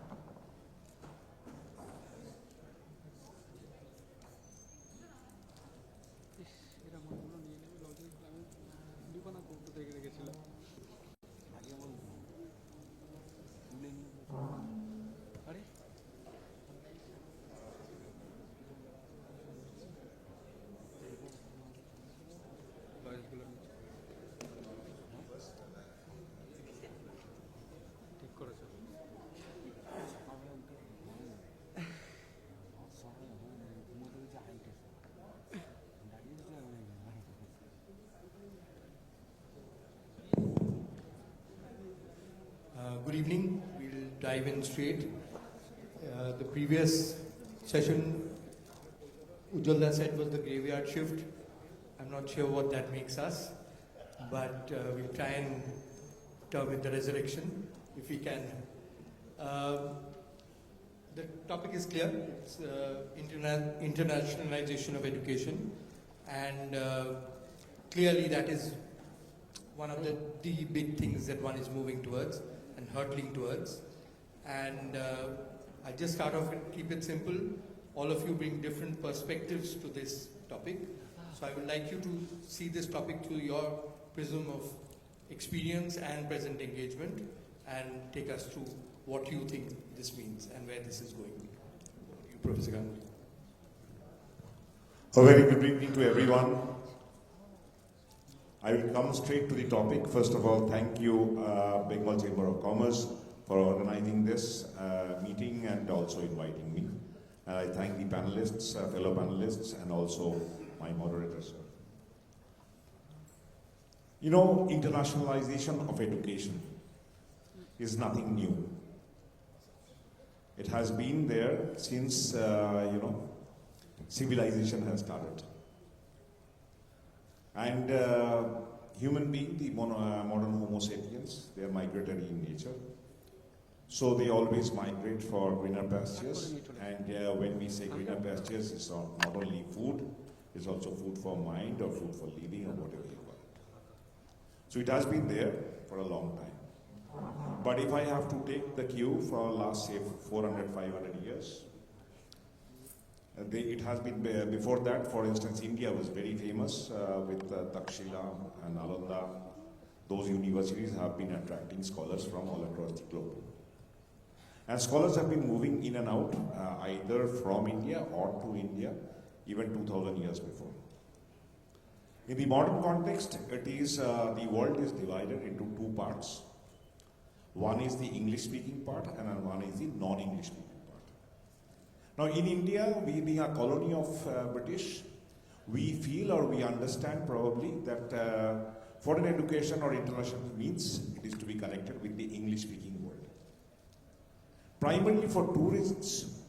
First of all, UK has been attracting, UK or England or British Kingdom has been attracting scholars from all across the globe. Because all across the globe, again when I say it is the erstwhile British colonies, which mostly is South Asia and parts of Africa, where British had very strong regimented rule in place. So they were, students from these places were attracted to UK, and later on, when other British colonies also flourished, such as Canada, such as USA, such as Australia, such as New Zealand, these people also got the cue and started attracting people from, again, erstwhile British colonies, mostly, initially. But USA had some other, so it also attracted a lot of people from Europe, because a lot of, every country under the sun wanted to have a pie, that golden pie, a part of that golden pie called US. So they were also present, so people were migrating from there also. And USA, in my last count, is probably the largest country attracting scholars from all across the globe. But internationalization is not just a few of your countrymen going abroad, getting foreign education, and settling down there for a better lifestyle. That's not internationalization. If you have to have true fruit of internationalization, it has to be inclusive in nature. And if it has to be inclusive, it has to be percolated. In Indian context, if I say, we have a lot of difficulties. We have a lot of anomalies in place. What is the first anomaly? Suppose you are born in, Japan. You speak one language, call yourself mother, and also study up to rocket science in that same language. If you call yourself mother in French, you will only be using that same language to study up to rocket science. Same goes for a Russian, same goes for a Chinese, same goes for a British. But in India, I have to learn Odia, he has to learn Tamil, he has to learn Malayalam, another person has to learn Ohomia, somebody Gujarati, somebody Marathi. And all our vernacular language education do not support us for higher modern education, because in India, higher modern education is in English language. We talk with a lot of, colors high, like STEM. But STEM doesn't exist in our vernacular language. So what do our poor brethren do? We leave them alone. We just come to this kind of glorified dais and speak and go. So that's not inclusive in nature, and that's not sustainable also. So that is why internationalization means that you have to percolate the fruits of internationalization to everyone. The school, the K-12 people, the people who run the K-12 institutions, has a lot to contribute in this. Mostly the initiatives are post-school. When the student comes to the university level, what happens is when the water has flowed this far, you have left behind a lot of talent. At the university level, whom you get, it's only a handful. So what we have to think of is doing things in a different way. And another aspect of internationalization I would like to say is, reverse traffic. Now, today, people from English-speaking countries also going to non-English-speaking countries. I am personally, experienced in a phenomenon like this. In the year 2004, I started English language program in China, offering medical education in English language in China in partnership with government universities. And I saw people coming from USA, Belgium, England, everywhere coming and studying medicine, because one, the cost of the education was less, and two, when I say coming from American, US citizen, Belgium citizen, UK citizen, what I essentially mean is, yes, by, record, he is an American citizen, but his parents are of South Asian origin. Maybe a Bangladeshi, maybe an Indian. He wants his child to get educated, but as you know, in US, UK and all, medical education is very, very costly until you get a government seat, because government seat is free. But if you don't get a government seat in UK, it's impossible to fund. It's more than 3 crores as of now. So that's what I am trying to tell you is that internationalization is not just sending a few students abroad, or not just connecting them with some Ivy League colleges or non-Ivy League colleges and SAT score and SAT 2 and GRE and GMAT. That's not internationalization. Internationalization has to take place in the school level. I also am lucky to have been running a school. I'll share my experience with you, what I do to internationalize my students. I take advantage of technology. I have partnered with schools abroad. And my classroom is shared with another classroom. Let's say class 8 of my school is sharing classroom with a school in Cambodia. And they are having same classes, and the student, such interesting questions they ask. One of the students from Cambodia is asking a student of my class, what does your Prime Minister eat for breakfast? That is internationalization. I'll not take much time. I'm sure other speakers will also speak their mind and they will share your experience. But I would like to tell you that internationalization is very, very important. particularly for sustainability. One small example I'll give you. I'll give you an example of a person we all know, and he has been so successful is only because that he has traveled all the globe and has truly internationalized his thoughts. He is Swami Vivekananda. Swami Vivekananda not only traveled the entire length and breadth of India, he also traveled the entire world.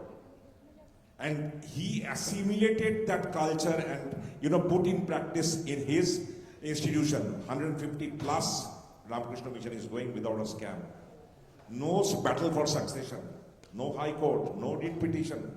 It's going on only because he could dream and he could inculcate that. So with that, I thank the moderator for allowing me to speak. Thank you so much. Thank you so much. I was coming to you, Shailja, but he's just lobbed one into Devanjan's court, mentioning Ramakrishna Mission. So, Devanjan, since today I'm not seeing you huffing and puffing on the tennis court at Dolly, I'll come straight to you.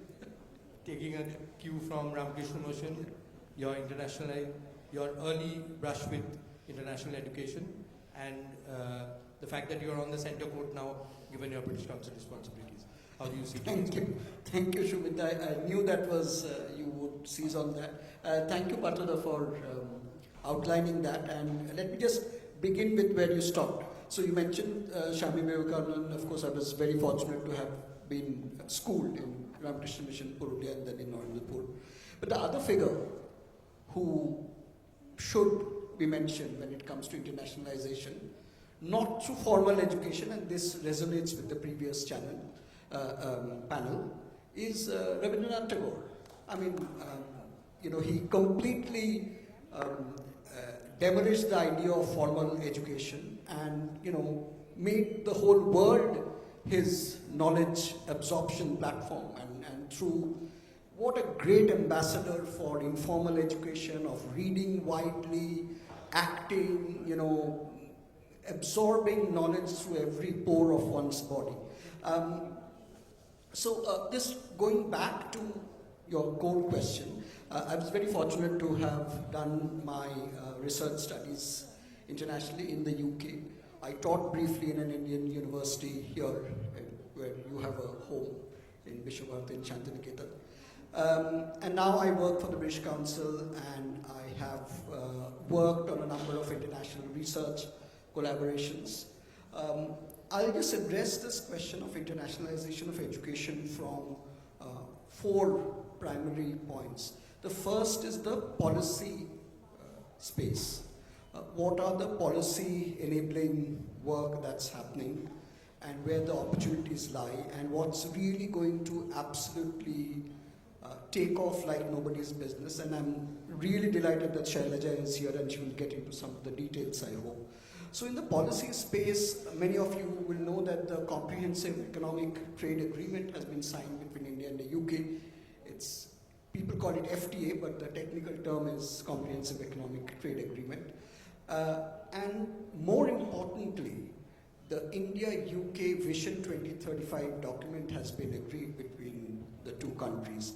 And education sits at the heart of that document. That next 10 years, in the bilateral space between India and the UK, education will drive many of the collaborations, both directly and indirectly. And just a rung below that, again, 2 very important policy documents. One is India's own national education policy, which just celebrated its 5th year, which has created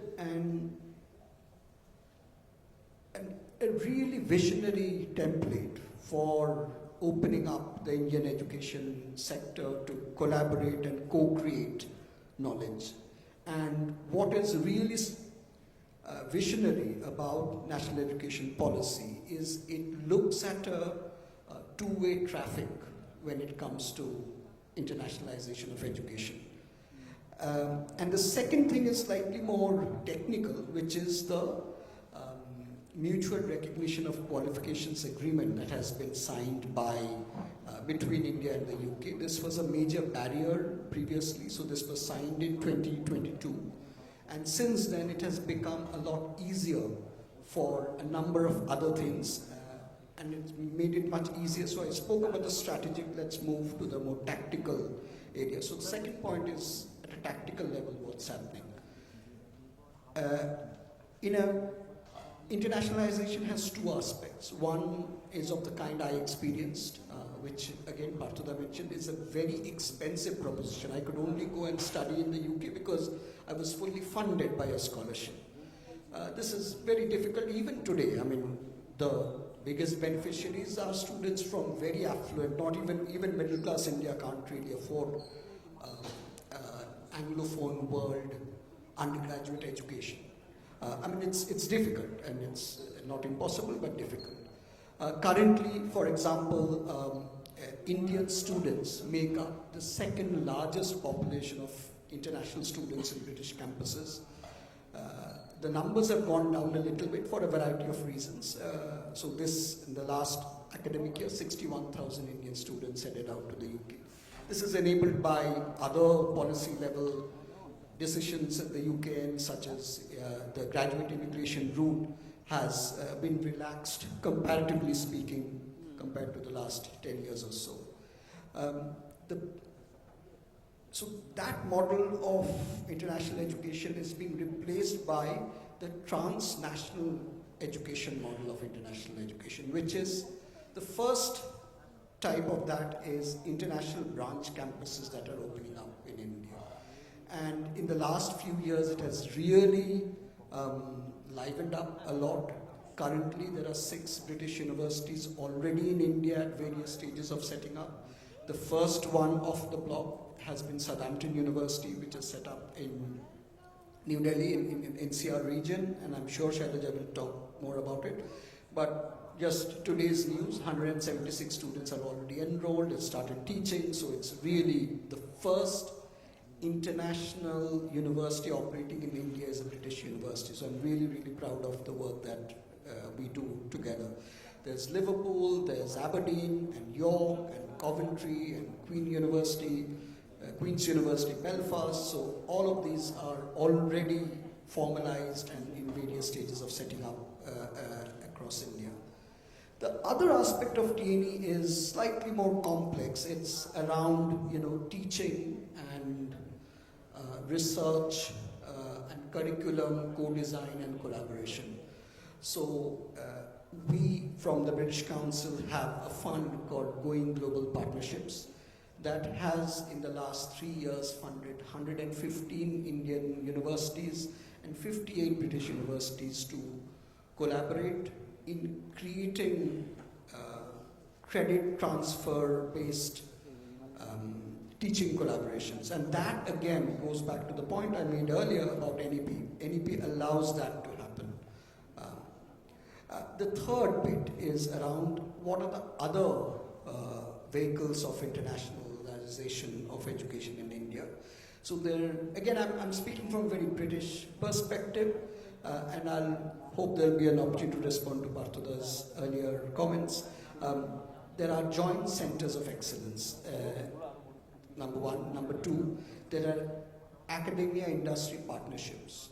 So UCL has a very good partnership with AIMS and with Reliance Foundation, for example.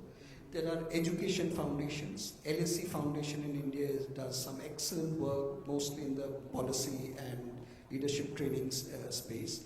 There are some university hubs. These are not teaching institutions, but Imperial and Coventry have university hubs in India that look after partnerships and research collaborations, etc. And the final bit there is the online distance learning, ODDL space. And there is a lot that can happen in that space. The fourth bit is around a bunch of miscellaneous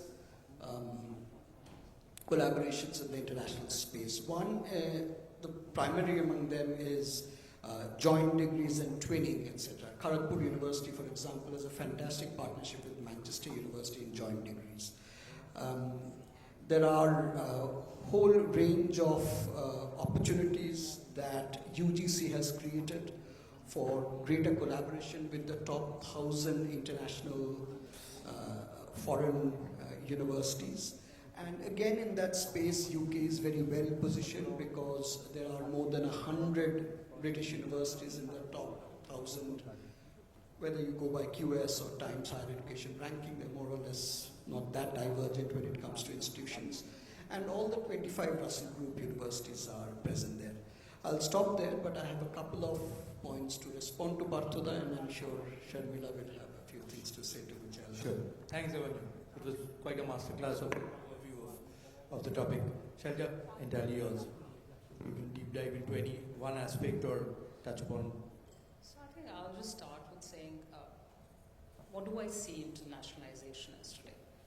For me, I think it's more like a mosaic of opportunities. What does that mean for Indian students? For example, Demanjan mentioned, you could get a UK degree sitting in NCR, pursue it here, get a scholarship in France, fast track a STEM that Dr. Pantha mentioned in Korea. Semiconductors rings a bell. It's a big topic in India as well. Or even for that matter, get yourself that research position in Germany. Of course, along with the traditional, francophone or whether it's anglophone contracts. It's changing little, but it's huge opportunity. What does it mean for an organization like mine, which is helping student mobility, is really cutting across that noise and helping a student, or let's just say a family, because that's how India works, understand that it's not just about the degree. It's about the skill set you want to pick. It's about the networking you're going to do. And what I loved in the last session that we spoke about, the luxury of getting your profession to be your passion. For me, that is internationalization in the real spirit. It doesn't have to be necessarily, and I may sound a little philosophical when I say that, it's not so much about the outward journey. Sure, it's a campus, whether it's a hybrid campus here or you're going outside. It's also about how the transformation travels back inwards. That's internationalization. Education does it. Cultural diversity that you experience does it. It could happen here. So as I would say, it's not necessarily about where the students are going. What is it that they're coming back with? Are they getting that skill set? Are they able to kind of find the right networks in their own cohorts and really bring that leadership back here? Then the question will not be where are our students going? It's going to be more around what is it that they're bringing back? And why is the world competing to get them? Now, whether it's Korea, Japan, whether you talk about US, or you even talk, surprisingly, 24, we've seen a 15% drop of international students from India. However, there is a rise of 23% in US, given how tough the political situation is right now, despite that. So everybody wants those Indian students. What I see challenges, and where I see, campuses coming in and helping is that Indian students academically may be very strong, but they struggle in the global classrooms. Why do they do that? I would say a lot to do with stuff that should happen back home, which is about kind of integrating actual academic learning into academic writing. Internships within industry here, so that when they get that exposure, when they go outside, they can really build on their confidence, which honestly, as somebody who's been in this, let's just say, the side of the students, we've seen that struggle, which at times impacts, their, not just their mobility, but also their career outcomes, because they don't have that confidence. And that's where I see about collaboration that Dr. Partha spoke about. While it needs to come down to school levels, I'm sure I totally agree with you. But even at universities, when you're getting these, new campuses, hybrid campuses, those are huge doors that UGC has opened. But it's not, internationalization is not just about bricks and policies. It's about connections. It's about, how I would like to call it is, and I coin it as I sit here, maybe collaborative campus codes that you've got to co-brand programs, work together, have co-branded research, joint faculties, get diversity of students, like Dr. Partha mentioned, that you need to get students into the Indian campuses from other parts of the world. And let me tell you, being in this industry, it's happening. I see it happening. I see it happening in Dubai. You'll be surprised by the diversity of those classrooms. And Indian students are bringing global diversity to campuses abroad. He spoke about language schools, not just China, Japan. You would have about nearly 50,000 students taking those languages. Because those are, whether it's a Korea or whether it's a Japan, those are Asian populations. Europe is, fast tracking. Maybe like we mentioned that, the top 4 traditional destinations are kind of tightening their policies, but the others are opening up. How does that help? Your education is getting far more competitive in terms of, return on investment for students. It's helping them kind of bridge the gap, which was from economy which is right now trying to be there in comparison to the others. Yeah. So this is a very, very interesting time. And like I think Dr. Partha and both Devanshan here mentioned, it's all about collaboration. I agree with you that elitist, sure. But at the end of the game, it can be that collaborations just don't, stay back as policies. The end point at this point could be access. And access to the kind of huge number of students that we have here. That's where we've got to go. That's what I think. Yeah. Thank you so much. You mentioned it needs to be inclusive and also and make it sustainable. What is the solution? What is the blueprint? Yeah. Very interesting what we heard from the Vandan and Madam. I would like to address it. I feel or I believe that this hall is filled with people who are connected with education and they would like to take part in internationalization of education and also bring in the fruits for themselves, for their students, for their children, for everyone. So what do we have? Why should we internationalize? Why at all? There are two things. One is the low-hung fruit. What is the low-hung fruit? Low-hung fruit is individual in nature, that is I go there, I study there, I get a better education, I change my lifestyle, I either stay back or come back with a foreign degree and probably get a better job, which always is not, guaranteed, but perception says that probably it will help me in getting a job. That's the low-hung part. But what actual benefit will take place? The actual benefit is little far from, which may not be visible because the metamorphosis is taking place, but the manifestation is not clear. What is that? The entire world, every fight, every conflict is based on ethnocentrism. That is, our ethnic culture is so vibrant in us or so strong in us that we believe what we think and what we do is right. We forget that there can be another right. So that is why that, wheat can be taken as a bread. Wheat can be taken as a noodle also.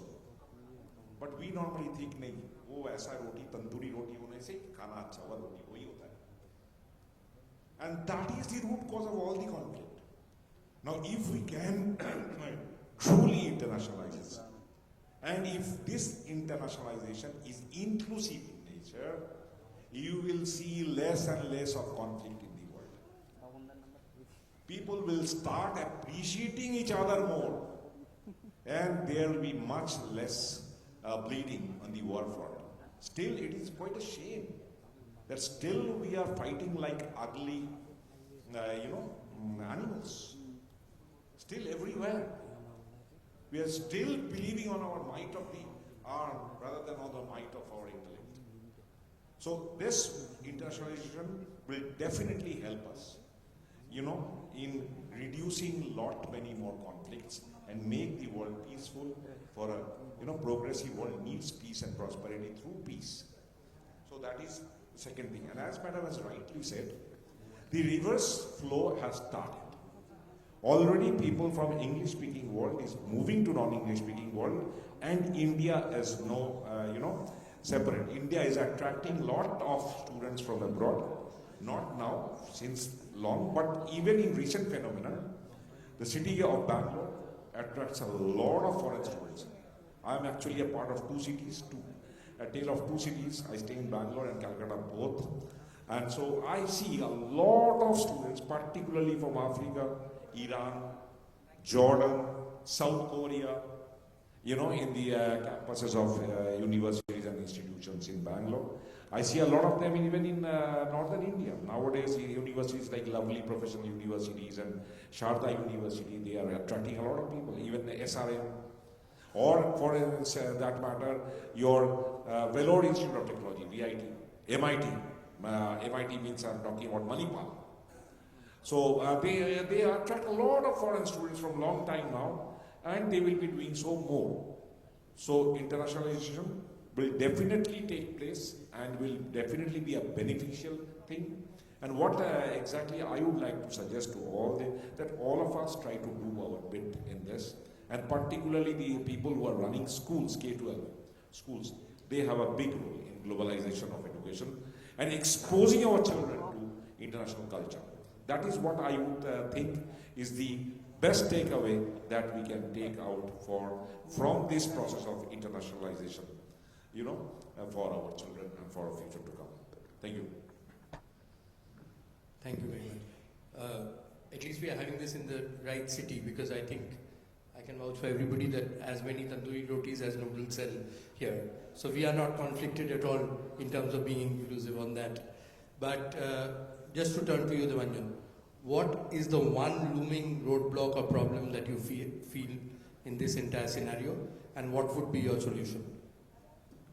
I'll come to that in a moment, but I wanted to respond to some of the comments Parthuda and Sharmila made. First, Sharmila, you made a wonderful point about Shailaja. I'm so sorry. Sharmila, sorry, my apologies. Shailaja, about the size of India's education sector. We have the largest school education sector in the world and the second largest higher education sector in the world. 43 million young Indians are in the higher education space. But the enrollment, what's the term? Gross enrollment ratio is not great. I mean, the transition between school to higher education is relatively low in India compared to global standards. So that is something for us to think about in this room and beyond. The other great strength of Indian higher education system, especially the best of the lot, and in that space, India's public universities still fare much better because of the legacy issues, is they are fantastic teaching institutions. So when we talk of the excellence of IITs and IIMs, and when we see that their alums are now, governing, leading the world's most, largest, most complex organizations, there's a reason why Indians from these institutes have gone to the top. There are other, we can talk about it later. But this is something that India needs to really leverage in order to bring international students to India. I mean, there are some coming in, but the opportunity is huge. And I was at a round table in London a couple of months back. There is a wonderful scheme that Government of India has called Young Professionals Scheme that allows international students to come to India. So, for example, UK has a quota of 3,000 two-year unconditional visa, which means you can study, you can work, you can earn, and use it flexibly for 2 years to come and experience India. And I totally agree with Parthuda that it is that kind of using international education for cultural exchange will really be an important, not the only one, but an important step towards resolving some of the ethno-linguistic conflicts that are bubbling up across the world, across India, and there is no end to that. There is something that happens in the school domain as well, that the work that we do, I forgot to mention that. We have a program called International Dimension in Schools. This used to be called the International School Awards earlier, and there are many people from the school sector here in this room or were there earlier today. And that brings in some of the issues that Shailaja mentioned earlier, the issues I faced as an international student. I mean, despite having a reasonably good academic record here, first few months I really struggled, even though it wasn't a taught course. Just the culture of a Western university, it's so, it's a very level playing field, it's first name terms with professors, it's a dialogue and a discourse, not knowledge flowing from a higher level to a lower level. So those kind of cultural adjustments, can be done through this. Finally, I just wanted to make one point regarding languages that Parthuda made in your opening statement. Very often we talk about India's multilingual situation as a bit of a problem in education context, but international research shows, and I've been part of one research with Cambridge University and EFLU Hyderabad and JNU in Delhi. So it's a massive collaborative research we conducted a few years back. It still continues. It informs some of the provisions of India's NEP on multilingual education. There are distinct advantages of multilingual education and schooling and homing. First is a clinical advantage. Indians, because of their multilingual nature and multi-scriptural literacy, and this is really important, we have far less a number of incidents of age-related ailments like dementia and Parkinson's, etc., compared to monolingual and monoscriptural cultures. But in education, it gives Indian students massive advantages in terms of more complex cognitive, ways of cognitive tools. And this maybe relates back to the point that why our Indian education system pass-outs ruling the world, especially in corporate governance where there are less ceilings to break through. One big challenge in internationalization of education, and I think Parthuda and Shailaja have already nailed that, it is about improving access and making it more equitable, not just financially, but also across other barriers of gender and class and caste, faith, and practices. And again, I'm going back to something that Atul was saying early in the morning. There are some hygiene factors if we have to have the other way traffic that we need to look at in terms of our infrastructure, in terms of accommodation and food and safety of students. Safety of international students in India is a concern. We know that from our own experience of handling similar programs earlier. Thank you. Shailaja, any other red flags that you would like to raise or provide? I don't have any red flags. I'm glad to know research is proving what I really believe. That it's being that multilingual, the fact that we can think in a couple of languages, that really helps. And that is why Indians are as smart as they are.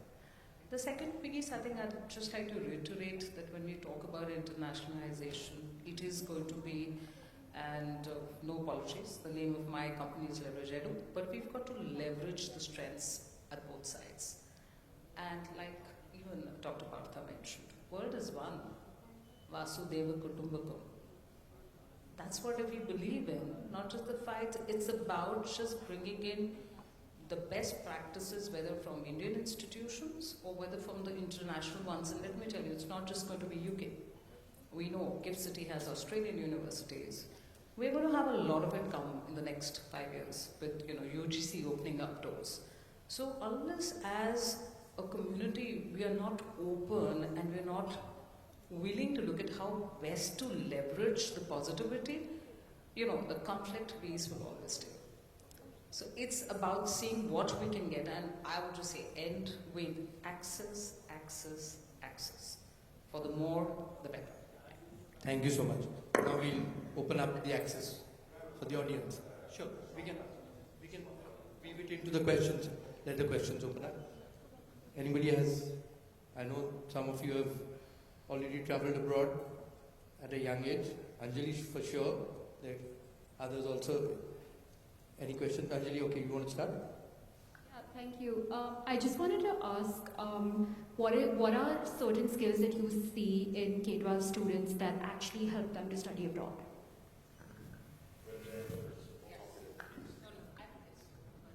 Okay.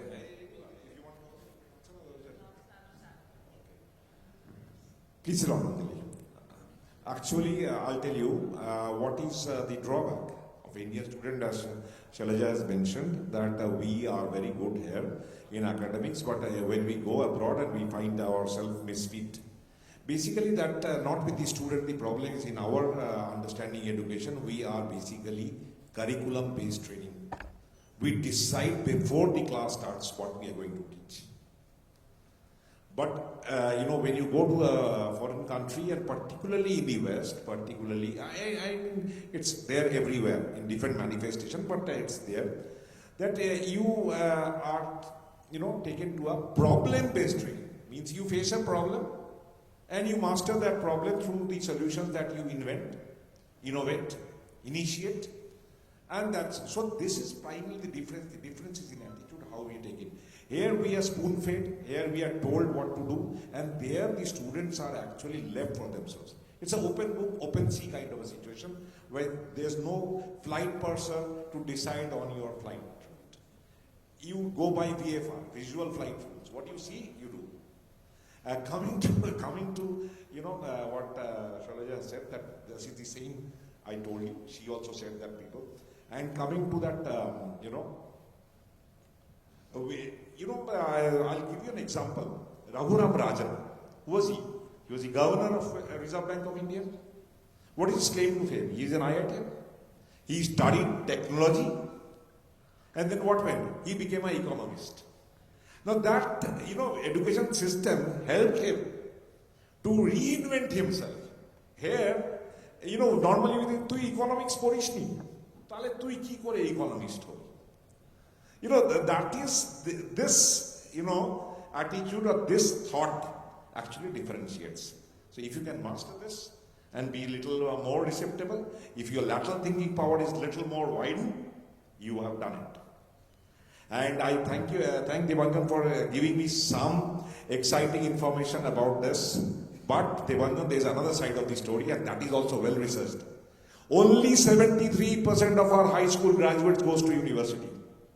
And if you are a rural poor, you are a criminal. Why have you gone?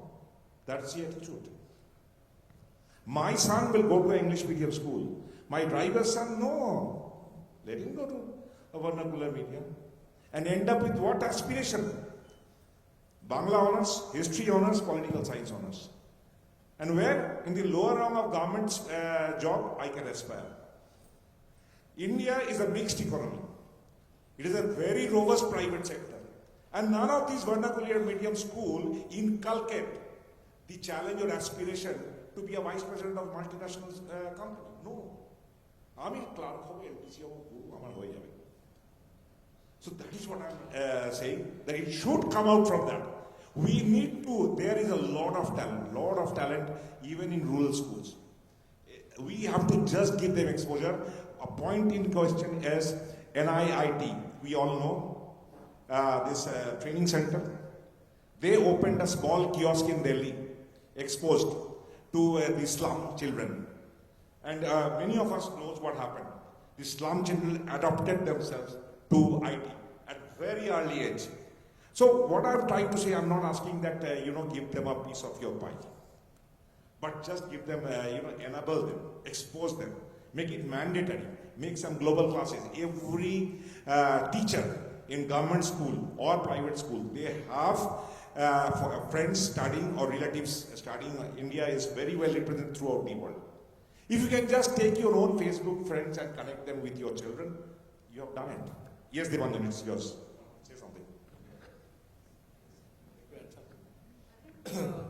What he just spoke about the curriculum, more that, and when you're talking about experience, I spoke to, and this is at a school, where I just gave out, the courses that they get in what they would take in class 11th and 12th, the present careers, and what are the careers where they did not have their class teachers, by the way, in that session, what they could come up with. You'd be surprised how innovative and how smart those class 8, 9 students were. So it's about, like we said, giving that option. And I don't know, Dr. Partha, I also feel that, when we all do our bit, it's also the aspect of understanding that at government levels we need, say, modules in, say, English plus digital communication. I agree with you.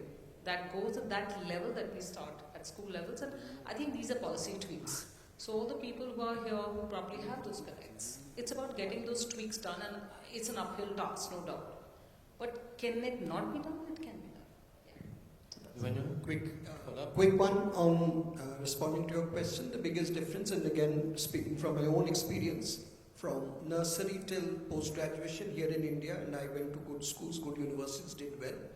Never once was I asked to collaborate with my peers. It was always compete, be the first boy. Amartya Sen is this book, Country of First Boys. But the moment I went abroad, collaboration with my peers was the key thing. And this is a fundamental DNA tweak that needs to happen in the Indian education system. So access and collaboration. Sir, I have a question. One final, do we have Swarnali? Sir, one question this side. I'm not Swarnali. I have to seek her permission before allowing the question. Sorry, sir. Just. So my question is, what I have observed that many in middle class and upper middle class people have tendency to go out, build a good career. That get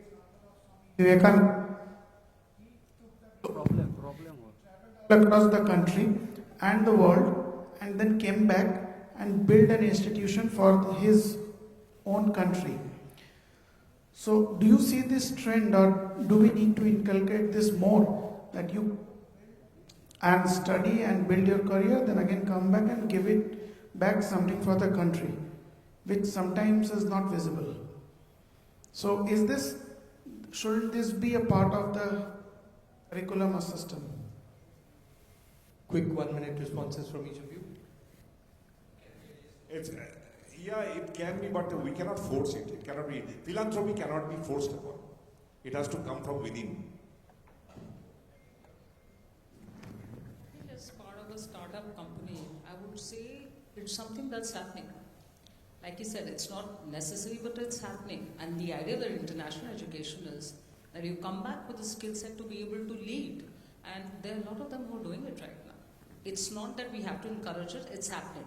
It's just that by the sheer volume, at times it doesn't get really projected well enough, but it's happening. Yeah. I completely agree. Brain drain is also brain gain. But also consider that because of India's very large diaspora population, India is also the largest recipient of international remittances anywhere in the world. And those remittances power the economy at various levels.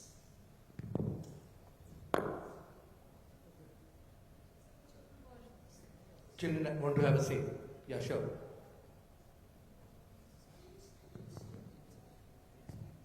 Yeah, quick one.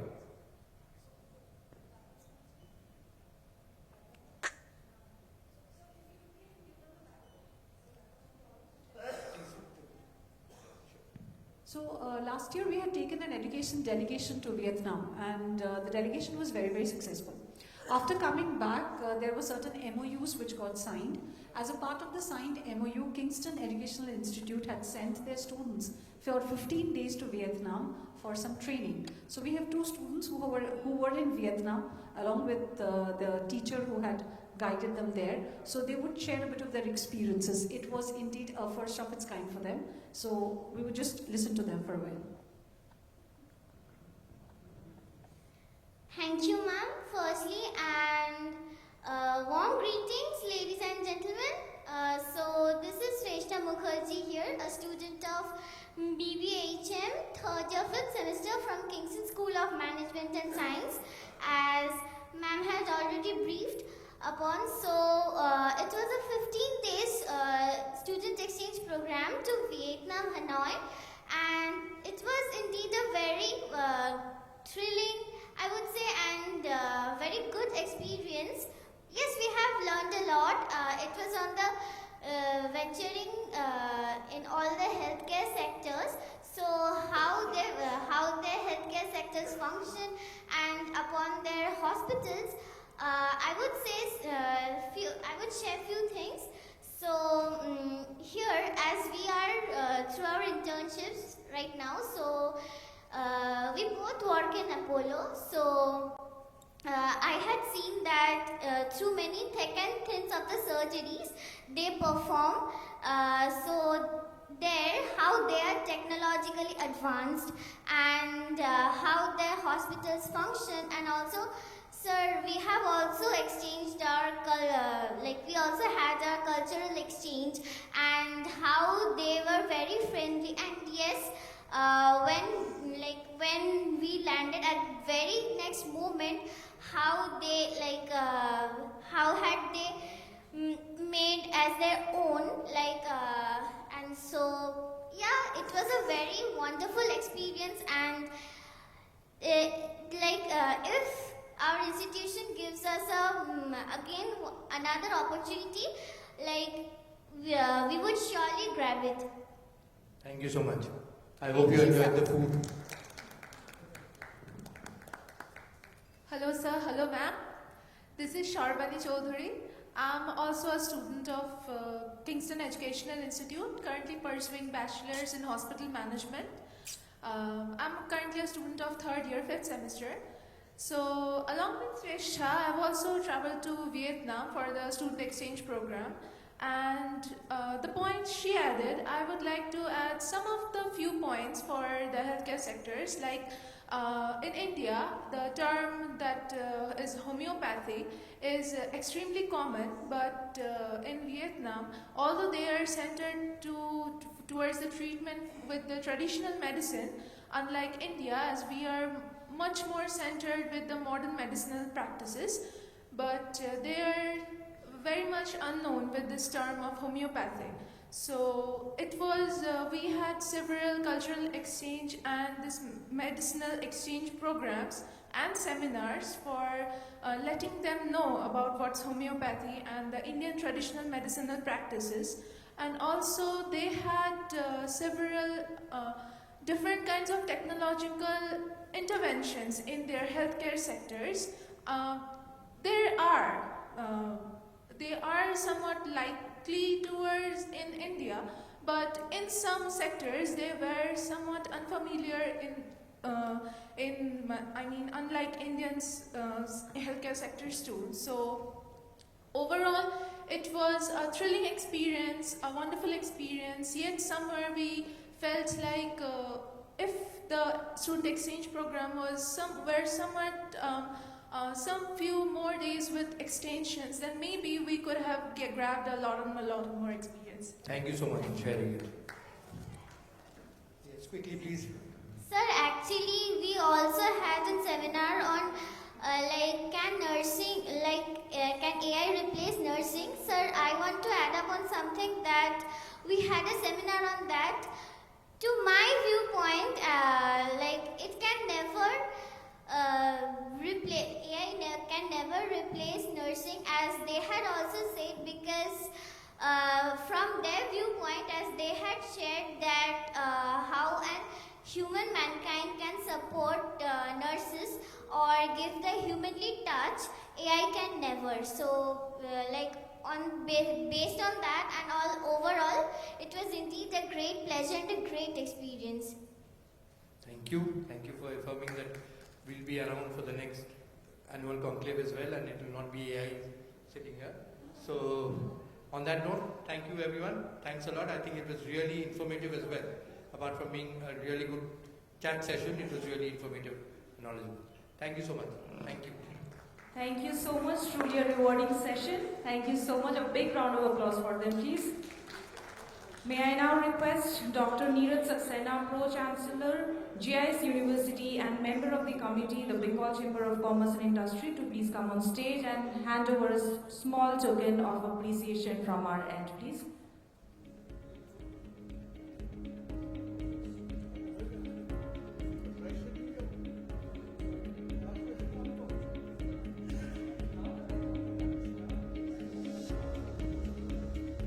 I will first request you, sir, to please hand over the memento to Ms. Shailaja Anand, Head University Relations, Leverage Edu Noida.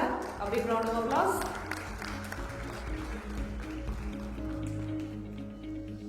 Next to Dr. Debanjan Chakraborty, Director, East and Northeast India, British Council, UK.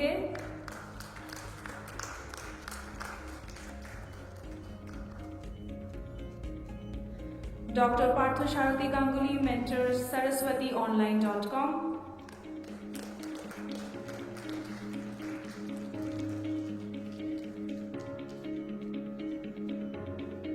And to our brilliant session chair by Mr. Sumit Das Gupta.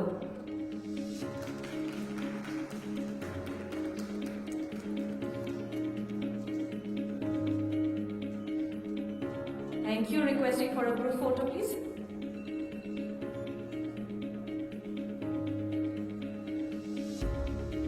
Ladies and gentlemen, as we conclude this day-long conclave on futuristic trends in education, we have explored ideas that will truly shape tomorrow's learning.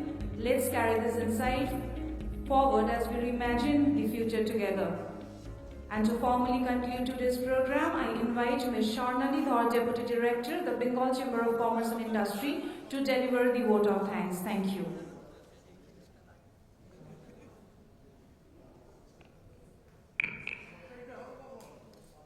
Good evening, ladies and gentlemen. On behalf of the Bengal Chamber of Commerce and Industry, I extend my heartfelt gratitude to all our distinguished guests, eminent speakers, education leaders, industry experts and delegates for gracing the 8th Annual Education Conclave 2025 and enriching it with your insights and perspectives. Your presence has truly added immense value to this platform. We express our deepest thanks to our prime partner, GIS Group and GIS University, our Power by partner, Techno India Group and Sister Nidita University, and Bhavanipur Education Society College, and we sincerely thank them for their support. We also warmly acknowledge our in-association partners, Ascensive Educare Private Limited, Kingston Educational Initiative, and IMT Mobilearn, along with our co-partners Degree to Destiny and Skonto for their valuable association. Finally, a big note of thanks to our esteemed panelists, speakers and participants for making this conclave a success. Also a note of thanks to all the session chairs. We look forward to meeting you all again in our next session. And as promised before, we will proceed with the lucky draw. We have some exciting prizes. Let's see who wins.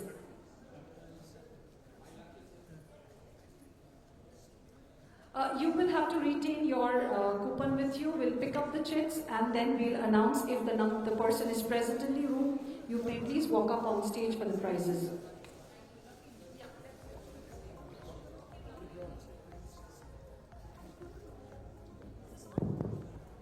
So, Sumit sir, please come. Let's do the lucky draw. We have a lucky draw. So please retain your chits with you. So we'll see how many are present because everybody is not present. Only the person present in the room is supposed to get the prize. Anybody outside, you may just call, otherwise they'll just miss. In 75. Anybody with 75? No? Okay, we'll put it aside. 75. So you have got a coupon. Have you got the coupon? You have? Okay. No. Okay, so what's the next one? 93. 93, coupon number 93. Do you have 93 here? No. Okay. Very quickly. 92. 92. 92. So one after the other. No, we are shuffling it a bit. 92 is there? Okay, the fifth prize. 92, fifth prize. Where's she? Where's she gone? Oh, she's bringing the check. Okay, fine. 149. Anybody with 149? Okay, please come. So that's fourth prize. So fifth prize and fourth prize. You please all come up on stage. Do we hand over the prizes and then? So fifth prize, so if we can just hand over the fifth prize first. Fifth prize, yes. 92.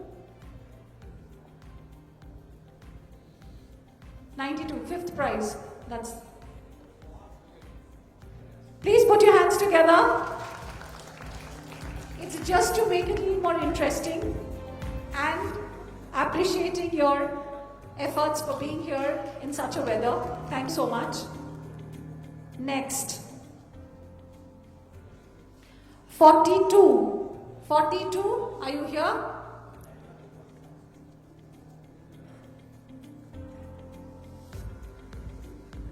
So we have shuffled it a bit again. 23. Anybody with 23? No. Okay.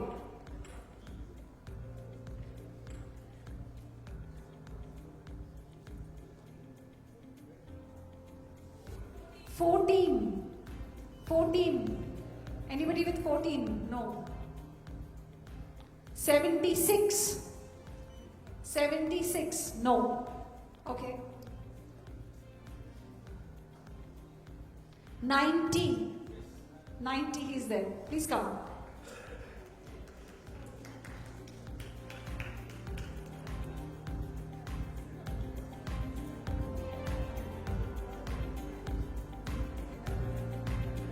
He gets a hair dryer. Congratulations. 68. 68? Okay, great. 68. And he gets a Bluetooth Boat speaker. You can clap.